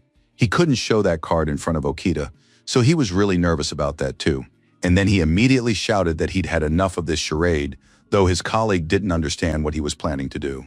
A moment later, Matsuyama shouted that he planned to go deeper into the dungeon to let off some steam and kill a monster or two. His partner didn't like this idea, so he warned his comrade to be as careful as possible. Glancing at his friend over his shoulder, the young man smiled, though he said nothing. A short while later, Okita Hikaru was walking through the Tokyo government building, thinking about the fact that there was a secret passage here leading to the surveillance room for the awakened. That's where informants, potential victims, or suspects whose guilt hasn't yet been proven are usually hidden. Thanks to Takasu, our hero was supposed to be assigned a room there. Upon seeing a familiar face, the man shouted as loud as he could. It seemed he hadn't expected to see our hero. Takasu was worried that the young man might be followed, but the latter admitted that he had been careful. No one was actually following him. But to himself, he double-checked once more that, thanks to his ability, he had verified several times to make sure there was no surveillance, at least not yet. The boy decided that Serizawa's assistant's words were surely a bluff. They were all convinced that back then in the dungeon, they had been facing just an ordinary, foolish boy. At the same time, Takasu wanted to know how the meeting had gone and what to expect from it. With a hint of sadness in his voice, Okita Hikaru began by saying that their fears had been confirmed, because Serizawa actually did have an S-rank card. The bureau agent confirmed that this villain had indeed stolen a card from them many years ago and appropriated it for himself, but he was surprised not by that, but by the fact that he hadn't told the young man the name of the card, which the young man himself had just mentioned. As for the young man, he continued his story, noting that his former director had surely killed Yuriko's younger brother. Thinking it over, Takasu concluded that this information was too scant to arrest the villain. Something more substantial was needed. Upon hearing this, the young man suggested catching the criminal red-handed if possible. At this stage, this man feels completely safe, even though he killed both Taira and Yuriko's younger brother, and perhaps someone else as well. Serizawa surely believes that no one suspects him of being responsible for these deaths. Once the agency director gets the magic stone, he'll most likely try to get rid of our hero. Takasu suggested that this is quite possible, because there are always many mysterious deaths and missing people around this man. Although despite this, they had never been able to catch the criminal before. However, if they were nearby when he attacked the adventurer, and he fell silent there, Kiko Iwasa immediately asked if that was wise. Our hero immediately shouted that there was no need to worry about him, but first they had to choose which dungeon to set up the meeting in. Takasu trusted the young man in this matter, and so he said that the young man could choose whichever one seemed most suitable to him. And he immediately added that he was interested in the identities of the awakened ones Serizawa had hired because they weren't ordinary people. The boss thought there was only one assistant, but the young man explained that one was the main one, and the other two were backup just in case. After that, Okita Hikaru named the people who were in the dungeon. Suddenly, the guy cleared his throat as if he had seen something very strange, and that was indeed the case, as Takasu immediately pointed out several people whom the adventurer was supposed to recognize. Upon seeing the familiar faces, our hero immediately declared that there was no doubt that these were indeed the guards. The guy was curious about who these people were, since they had been found so easily and quickly. With a hint of fear in his voice, the bureau chief explained that all these people were awakened. But there was one catch: they were also former criminals. Some awakened, having gained their powers, turned to crime, and combating such criminal activity falls under the jurisdiction of the department overseeing the awakened. A few years ago, they were transporting adventurers who had committed serious crimes. It seemed that everything was going as usual, but no one thought that the neighboring fuel truck would become the fateful moment of that day. Suddenly, the driver lost control of the vehicle, and it veered into the adjacent lane. The fuel tanker crashed into the law enforcement vehicle, after which everything caught fire. When rescue workers and an ambulance arrived, they reported that no one had survived. The government covered up the incident, so little is known about it, but recently some survivors who were supposed to have died there were spotted. Surely someone deliberately staged that accident. Most likely they've joined forces and are now working for some organization. Things were starting to become a little clearer for our hero, but he wanted to know who these criminals were so he could understand just how dangerous they were. After that, Takasu began listing these people's crimes, though it was already clear that they were killing other Awakens simply for their own purposes. Thinking it over, Okita Hikaru noted that if they were all working with Serizawa, then what on earth could be expected of them? That was exactly why the bureau chief had said that when the young man was choosing a hideout, he would have to approach the matter very carefully, and immediately added that he would accompany his new comrade. The young man stared intently ahead. He was silent, but he thought that outwitting the villain wouldn't be so easy. He would have to think everything through carefully. At that time, many of the awakened were in clear water, listening to the news that there had been some developments in the Taira case. Kenji Nogeti, who was passing by, heard his colleagues discussing the case very animatedly. But the young man himself did not join in the discussion because he had noticed two people who had caught his interest. On the other hand, everyone knew that this man had bullied our hero, and so the young man was surely angry about what had happened and might do anything. But what angered the awakened one was not so much that as the realization that the boy might, sooner or later, come to him to take revenge for everything that had been done. Suddenly, the young man screamed even louder because Reizo Hisayama approached him, looking rather pale. The frightened girl said that everyone understood that Taira hadn't committed suicide for no reason.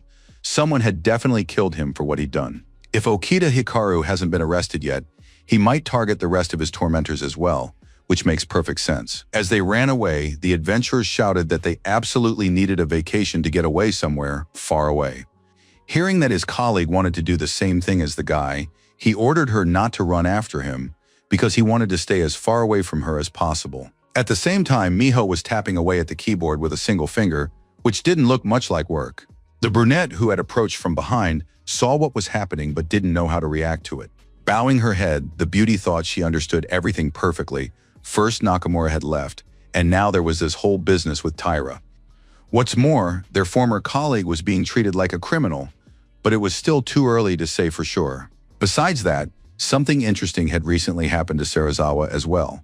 The day before, Yuriko was surprised to learn that the director of the company where she works actually has the very map they were talking about. Takasu asked an acquaintance to find out what this villain is planning.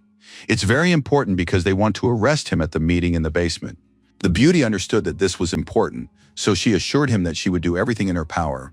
Upon entering her boss's office, the employee noted that she would leave the documents on the desk. And then, as if in passing, she asked if at least something good had happened. Smiling, the man asked her in return if it was really that obvious from his face, and then went on to say that he would soon get what he had long wanted and planned for. Serizawa said that this would surely make the employee happy too, even though she didn't understand what he was talking about. But the boss just kept laughing, explaining that he couldn't say yet, but soon the girl would see for herself. Watching Serizawa's back, the employee thought that the adventurers on his team had died, yet he was acting as if nothing had happened at all. After a while, our hero descended into the dungeon where the meeting with the criminal was to take place. To keep the criminal from suspecting anything, they chose an ordinary, low-level dungeon. And to avoid being spotted by anyone, the young man had to disguise himself. A moment later, Okita Hikaru shouted to someone that monsters were approaching, so they needed to be ready. And indeed, a hairy spider, classified as D rank, appeared before the group. The girl shouted that she would take care of the monsters in front of her, while the rest should cover the flanks. At that very moment, the bureau employee summoned her warrior to assist her. Suddenly, a bright beam of light began to destroy these beasts, doing so very quickly and methodically. The effect was incredible, though it didn't surprise the guy, since he'd had to fight even tougher creatures before. Kiko Iwasawa was in charge, and so she reported that some of the spiders had begun to retreat rapidly deeper into the dungeon. The other adventurers explained that there were no monsters left near them. They had all been destroyed, so there was nothing to fear.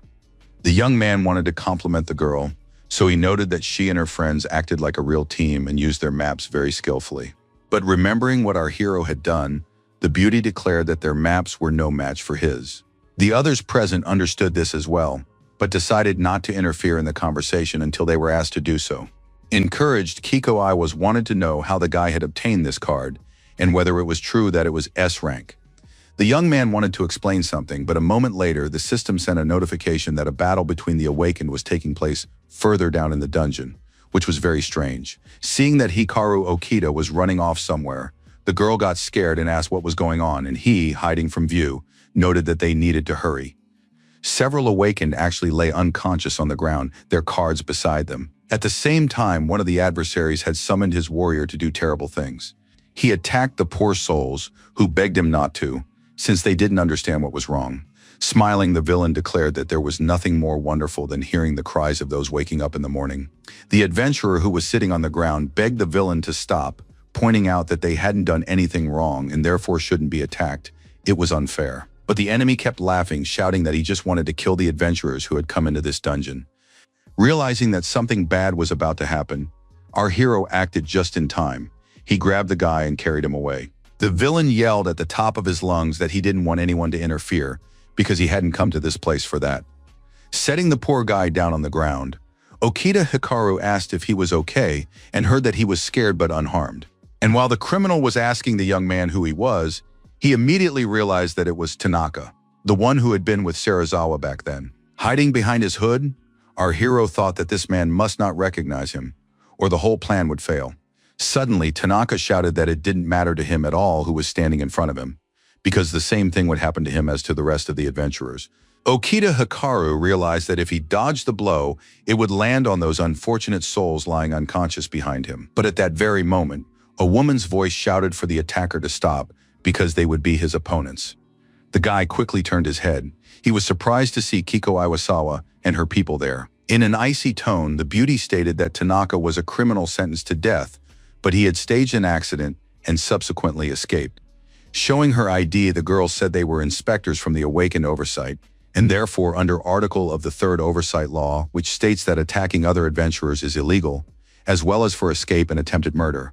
All of this would result in at least an arrest. The villain was furious, shouting that he had never liked the supervisors, and that this time they had also decided to get in his way. After that, he summoned his assistant, intending to deal a crushing blow to the uninvited guests. Kiko Iwazu realized that she needed to take urgent action, so she called on her own assistant to give Tanaka a fitting rebuff. Suddenly, the girl was astonished. She realized that the enemy had raised a wall of water to repel her attack. Our hero recognized this as Tyra's card. He had seen it used hundreds of times, but he was horrified to realize that this adversary wielded the water spear far more skillfully and with greater finesse, making him far more powerful in this attack. Tanaka shouted again that all opponents had the same habit. They struck with all their might from the very beginning, but they were vulnerable when using such attacks. Kiko Iwasa looked at her opponent in amazement, thinking to herself in horror that she wouldn't have time to attack this man again. And that was true, because in the very next moment, the wall of water crashed down, drenching everyone standing nearby. Turning around, Hikaru Okita called out to his acquaintance, realizing she needed his help and support. The boy saw what was happening and knew full well that the villain had defeated them with a single blow. The girl struggled to get up from the ground, pondering her next move. However, the villain noted that he had suspected as much that the inspector couldn't be killed with a single attack, and therefore decided to use a bomb. Pulling the pin, the villain tried to throw the explosive device as far as possible so that everyone lying on the ground would be hurt. The system immediately alerted our hero that a military string bomb had been activated, and the young man was already shouting at his friends to get away from where they were as quickly as possible. It seemed like it would all be over in a moment, but instead, the girl didn't realize what was happening around her.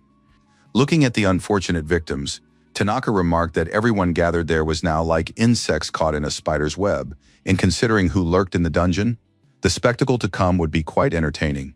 The inspectors tried to escape the trap, but they said that these weren't threads but actual rods that had pierced their skin, and so there was nothing they could do. And again, the villain said in an icy tone that it was all in vain because he had used a military-grade polymer. It was impossible to escape from it without injuring oneself. Suddenly, the villain turned his attention to the guy standing off to the side. Okita Hikaru remained silent but watched Tanaka intently, realizing that they had to act. There was no point in just watching anymore. The villain shouted that no one would help the boy anymore, and so he asked what the boy planned to do. Hearing the girl yell at her friend to run away immediately, Tanaka, who had heard the girl call the young man Okita, realized that this was the very same boy they had recently seen in the dungeon. The beauty realized she had done something unforgivable without even thinking about the consequences. At that very moment, our hero remembered his fallen friends, so he told the brunette that everything was fine, that the villains wouldn't kill anyone else. And then he shouted to the entire dungeon that he wouldn't let anyone else die before his eyes. Tanaka laughed, asking what the young man could possibly do if he had nothing but a D-rank map. And tugging at the bars, he continued to say that the inspectors would surely love the laughable attack, which cost absolutely nothing. Taking his card, the young man shouted that he was summoning a halo to aid him. In that very second, Okita Hikaru appeared behind his opponent, delivering a blow they certainly didn't expect. Tanaka felt sick. He wondered what this kid had done, and thought to himself that he had never seen such skills before. Suddenly, all the threads binding the unfortunate men began to unravel, freeing the captives. The antagonist watched everything unfold, unable to comprehend how his opponent had managed to do this as well, for it was simply impossible. The girl who had previously witnessed what Okita Hikaru was capable of now couldn't understand where he had acquired such an unusual skill. The villain immediately cursed and, glancing at the adventurer, declared that in that case, he would destroy this young man first.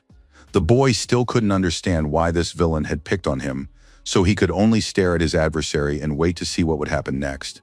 At that very moment, Tanaka decided once again to call on his warrior for help, so he could at least deal with someone. However, the Azure Samurai appeared much sooner. Given his strength, one could imagine what to expect. The inspectors simultaneously realized that somehow their acquaintance was using several cards at once. The Samurai card, which had been upgraded many times over the course of its use, now helped him do incredible things. With horror in his eyes, the opponent thought that his rival was moving so fast that he couldn't keep up with him. The same was true for the other guys, who thought they'd seen it all in their lives, but it turned out that wasn't quite the case. Clenching his hand into a fist, our hero thought that he no longer wanted to hesitate, and firmly decided that from now on he would protect the weak, those who needed his help the most. At the same time, Serizawa and his accomplices were sitting in an expensive restaurant in central Tokyo. They were carefree, thinking that all their crimes would go unpunished so easily and that no one would suspect a thing. But Takanobu Okada was on his guard. He wasn't really listening to what the others were saying. When his colleague asked what had happened, the young man replied that it wasn't worth paying attention to. Glancing at his phone, the man thought to himself that Tanaka's signal had disappeared for some reason, even though that had never happened before. Matsuyama was in a completely different location, so he wouldn't be able to say where his friend was. Takano Okada immediately began running through possible scenarios of what might have happened to this man, and as a last resort, he considered the possibility that he had been killed. He then turned to Serizawa and said that an urgent matter had come up and he needed to check some information. The man wasn't in the mood for that. He just watched his comrade hurry off somewhere in a great rush. As he hurried along, Takano Okada thought it was unlikely that Tanaka had been killed by another awakened one, since there weren't that many strong adventurers, and he knew most of them well. The surveillance team, who were still in the dungeon, watched the young man's work in amazement. The crowd had never seen such power, capable of damaging even the dungeon. At that moment, the young man thought only of the fact that he needed to save the people who had come to do their job, and that some criminal had wanted to destroy them just for fun. Looking back, the young man realized that he had managed to protect those he wanted to protect, and that made him happy. But among these people were many wounded, who in their condition would hardly be able to make it to the entrance of the dungeon on their own. Suddenly, our hero pulled out another golden card that looked like a healing card. And it was true. Angel's Call was one of the kindest and brightest cards, symbolizing healing. Several little angels symbolically held syringes, indicating that healing would soon begin. Within moments, the wounds of the unfortunate victims began to heal. Kiko Iwaz, who had seen a lot in her life, was now marveling like a child, because this was a novelty to her. Looking at the young man, the girl wondered if this skill also belonged to her new acquaintance. To herself, the beauty thought she had no idea who this man was, but aloud she simply said his name. The brunette asked Okita Hikaru what was actually going on in this place, and looking closely at the large tunnel that had formed in a matter of seconds, she asked another question about what had happened to Tanaka. Closing his eyes, the young man admitted that he had to kill the villain, because otherwise he wouldn't have been able to protect the victims. Realizing that it was simply necessary, the inspector said he shouldn't blame himself. Without it, many good people would have died. Tanaka's case file stated that he had killed dozens of people just to satisfy his sick desires. If not for our hero, everyone would have become his victims. The young man hadn't done anything terrible, and everyone present would certainly testify in favor of Hikaru Okita.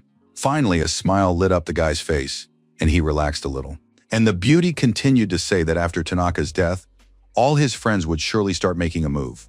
And since nothing has happened yet, they should contact Serizawa immediately. As for them, they would accompany the adventurer. To himself, our hero thought it was time to put an end to this villain, but aloud he said there was a risk the director might change his mind. They could easily cancel the meeting in the dungeon, so they needed to hurry. As they fled, Okita Hikaru ordered that they leave this place as soon as possible so that no one would realize they had even been here. Together with Kiko Iwaz, the young man led the injured Awakened Ones out of the dungeon, then forged the dungeon records in the Awakened One's supervision log. After that, he contacted Serizawa regarding the meeting location. All that remained was to wait for that day.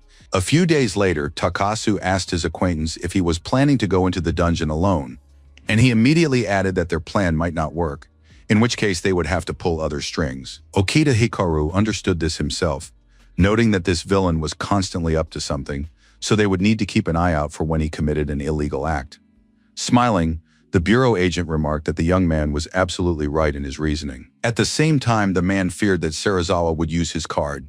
In that case, they simply wouldn't be able to fight, since its radius of effect was about 10 meters. Within that radius, the effects of all cards would be disabled. It was no surprise that he had an S-rank card.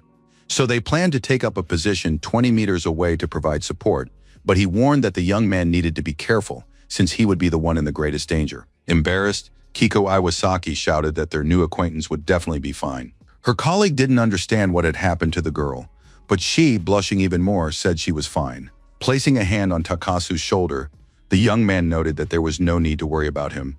The most important thing was to arrest the criminal who had caused so many deaths.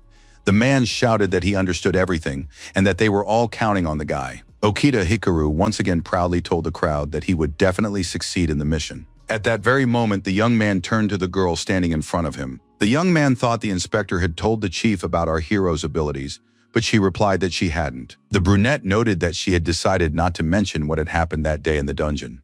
She added that if she did tell him, then, as a supervisory inspector, she would have to interrogate the young man and then Takasu as well. However, the young man doesn't use his abilities for his own gain. On the contrary, he helps other good people. Therefore, she would rather watch the adventurer use these powers to do good than sit him down for an interrogation.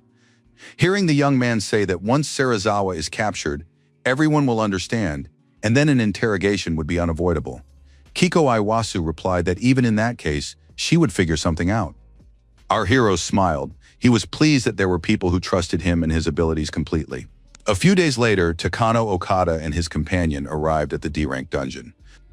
One of the men remarked that he hadn't thought Okita would choose the dungeon where Tanaka had gone missing.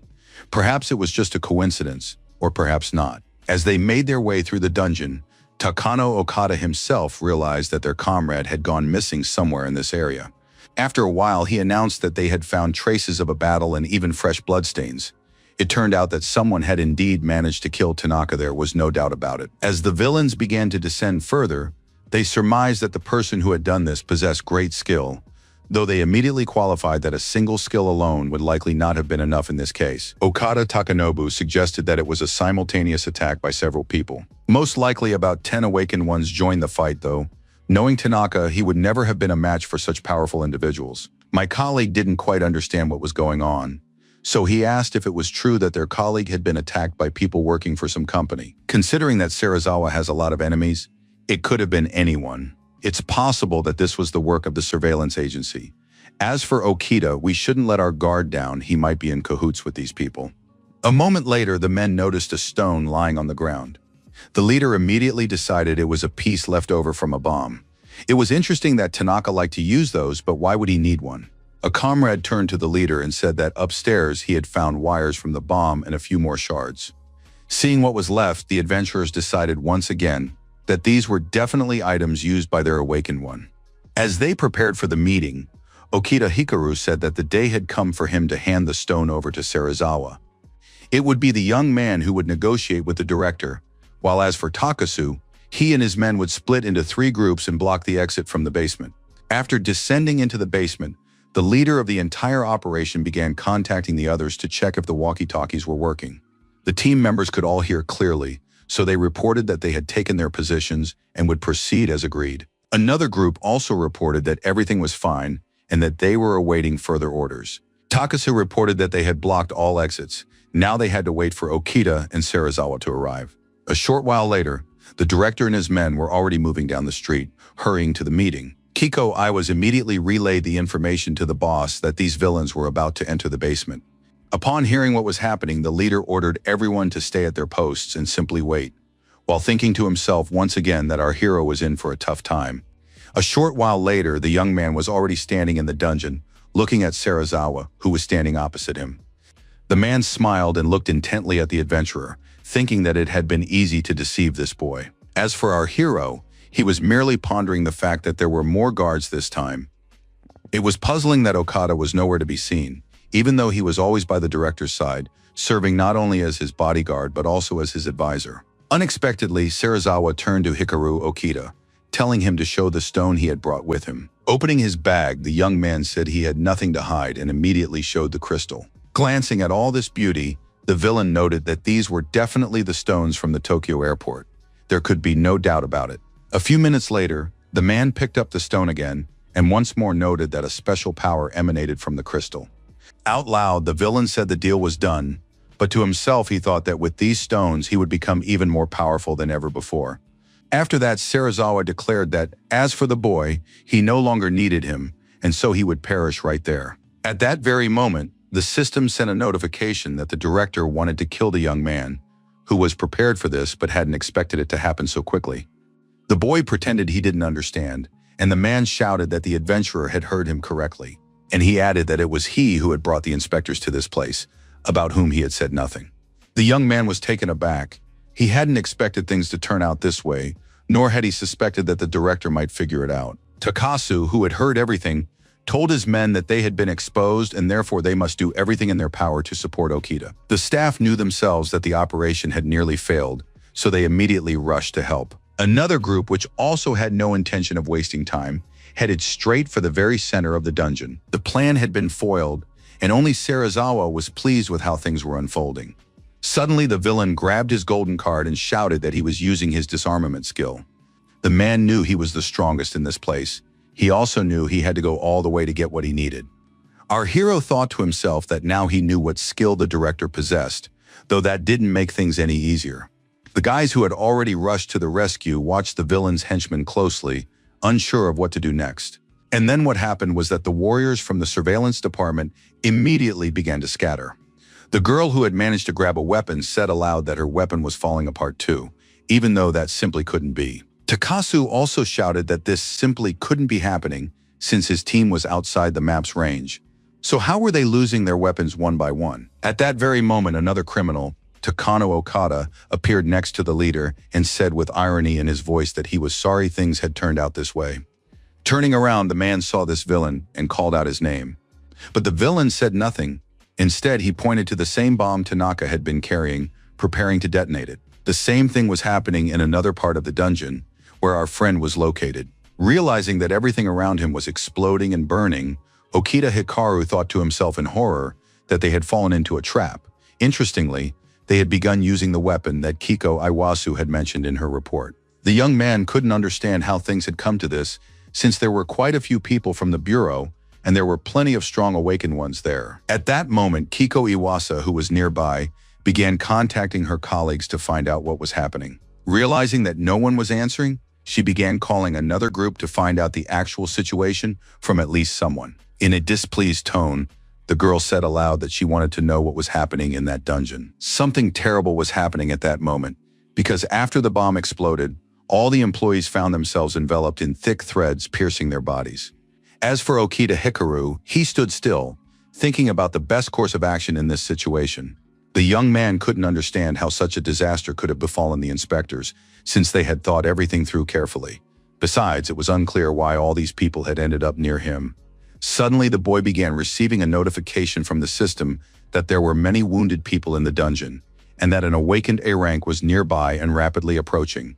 The antagonist had been dragging Takasu by the leg the whole time, and then tossed him aside as if he were some kind of trash. And again, the system sent a notification stating that this man was injured and needed help. At the same time, Serizawa declared in an icy tone that all of the boy's friends were finished. Only the strongest can survive in this world. Doesn't the boy think that Serizawa became the true winner the moment he received that gold card? The man began to smile again as he looked at his former acquaintance. The wounded Takasu realized that all attention was now focused on Okita Hikaru, and so he wanted to do something to help in some way. Looking at his former comrade, the director of Clearwater said that he knew that, sooner or later, the man would turn to the boy.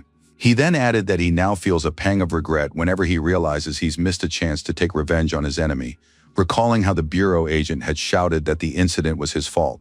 Laughing, Serizawa admitted that he was grateful to the guys for what had happened in that dungeon many years ago. Back then, two students had found a wonderful, magical map for their friend. At the time, the friends were certain that it was their shared map, one they would all use together. Serizawa laughed even louder, stating that in the end, the map had served only him, which he couldn't help but be pleased about. True, he had to kill a few people. With that explosion, he had destroyed several people back then to take the map for himself. And so that all of this wouldn't be in vain, the director planned to climb to the very top. It would be something like a memorial service.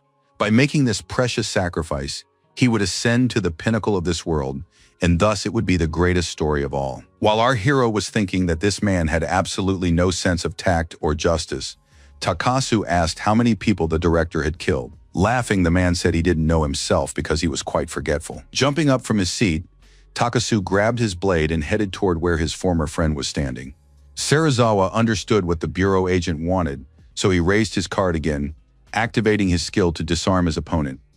The young man didn't expect his knife to start crumbling into tiny pieces. Hikaru Okita wanted to help in some way, but the system notified him that an awakened A-rank was rapidly approaching them. It was Kiko Iwas who, holding a pistol in her hands, was about to shoot the villain to save the guys. Serizawa was definitely not prepared for this, especially since the girl was quite far away from him. Takano Okada, who had rushed forward, announced that it turned out someone else was hiding in this dungeon, and immediately called in his assistant to deal serious damage to the beauty who had appeared at the wrong time. The bureau employee immediately fell to the ground, realizing she had been wounded and consequently could no longer do anything.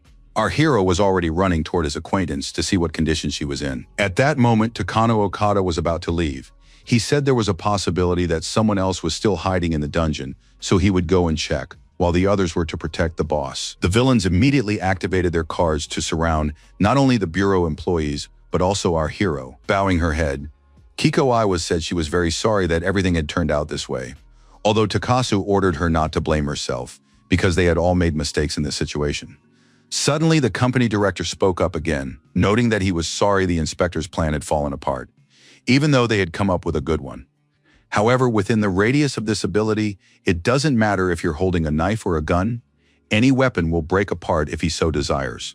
For the past 8 years, he had constantly practiced using this card. Its ability and range differed from when he first received it. If Takasu thought he could win, he had merely wasted his strength. At that moment, our hero, standing before his acquaintance, pulled out his card. The villain saw this but said he was certain that this card summoned a monster wolf. He then added that disarming someone doesn't actually affect skills that don't use weapons. Did the boy really want to test himself with his terrible skills? The criminal wanted to see what Okita intended to show him, assuming that he couldn't do anything at all. Okita Hikaru remained silent. Instead, he simply let go of his card. His opponent didn't understand why the boy had discarded his card, and said aloud that perhaps he was going to die, realizing that he was useless in battle anyway. The young man looked intently at Serizawa, his eyes shining. He knew there was no turning back. After a brief pause, the boy turned to his opponent. The boy declared that the director was the very one responsible for the deaths of Nakamura and his friends in the Tokyo airport underground. Moreover, the man had shown no mercy to Taira, who had repented of everything and decided to start a new life. Moreover, the villain had stolen the gate card from his comrades, and he had done it all for the sake of his own selfish desires. It seemed that something was finally beginning to sink in for the man, and so he said that he had done all of this solely for the sake of power, because those who have it use those who do not. And he didn't always act on his own. Okada did a great deal for him. If the boy wants to hate someone, he should direct all his anger precisely at this man, who did everything solely for money. The criminal in the gray coat, in turn, told his subordinate that even though Serizawa is their client, he seriously believes he is not guilty of anything. That is precisely why the director of Clean Water said that in this world, only winners get the chance to prove themselves. The loser's turn will never come. At that moment, Hikaru Okita took a small device out of his pocket. His opponent looked at the young man in surprise, as if he were holding something truly terrifying. The young man quickly explained that it was a voice recorder on which he had recorded the criminal's confession. Takasu and his assistant watched their comrade closely, unsure what he was going to do next. given the formidable opponent standing before them. Takanobu Okada, who was standing nearby, immediately started coughing, pretending that he found the whole thing very funny. Serizawa also started laughing, remarking that he didn't understand how the guy planned to bring all this out into the open. He must have just gotten something mixed up.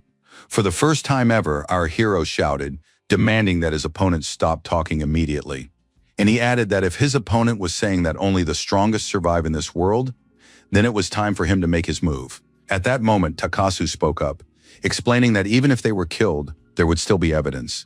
If anything happened to them, the oversight agency would send a special task force. However, the man shouted that it was all a bluff, and he certainly wouldn't fall for it. The head of the oversight agency would never have authorized such an investigation. It was clear to everyone that this was a personal matter.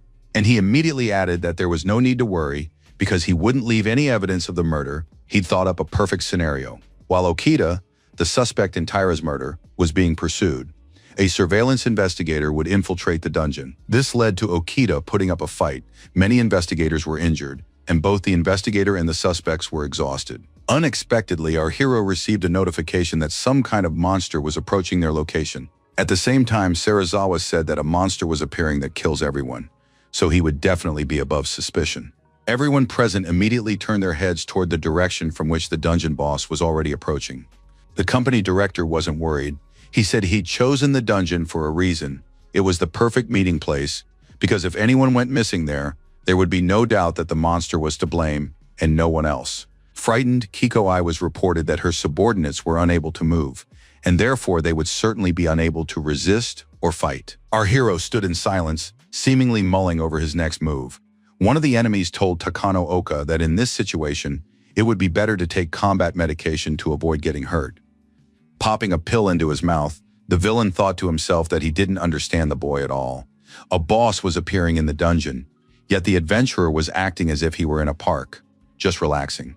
But the young man really didn't care much about the monster he was about to fight.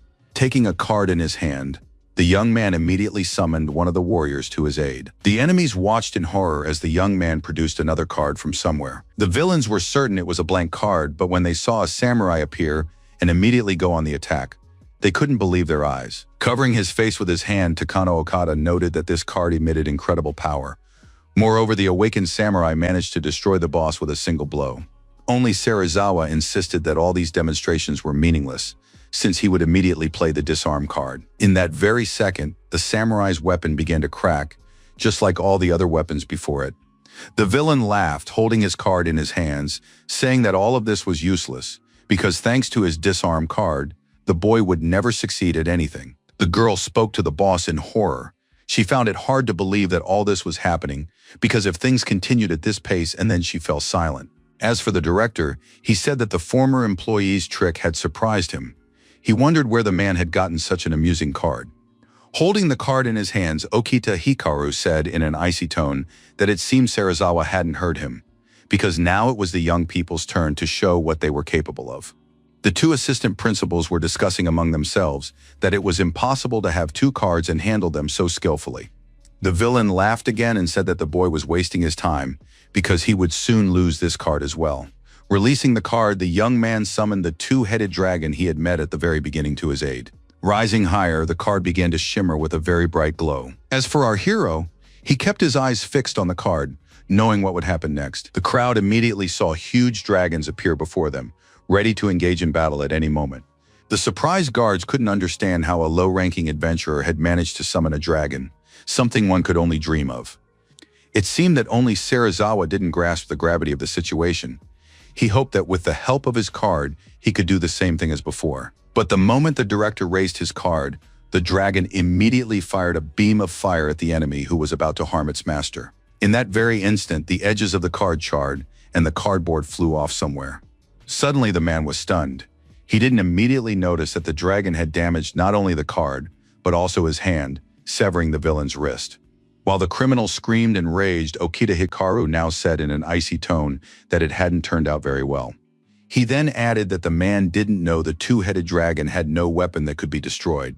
Serizawa, realizing that he was now powerless to do anything, shouted at his subordinates to deal with the boy. These men also didn't fully understand the youth's power, and immediately called their warriors to their aid. But in the blink of an eye, Nothing remained of them, because the dragon had quickly fulfilled its duty to protect its master. Holding their cards, the criminals nervously said that their strategy wasn't working.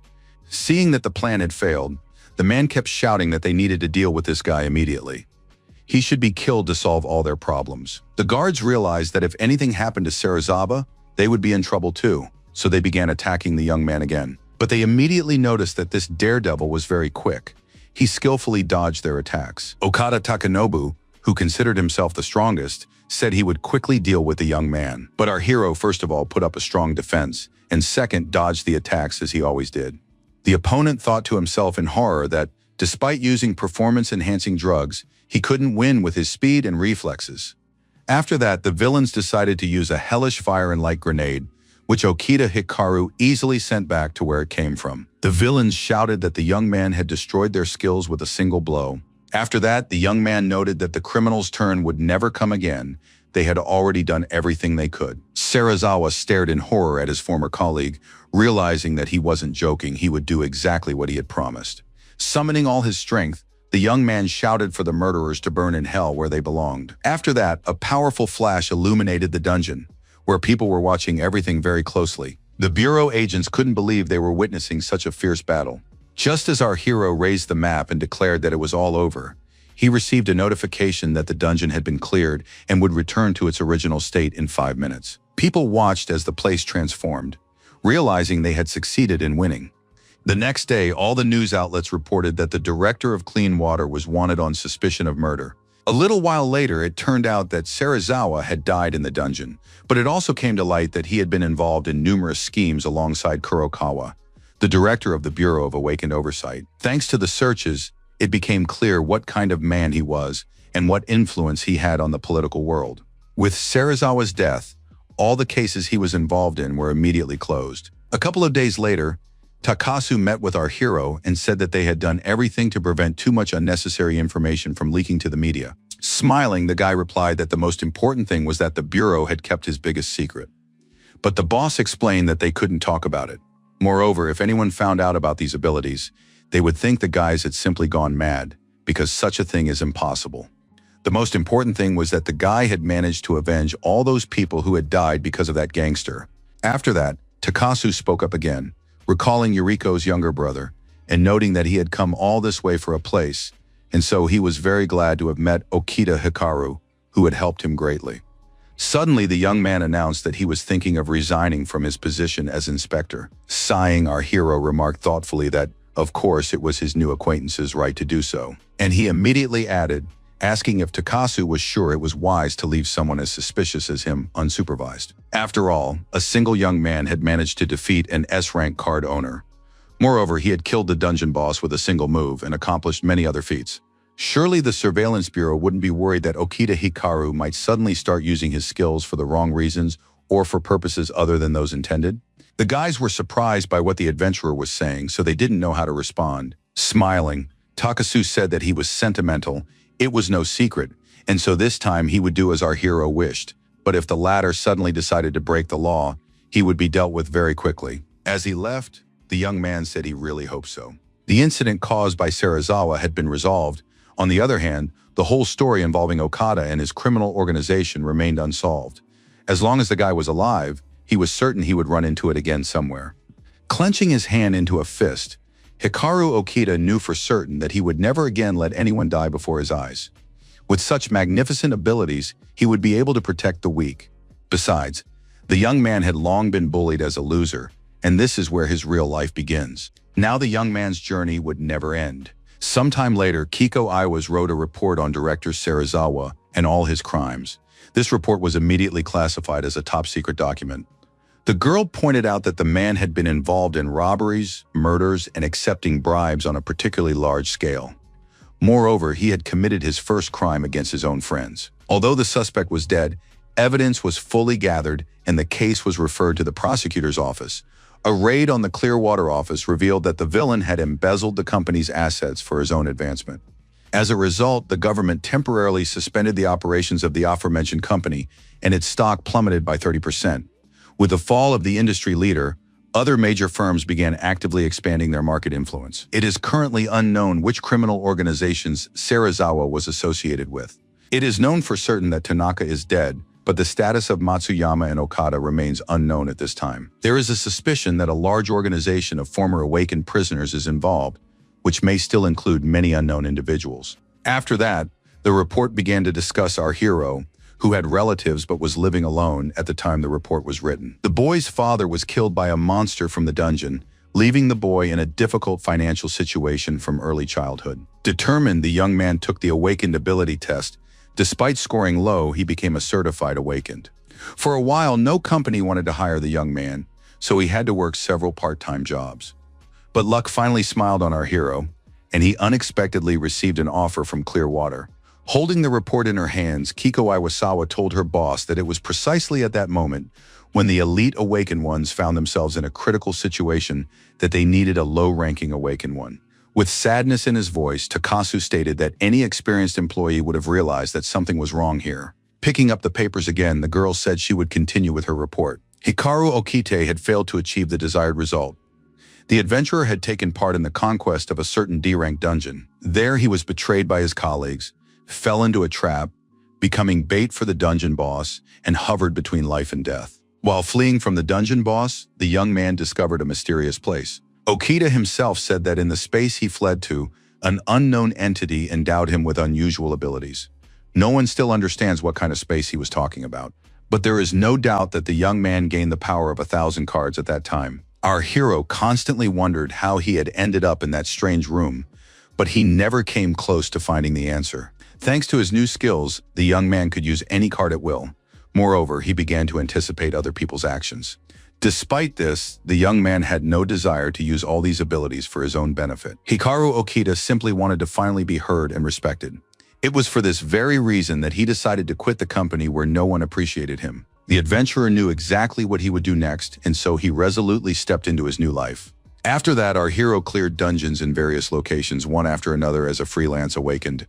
In the process, Okita Hikaru further improved the accuracy and power of his cards. There are even witnesses who confirm that it was this very man who was defending the dungeons. One such person was an elderly man, the owner of several high-rise buildings in Tokyo, who said during questioning that he was worried about the young man and at the same time grateful to him for helping the weak while charging a modest fee for his work. Another Dungeon Corporation employee said that the young man was amazing. It was interesting to watch him clear the dungeons single-handedly. Despite constant harassment from his former colleagues at Clearwater, Okita easily cleared dungeons and even participated in a dungeon clearing mission at Tokyo Airport. To achieve results in the airport dungeon, the suspect Serizawa and others deliberately planned to use low-ranking awakened as bait for the boss, sacrificing the young man's comrades. However, when the young man used his abilities to defeat the dungeon boss, Director Clearwater's plan was ruined. At the same time, Taira, Serizawa's subordinate, was killed due to an internal dispute. Given this situation, Okita teamed up with the team from the Bureau of Awakened Oversight and managed to expose Serizawa's crimes. Single-handedly, the young man defeated a group of 6 elite awakened ones, including an S rank. The villain had set a trap that initially ensnared everyone, but he managed to turn the tables and emerge victorious. After that, Kiko Iwas said the report was finished. Thinking for a moment, Takasu said that if they hadn't seen the young man's abilities with their own eyes, they wouldn't have believed it was possible, and added that he had once come across a report about a certain space inside the dungeon. He immediately added that this report wouldn't be published anyway, but as for their work, they would continue to keep an eye on this adventurer. Smiling, the man noted that they would surely have a long-term relationship with this guy. The girl looked at her boss and replied that she thought so too. However, few people knew that Okita might not be as serious as people thought he was, especially after that one incident with the alarm clock, glasses, and breakfast. Our hero has a hard time waking up in the morning. First, he struggles with the alarm clock for 30 minutes. Then he spends a long time looking for his glasses, unable to figure out where he could have put them the night before. But then he caught himself thinking that he no longer wears glasses because his eyesight is the envy of everyone. The young man's routine is exactly the same as everyone else's. For breakfast, he likes to eat toast with coffee and a salad. Sometimes the guy would make himself an omelet, which didn't always turn out perfectly. The adventurer was annoyed with himself for never having managed to flip his omelet perfectly. Sitting at the table, the young man thought that if he had a skill card for flipping omelets, he would be the happiest person in the world. However, most cards, of course, possess immense magical power. That's fine, but Hikaru Okita hadn't properly learned how to use many of his cards. That is precisely why the Awakened Ones so often ventured into the dungeons to practice on monsters. Things didn't always go perfectly, but it helped the young man understand what he needed to improve. Holding the crystal in his hands, our hero was glad that despite a few minor hiccups, he was successfully defeating all the bosses that crossed his path. The young man understood that only through training would he be able to achieve incredible results. And that was actually true, since Hikaru Okita holds the record in many dungeons. Rumors were circulating within Clearwater itself that an employee was involved in some shady dealings. That's exactly why Yuriko told her friend that he needed to check his rank again, but he kept dodging the issue. The girl insisted it can't be that a user of such an amazing card has an F rank. After checking his rank, our hero found out that nothing had changed. Despite this, he was still achieving excellent results. While the guy laughed, Yuriko wondered how this could be, since the young man was clearly much stronger. And while the girl tried to figure out what was wrong with the young man, he had no intention of doing or changing anything. The beauty was smart. Moreover, she was good at various types of data analysis, such as dungeon analysis, for example. Once, when she came to Takasu, she asked in a business-like tone if he had eaten lunch, but the man didn't answer. He was simply surprised that his acquaintance would know such things. Raising her voice, Yuriko said that his skin wasn't glowing at all. These days, men need to pay attention to the condition of their skin. Kiko I was, watching all this, didn't understand what was going on with the girl who frightened her with her strange antics. Even though Takasu wasn't particularly attractive, he was still very popular. Girls were constantly asking the employee for his phone number, and the man didn't know the best way to turn them down without hurting anyone's feelings. This employee's popularity had skyrocketed after he was recently featured on a TV show as a handsome officer. Picking up the phone, a colleague said that the host had called Takasu's boss again, and she didn't know what to tell him. The annoyed man said they needed to tell him that they were busy with a very important investigation, so he personally didn't have time for filming right now. The other female employees, realizing that Kiko Iwasa was always by the boss's side, wanted to know if he had a girlfriend. Upon hearing that Takasu didn't have a girlfriend, the women began asking their friend if she wasn't interested in the boss, but she replied that he was somewhat like a girl. Takasu eavesdropped on the conversation, wanting to know what they were saying behind his back. And when he realized that he reminded someone of a girl, he returned to his office and shouted that it wasn't true. However, it wasn't just the man who was popular in his department. Kiko Iwasa was also well-liked, as she was considered talented and caring. Many asked the girl to teach them the skills she possessed. Picking up one of the cards, the employee said she didn't mind, but she would be very strict, and they needed to be prepared for that. But what's interesting is that the girl is also popular among high school boys who ask her to play cards with them. Holding a playing card, Kiko Iwasa said here as well that she had no intention of going easy on anyone and would be as serious as possible. The boss kept an eye on his subordinate, but there were moments that really confused him. For instance, once Takasu asked his subordinate why she was so popular, but only among young people it seemed somehow abnormal. In turn, the girl thought that at that moment, the man reminded her of an old man. At the moment when everyone in the office was talking about Taira's murder, so were his two colleagues. Sitting on a bench, Noguchi declared that Serizawa was the real killer of the adventurer, having heard Hirayama lament that she had always thought our hero was the only one to blame. They realized that the same person had killed both Taira and Nakamura. Realizing that there were too many deaths surrounding the director, the guy suggested that they might be cursed. Suddenly, it seemed to the girl as if she saw Taira standing right in front of her. And while she was saying something, the young man declared that the deceased no longer cared at all about what was happening in their company. And while Kenji Nogeti was pretending not to care, he saw Nakamura and therefore shouted that this simply couldn't be true. Now the girl had relaxed and said that Nakamura was definitely no longer in any danger. A little while later, the adventurers felt as though someone was standing behind them, and at the same time they shouted that it was Serizawa. As they ran away, the company employees shouted that their former boss had surely come after them, since they had done very bad things. The girl declared that the best thing to do was to hide where there were no people at all.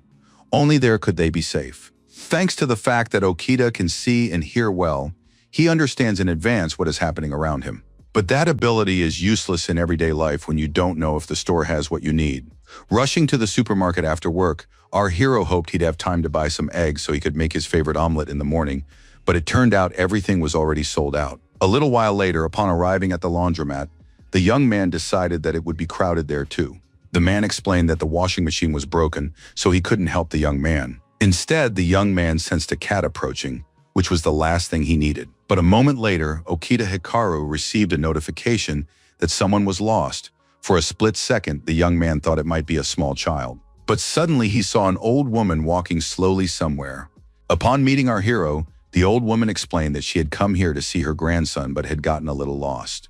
The young man was pleased that he had helped this woman, who might have had to walk around the city for a long time. Having ended the day with a good deed, the young man decided it was time to go home and get some sleep. The plane was already coming in for a landing, so the pilot announced that the airliner would soon arrive at Tokyo Airport. The flight attendants walking down the aisle asked all passengers to fasten their seatbelts, reminding them that they would be landing very soon. One of the strangers told the girl that they would meet soon. After that, the guy looked at a photo of a blonde woman on his phone.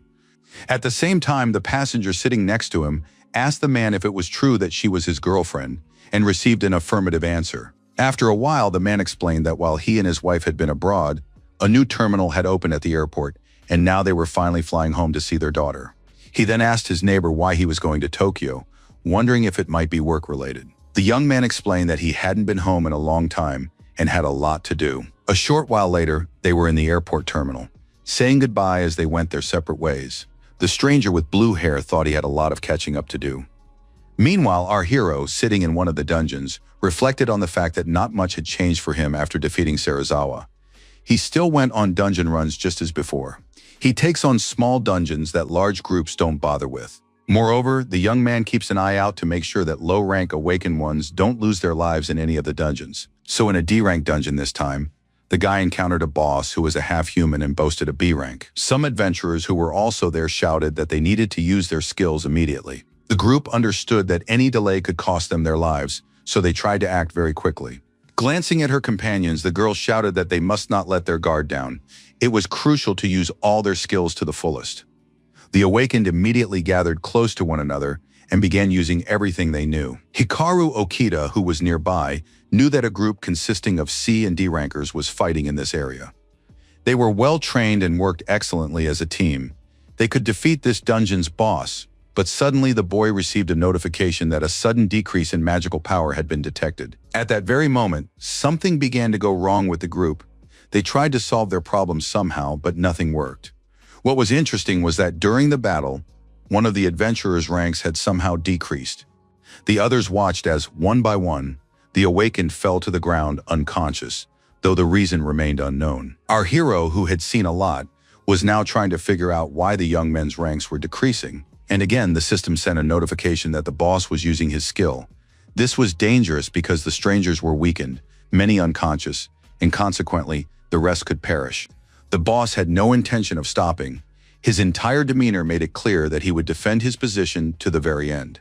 For a while, the young man stared intently at this monster, pondering what to do next. But then he summoned his Azure Samurai, realizing that this was the way to defeat the monster and to do it very quickly. The card's power was at its peak, so the young man knew for certain that the battle would end soon. After a while, the boss turned into a block of ice that could be destroyed without much trouble. When it was all over, Hikaru Okita asked the guys if any of them had been hurt. One of the leaders said they were all fine, but they were curious to know who their savior was. The guy explained that there was no need to worry because he was a free awakened one. But what was more important now was what had happened to the other adventurers. It seemed their rank had dropped unusually right in the middle of the battle. The stranger wanted to say something, but our hero beat him to it, asking if he could examine these people. Looking at the guys, Okita Hikaru decided to himself that the debuff was wearing off, but for some reason their rank wasn't rushing to return. It was good that the adventurers were in no danger, but it was troubling that some kind of anomalous element had been found in one of the guys' bodies. A moment later, the young man discovered a pill in the adventurer's pocket. Holding the pill in his hands, our hero thought that there was some strange magical power inside this man. Turning to the leader, Okita Hikaru asked what kind of medicine was in the shirt pocket. The flustered adventurer said it was a combat drug. Our hero looked closely at the pill. It seemed as though he had never seen anything like it before. At that time, incredibly interesting things were also happening somewhere in Tokyo. Someone asked if it was true that the next report was coming from the east. After that, they explained that because of the incident with Serizawa, they had lost one of their connections to the political world. Now they were trying to make up for lost ground. Due to the collapse of Clearwater, competition among the awakened had become noticeably fiercer. But in fact, Serizawa's death has had a positive impact on their business. The more competition there is among the awakened, the greater the demand for their products. This is a great opportunity to boost sales of their unique drug, their pills. Okada was asked to work on this, but he set a number of conditions, the most important of which concerned a guy named Okita. The strangers recognized the name. They assumed he was the awakened one from the report. The unknown man said he had read the report carefully, but it seemed to him that much of it was exaggerated, since one person couldn't possibly use several skills at once. This guy is so strong that he can somehow even influence the dungeons. Although everyone understood that this sounded completely illogical, there were no adventurers that strong. The people who didn't want to show their faces just smiled. Someone remarked that it was regrettable that even such individuals couldn't admit their mistakes. This remark was made by a member of the North American branch who did not want to give his name. With surprise in his voice, he said that he still didn't understand why they had chosen Okada. Their youth, equipped with the latest technology, would have definitely handled it better. As for the rest of the team, they were just whispering quietly so that no one would hear them. After a while, the leader pointed to two people and announced that he wanted to introduce them as the pride of the branch. The man shouted for the young men to show their new cards. The guys immediately pulled out their cards, saying they would do whatever they were told. This card was the Shadow Shooter. Many considered it a magnificent skill that would allow them to do incredible things. Once again, the crowd began discussing how these were the new A-rank cards. Everyone had been talking about a type of card specialized for battling other cards. Everyone was silent. Instead, another person greeted Okada, looking at him intently. The detractor also smiled, though he didn't say anything. But the young people spoke up. They asked Okada if it wasn't time for him to retire, adding that spending too much time in the sun was bad for his health. The man saw that the warrior had pointed a gun at him, but as before, he remained silent. At that very moment, the stranger pretended to shoot at Okada, who was firing nearby. However, he stood there silently again, but at that moment, something began to glow in his eyes. After that, the room was flooded with bright light, though no one could understand what had happened. The warrior who was supposed to be on guard also lowered his weapon. At the same time, Okada approached the man who had been mocking him and grabbed him firmly by the throat. The boys didn't understand what was happening. It seemed to them that no one could do what had just happened. However, the villain said that they had misjudged the man he had just dealt with. And once again, people in the hall began saying that they didn't understand who this man was, since he was doing incredible things. Running up to one of her leaders, the girl shouted that this man absolutely had to be cured. As for the others, they praised Okada, realizing that this man had actually achieved a great deal. Meanwhile, the man said he didn't want the crowd to believe every word he said, but he was willing to sell them the drug on one condition. They had to develop a new version of the drug, and they had to do it as quickly as possible. People didn't understand why this was necessary, but their guest explained that he needed the means to defeat Okita. At that moment, Kiko Iwaz was running after a man, telling him he couldn't go any further. Only staff members were allowed in that area. The boss saw that the girl was trying to stop a young man, but he wanted to know more about how he had ended up there in the first place. Turning around, the young man addressed Takasu and noted that it had been a very long time since they'd seen each other. The boss immediately turned to Soma, unable to believe that they had managed to meet, especially in a place like this. After that, the boss explained that standing before them was the bureau's former top employee, Soma Obito, who currently works as a representative for a private company of the Awakened in the US. The flustered employee immediately began apologizing for her mistake, saying she hadn't known those details. Looking at Yuriko's brother, the guest asked if they had managed to get revenge and heard that it had indeed happened. After that, Soma Obito asked his friend if he knew of a drug that had recently appeared on the market, which everyone called the X-Pill. Kiko Iwaz immediately read that the full name was X-Ranger. This experimental drug had been registered with the Medical Products Agency quite recently, but there was no detailed information available. On the surface, there's nothing wrong with this drug, but it's a kind of performance-enhancing drug for the magical power of the Awakened. Surprised, Takasu couldn't believe that such pills had already been invented. It was a completely unreasonable move. It turned out that if you took this drug, your rank would increase. For example, a B rank would immediately become an A rank, allowing you to force yourself to use higher-level cards. However, it has severe side effects. The high concentration of magical power derived from the magic stone attacks the Awakened's nervous system, and the first problems will appear after just a few doses. The bureau staff wanted to know who had even come up with the idea of creating such a dangerous substance. A moment later, Soma Obito explained that it was the Nathan Military Industrial Complex. It turned out that this was the largest company producing weapons for the Awakened, and now they had set their sights on Japan, and he had personally returned to prevent the spread of this dangerous drug. At the same time, while in the dungeon, our hero heard that the pill he was holding in his hands immediately increased an Awakened's rank. The team leader realized that the guy standing opposite him was hearing about this for the first time, and therefore wanted to know as much as possible. Hikaru Okita reflected on how the incident with Serizawa had severely weakened Clearwater's influence. Major firms were in crisis, and now was the best time for low-rank Awakened ones to make a name for themselves. The guys said they'd already heard about Rank F Okita, so they decided it was time for them to take their place too. Looking at these guys, the young man realized that he was now tormented by guilt, even though, on the other hand, he hadn't done anything wrong. After sending the adventurers to the hospital, the young man pondered that he had no idea where these people could have gotten such pills, and so it was high time to turn to Takasu. Perhaps he could help in some way. A short while later, the young man was already walking down the corridor of the Bureau of Awakened Oversight.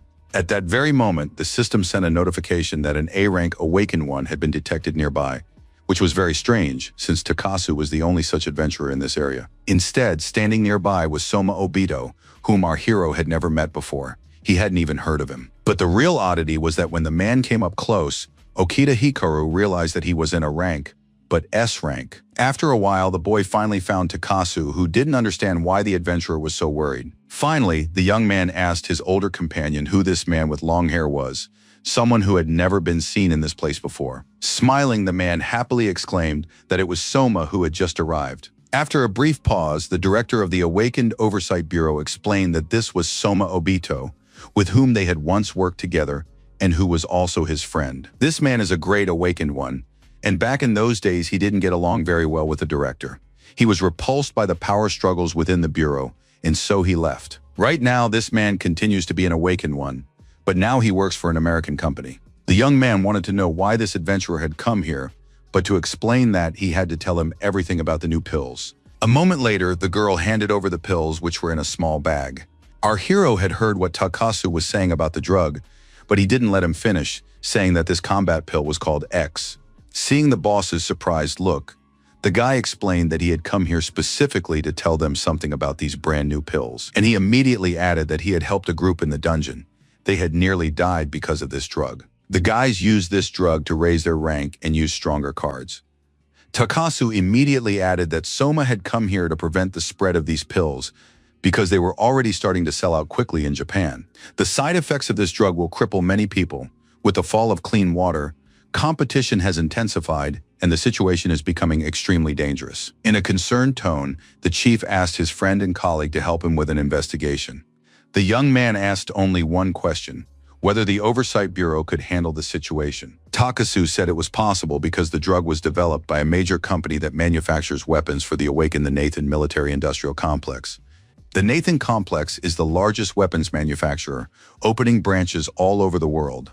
The company's total assets exceed $1 trillion, and it supplies not only the U.S. military but also many other armies around the globe. And once again, the bureau chief explained that this company has already taken root within the government and among high-ranking officials. If Nathan finds out about them, the case will be as good as forgotten. Smiling, Okita Hikaru suggested that, just as with Serizawa, this case could not be handled openly. The girl explained that this was indeed the case. If anyone found out about anything, they would simply be barred from acting. But as soon as they find all the necessary evidence, they'll spring into action immediately, which is why they desperately need our hero's help. With a serious tone, the young man declared that he wouldn't refuse, because he couldn't stand by and watch the weak suffer without understanding what they were doing. Takasu thanked his colleague, saying that he shared the same view. He then explained that Soma had said he would also conduct his own investigation. If Okita ran into him, he should simply mention the chief's name, and that person would come to his aid immediately. That evening, the Matsuda building was bustling with activity as people shopped and visited various establishments. At the same time, some guys were reporting to Takano Okada that the installation was complete. The guys asked their boss if a dungeon would really appear in this building again. The man explained that this mechanism was capable of analyzing dungeon data. Although the technology for creating dungeons wasn't fully developed yet, creating one intentionally wasn't all that difficult. This device detects magical power and absorbs it from the surroundings. A few minutes after it's activated, a dungeon will quickly appear here. He then immediately noted that he wanted to tell one more interesting story while they waited. When dungeons first appeared, humanity united to overcome the challenges together. However, what is happening now is that the dungeons have simply become a source of income. Even the awakened, who were supposed to become heroes, have been consumed by heroism. Therefore, they have no choice but to start a revolution through violence. The people living peacefully need to be reminded of their fear of the dungeons. To himself, he thought that he didn't care about Nathan's company. If many dungeons appeared, the awakened would be forced to use the drug EX. This time he would destroy Okita, who would try to interfere, because Okita had hurt his pride. The villains watched the people standing in the doorway for a while. Some of them, in turn, were well known to our hero. They were chatting peacefully about something and had no idea about the criminals' plans. The parents asked their daughter why she hadn't told them that her grandfather's building had become a dungeon, since that was very important. But the girl said there was no point in telling them because her parents would have worried, but they wouldn't have been able to help anyway. Grandpa decided to support his granddaughter and said she was absolutely right, especially since it was all over now. Suddenly, the owner of the building noticed a strange light at the end of the hallway. Juba Matsuda knew there shouldn't be anyone in this wing, so he asked the men what they were doing there. Okada turned to his comrades, noting that now was not the time to get distracted. They had to finish what they had started. But the old man wouldn't let it go. He wanted to know who these strange people were, people who wouldn't even speak to him. But an answer was no longer needed, because a moment later, a bright flash illuminated the entire building. No one could figure out what was happening, so everyone just turned their heads in confusion. The visitors, looking around, realized that the building already looked somehow different, though they couldn't quite figure out what had changed. And then something happened that no one expected, because monsters appeared in the building. The visitors screamed that this was no longer an ordinary building, but a dungeon from which they must flee immediately. Soma Obito, who by a strange coincidence was also there, thought to himself that something unusual was happening because dungeons hadn't appeared so suddenly before, and certainly not in a place that had already been cleared out. Besides, the adventurer knew that dungeons never just appeared out of nowhere. Something unusual always started happening beforehand, indicating the presence of an anomaly. Suddenly, lightning began striking that very building, the same kind that had appeared when the dungeons first started showing up. Walking down the street, our hero saw what was happening. Moreover, he immediately realized what it meant. The young man knew that at a time like this, there were bound to be people inside the building, so he had to rescue them immediately. The young man ran as fast as he could, thinking up a plan on the fly to resolve the situation. But when Okita Hikaru reached the building, he recognized the place. He had already cleared it out a few months ago, and that's exactly what put the adventurer on his guard, as he realized something was wrong. Upon entering the building, the young man saw a frightened crowd that had no idea what was going on.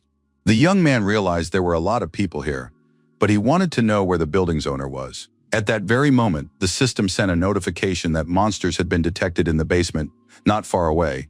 After a while, the young man realized what was going on himself, because standing before him were goblins who were extremely hostile. The adventurer thought to himself that the monster's rank was higher than when he had fought in this dungeon last time. But now Okita Hikaru had become a completely different person. Our hero decided that in this case, it would be best to use a magic bullet which would quickly deal with the monsters. Raising the card, the young man knew for certain that the effect would not be long in coming. The monsters stared intently at the man standing before them, and he in turn shouted that now was the time to start the battle. Immediately, the bullet materialized and began flying toward the goblins. All that was left was to wait for the result. After a while, the system began notifying him that the rank of the magic bullet had been upgraded, which successfully helped him deal with the monsters. Looking at the results of his work, the guy remembered how, at the very beginning, he couldn't fully use this card because he quickly ran out of magical power. Having finished with those monsters, our hero decided that if the enemies ahead were more formidable, then the people trapped in the dungeon were in grave danger. Heading deeper into the dungeon, the young man decided he needed to reach the boss as soon as possible to destroy it and clear out the place, restoring it to its original state. Meanwhile, Soma Obito fought off the monsters he encountered along the way, hoping to at least help the people who didn't know what to do. On the 9th floor of the building, there were far more monsters, so backup was needed. For a while, the Awakening One managed to fend off these creatures, but he realized he wouldn't last long, given that there were so many people in the dungeon. Realizing that the path was clear, the young man directed the visitors where they needed to go to get out. Suddenly, some people approached Soma Obito and noted that they had met on the plane not long ago. However, the man realized that now was not the time for conversation and shouted as he ran away that they would have time to talk later. At the same time, a frightened woman was screaming that their daughter was nowhere to be seen. She had no idea where the girl could have gone. Given the chaos unfolding in the dungeon, anything could have happened, especially since monsters were appearing here and there. After a while, the adventurer shouted that there was no need to worry. He would definitely bring the girl back here. The girl and her grandfather weren't far away. They understood what was happening but didn't know which way to run. Suddenly, Jube Matsuda tripped and fell to the ground, cursing his own clumsiness. Seik, who had already run ahead, now stopped to go back to her relative and help him. But the old man told his granddaughter not to stop, adding that he was fine and would continue on his way soon.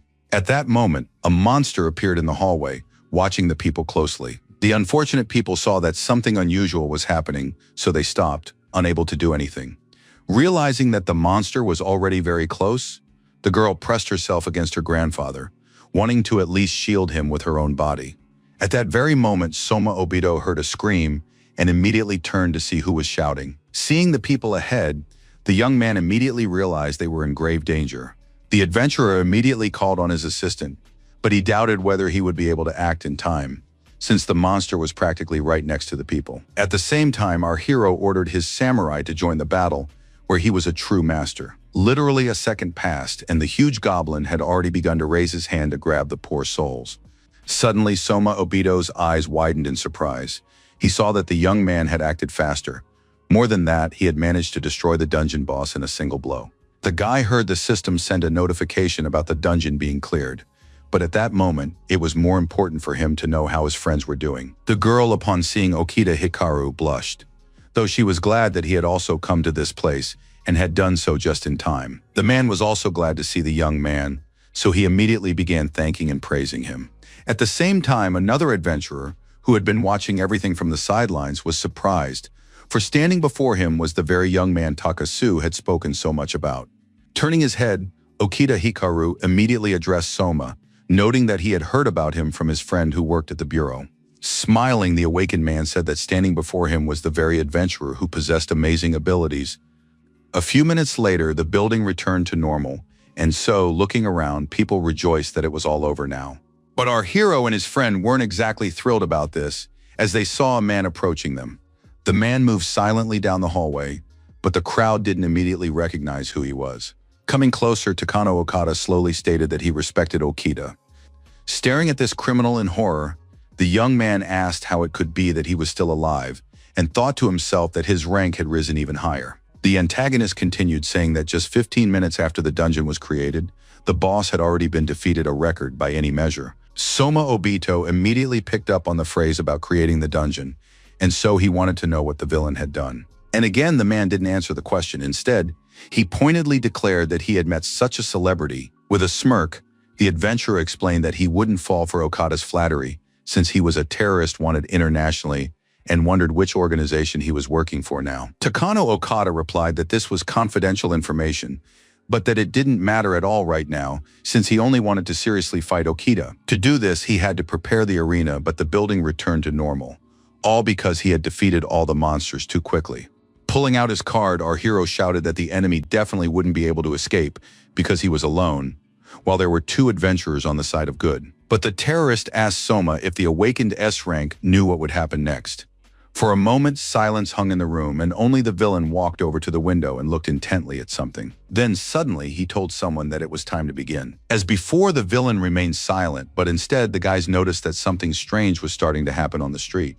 Glancing at the terrorist, our heroes began asking each other what those lightning strikes were. Could all these buildings really be turning into dungeons right now? If this really was a mass emergence of dungeons, there had to be some reason for it. At that moment, the city looked terrifying. It seemed as though all the houses would turn into dungeons, and then there would be nothing they could do. For instance, in one of the buildings, the dungeon boss, a high-ranked dark minotaur, was already closing in on the people. The same was true of the dark basilisk, which was in another dungeon that had until recently been a building. And once again, the awakened ones noted that a great many dungeons had appeared in the city at the same time. Such an anomaly had never occurred before. In an icy tone, Okita Hikaru asked the villain what he had done. Popping a pill into his mouth, the terrorist replied that the young man could see everything anyway. These were artificially created dungeons. The adventurers had never heard of such a thing. They didn't understand how it had happened, but at that moment they noticed the pill their opponent had taken. After that, the system notified the young man that the enemy's rank was now a ++, though it wasn't entirely clear what that meant. And while the young man was wondering how the rank could have risen so much in an instant, Takano Okada said that 108 dungeons had just been generated. Soma couldn't believe his ears. He didn't understand how such a thing was possible, hoping that this criminal was simply bluffing. But the villain said that more and more of this kind of equipment would become available in the future, and that the country's system would collapse as soon as dungeons began appearing everywhere. Hikaru Okita was furious, and so, raising his voice, he demanded to know why the enemy needed all of this. The man took his time answering, but then explained that he needed all of this for the sake of equality. All they need is a world where absolutely everyone is equal. In their society, only a small elite reaps all the profits in extremely unequal society, and large companies dominate dungeon clearing, while low-ranking awakened don't even have a chance to raise their level. But if there are enough dungeons, every awakened will have a chance to prove themselves. Moreover, drug X also comes into play. With this drug, even low-ranking people will be able to compete with high levels in equal society, where it doesn't matter who you were born to, where you grew up, or whether you work for a major corporation or not. A world where money decides everything could change right now. This world will be one where talented young men, like our hero, can spread their wings. To himself, the boy thought that sacrificing a large number of people for such a goal was simply madness. Turning his head, Okita Hikaru shouted that the generator was still running, which meant the dungeon would reappear in this building. Upon hearing this, the villain concluded that the young man must indeed possess some unique ability, since he was able to sense such a thing. Jube Matsuda was angry, and so he wanted to know why the criminal liked his building so much. And moving forward, he admitted that he had seen these people working with some small, strange device. Lifting his fist, the antagonist declared that he wouldn't let anyone get away that easily. At that very moment, everyone present turned their attention to the thread-like bomb they had seen earlier. Grabbing his gun, Soma Obito shouted at the old man to lie down. Seeing the bomb about to explode, the young man realized he had to act very quickly. The adventurer destroyed the device with a single shot, realizing that the situation could have spiraled completely out of control. Okita Hikaru saw what had happened and thought to himself with delight that it was immediately obvious that an S rank had been at work. Suddenly, Sake appeared in the doorway and shouted that she had accidentally broken some strange device. Smiling at his acquaintance, the young man noted that it was excellent work. Holding his card, the villain thought that fighting two adventurers at the same time would be very difficult. Despite this, he immediately summoned his warrior, though he didn't yet know whether he was going to do anything or not. Then he shouted that if the guys wanted to stop this, they would have to defeat him, but he wouldn't go down as easily as it might seem. At that moment, the villain looked like he never had before. It seemed he possessed so much strength that defeating him would be impossible. But a moment later, something happened that no one expected, because the criminal jumped out of the building's window, even though he was on the 10th floor. The young man declared aloud that they could certainly catch this Okada, but that wouldn't stop the creation of dungeons if the buildings contained such devices, which they had destroyed. Turning to Soma, the young man asked for his help to successfully resolve this matter. He said he had to defeat the villain before the weak became victims, and therefore it was necessary to turn to Takasu and start working with him to take full control of the situation. Okita Hikaru understood that he couldn't do it without help. The last time he tried to do everything on his own, he lost his friend, and so he wouldn't let that happen again. After that, he shouted that he desperately needed the adventurer's strength. The awakened one said that this was the first time anyone had wanted to use him, even though he was S rank. He immediately declared that he would use all his connections to stop the criminal. That is exactly why our hero must defeat the villain. Without that, everything will be in vain. The boy smiled, saying that he would definitely win this battle so that no one else would get hurt. Suddenly, Matsuda shouted that he didn't understand what the boy, who was staring intently out the window, was planning to do. And while the old man was shouting, Okita Hikaru was already leaping from the 10th floor, knowing he couldn't hesitate. The young man's speed was so great that in an instant his outline was no longer visible in the night mist. The elderly man, watching all this, said that it was all astonishing. He had never seen anything like it. After dialing Takasu's number, Soma stated that he wanted to pass on an order from his former boss. The man was to gather as many awakened as possible. As he walked down the street, the young man wondered where Okada might be at that moment. He needed to catch him as quickly as possible. However, a moment later, the young man noticed a large number of monsters, suspecting that they must have escaped from the dungeons. The young man stopped, horrified by what he saw, realizing that the entire city was turning into a dungeon. And in the distance, an abnormal amount of magical power was gathering. If this wasn't stopped, the entire city would turn into a dungeon. The young man shouted that he didn't have time to waste dealing with the monsters that crossed his path. That's exactly why our hero immediately called on the samurai for help, who was supposed to deal with the enemies very quickly. After dealing with the monsters, the young man ran on as fast as he had ever run before. After a while, the adventurer arrived at the city stadium, watching as a huge amount of magic gathered there. Standing at the entrance, the young man tried to make sense of it all, but it seemed to him that something inexplicable was happening. Looking around, Okita Hikaru tried to figure out what kind of equipment he was seeing. No answer came, but the light from an object resembling a processor grew brighter and brighter.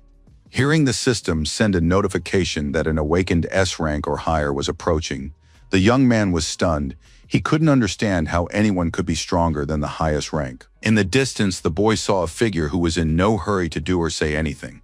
And while at first our hero didn't recognize who was standing before him, after taking a closer look, he realized with horror that it was Okada.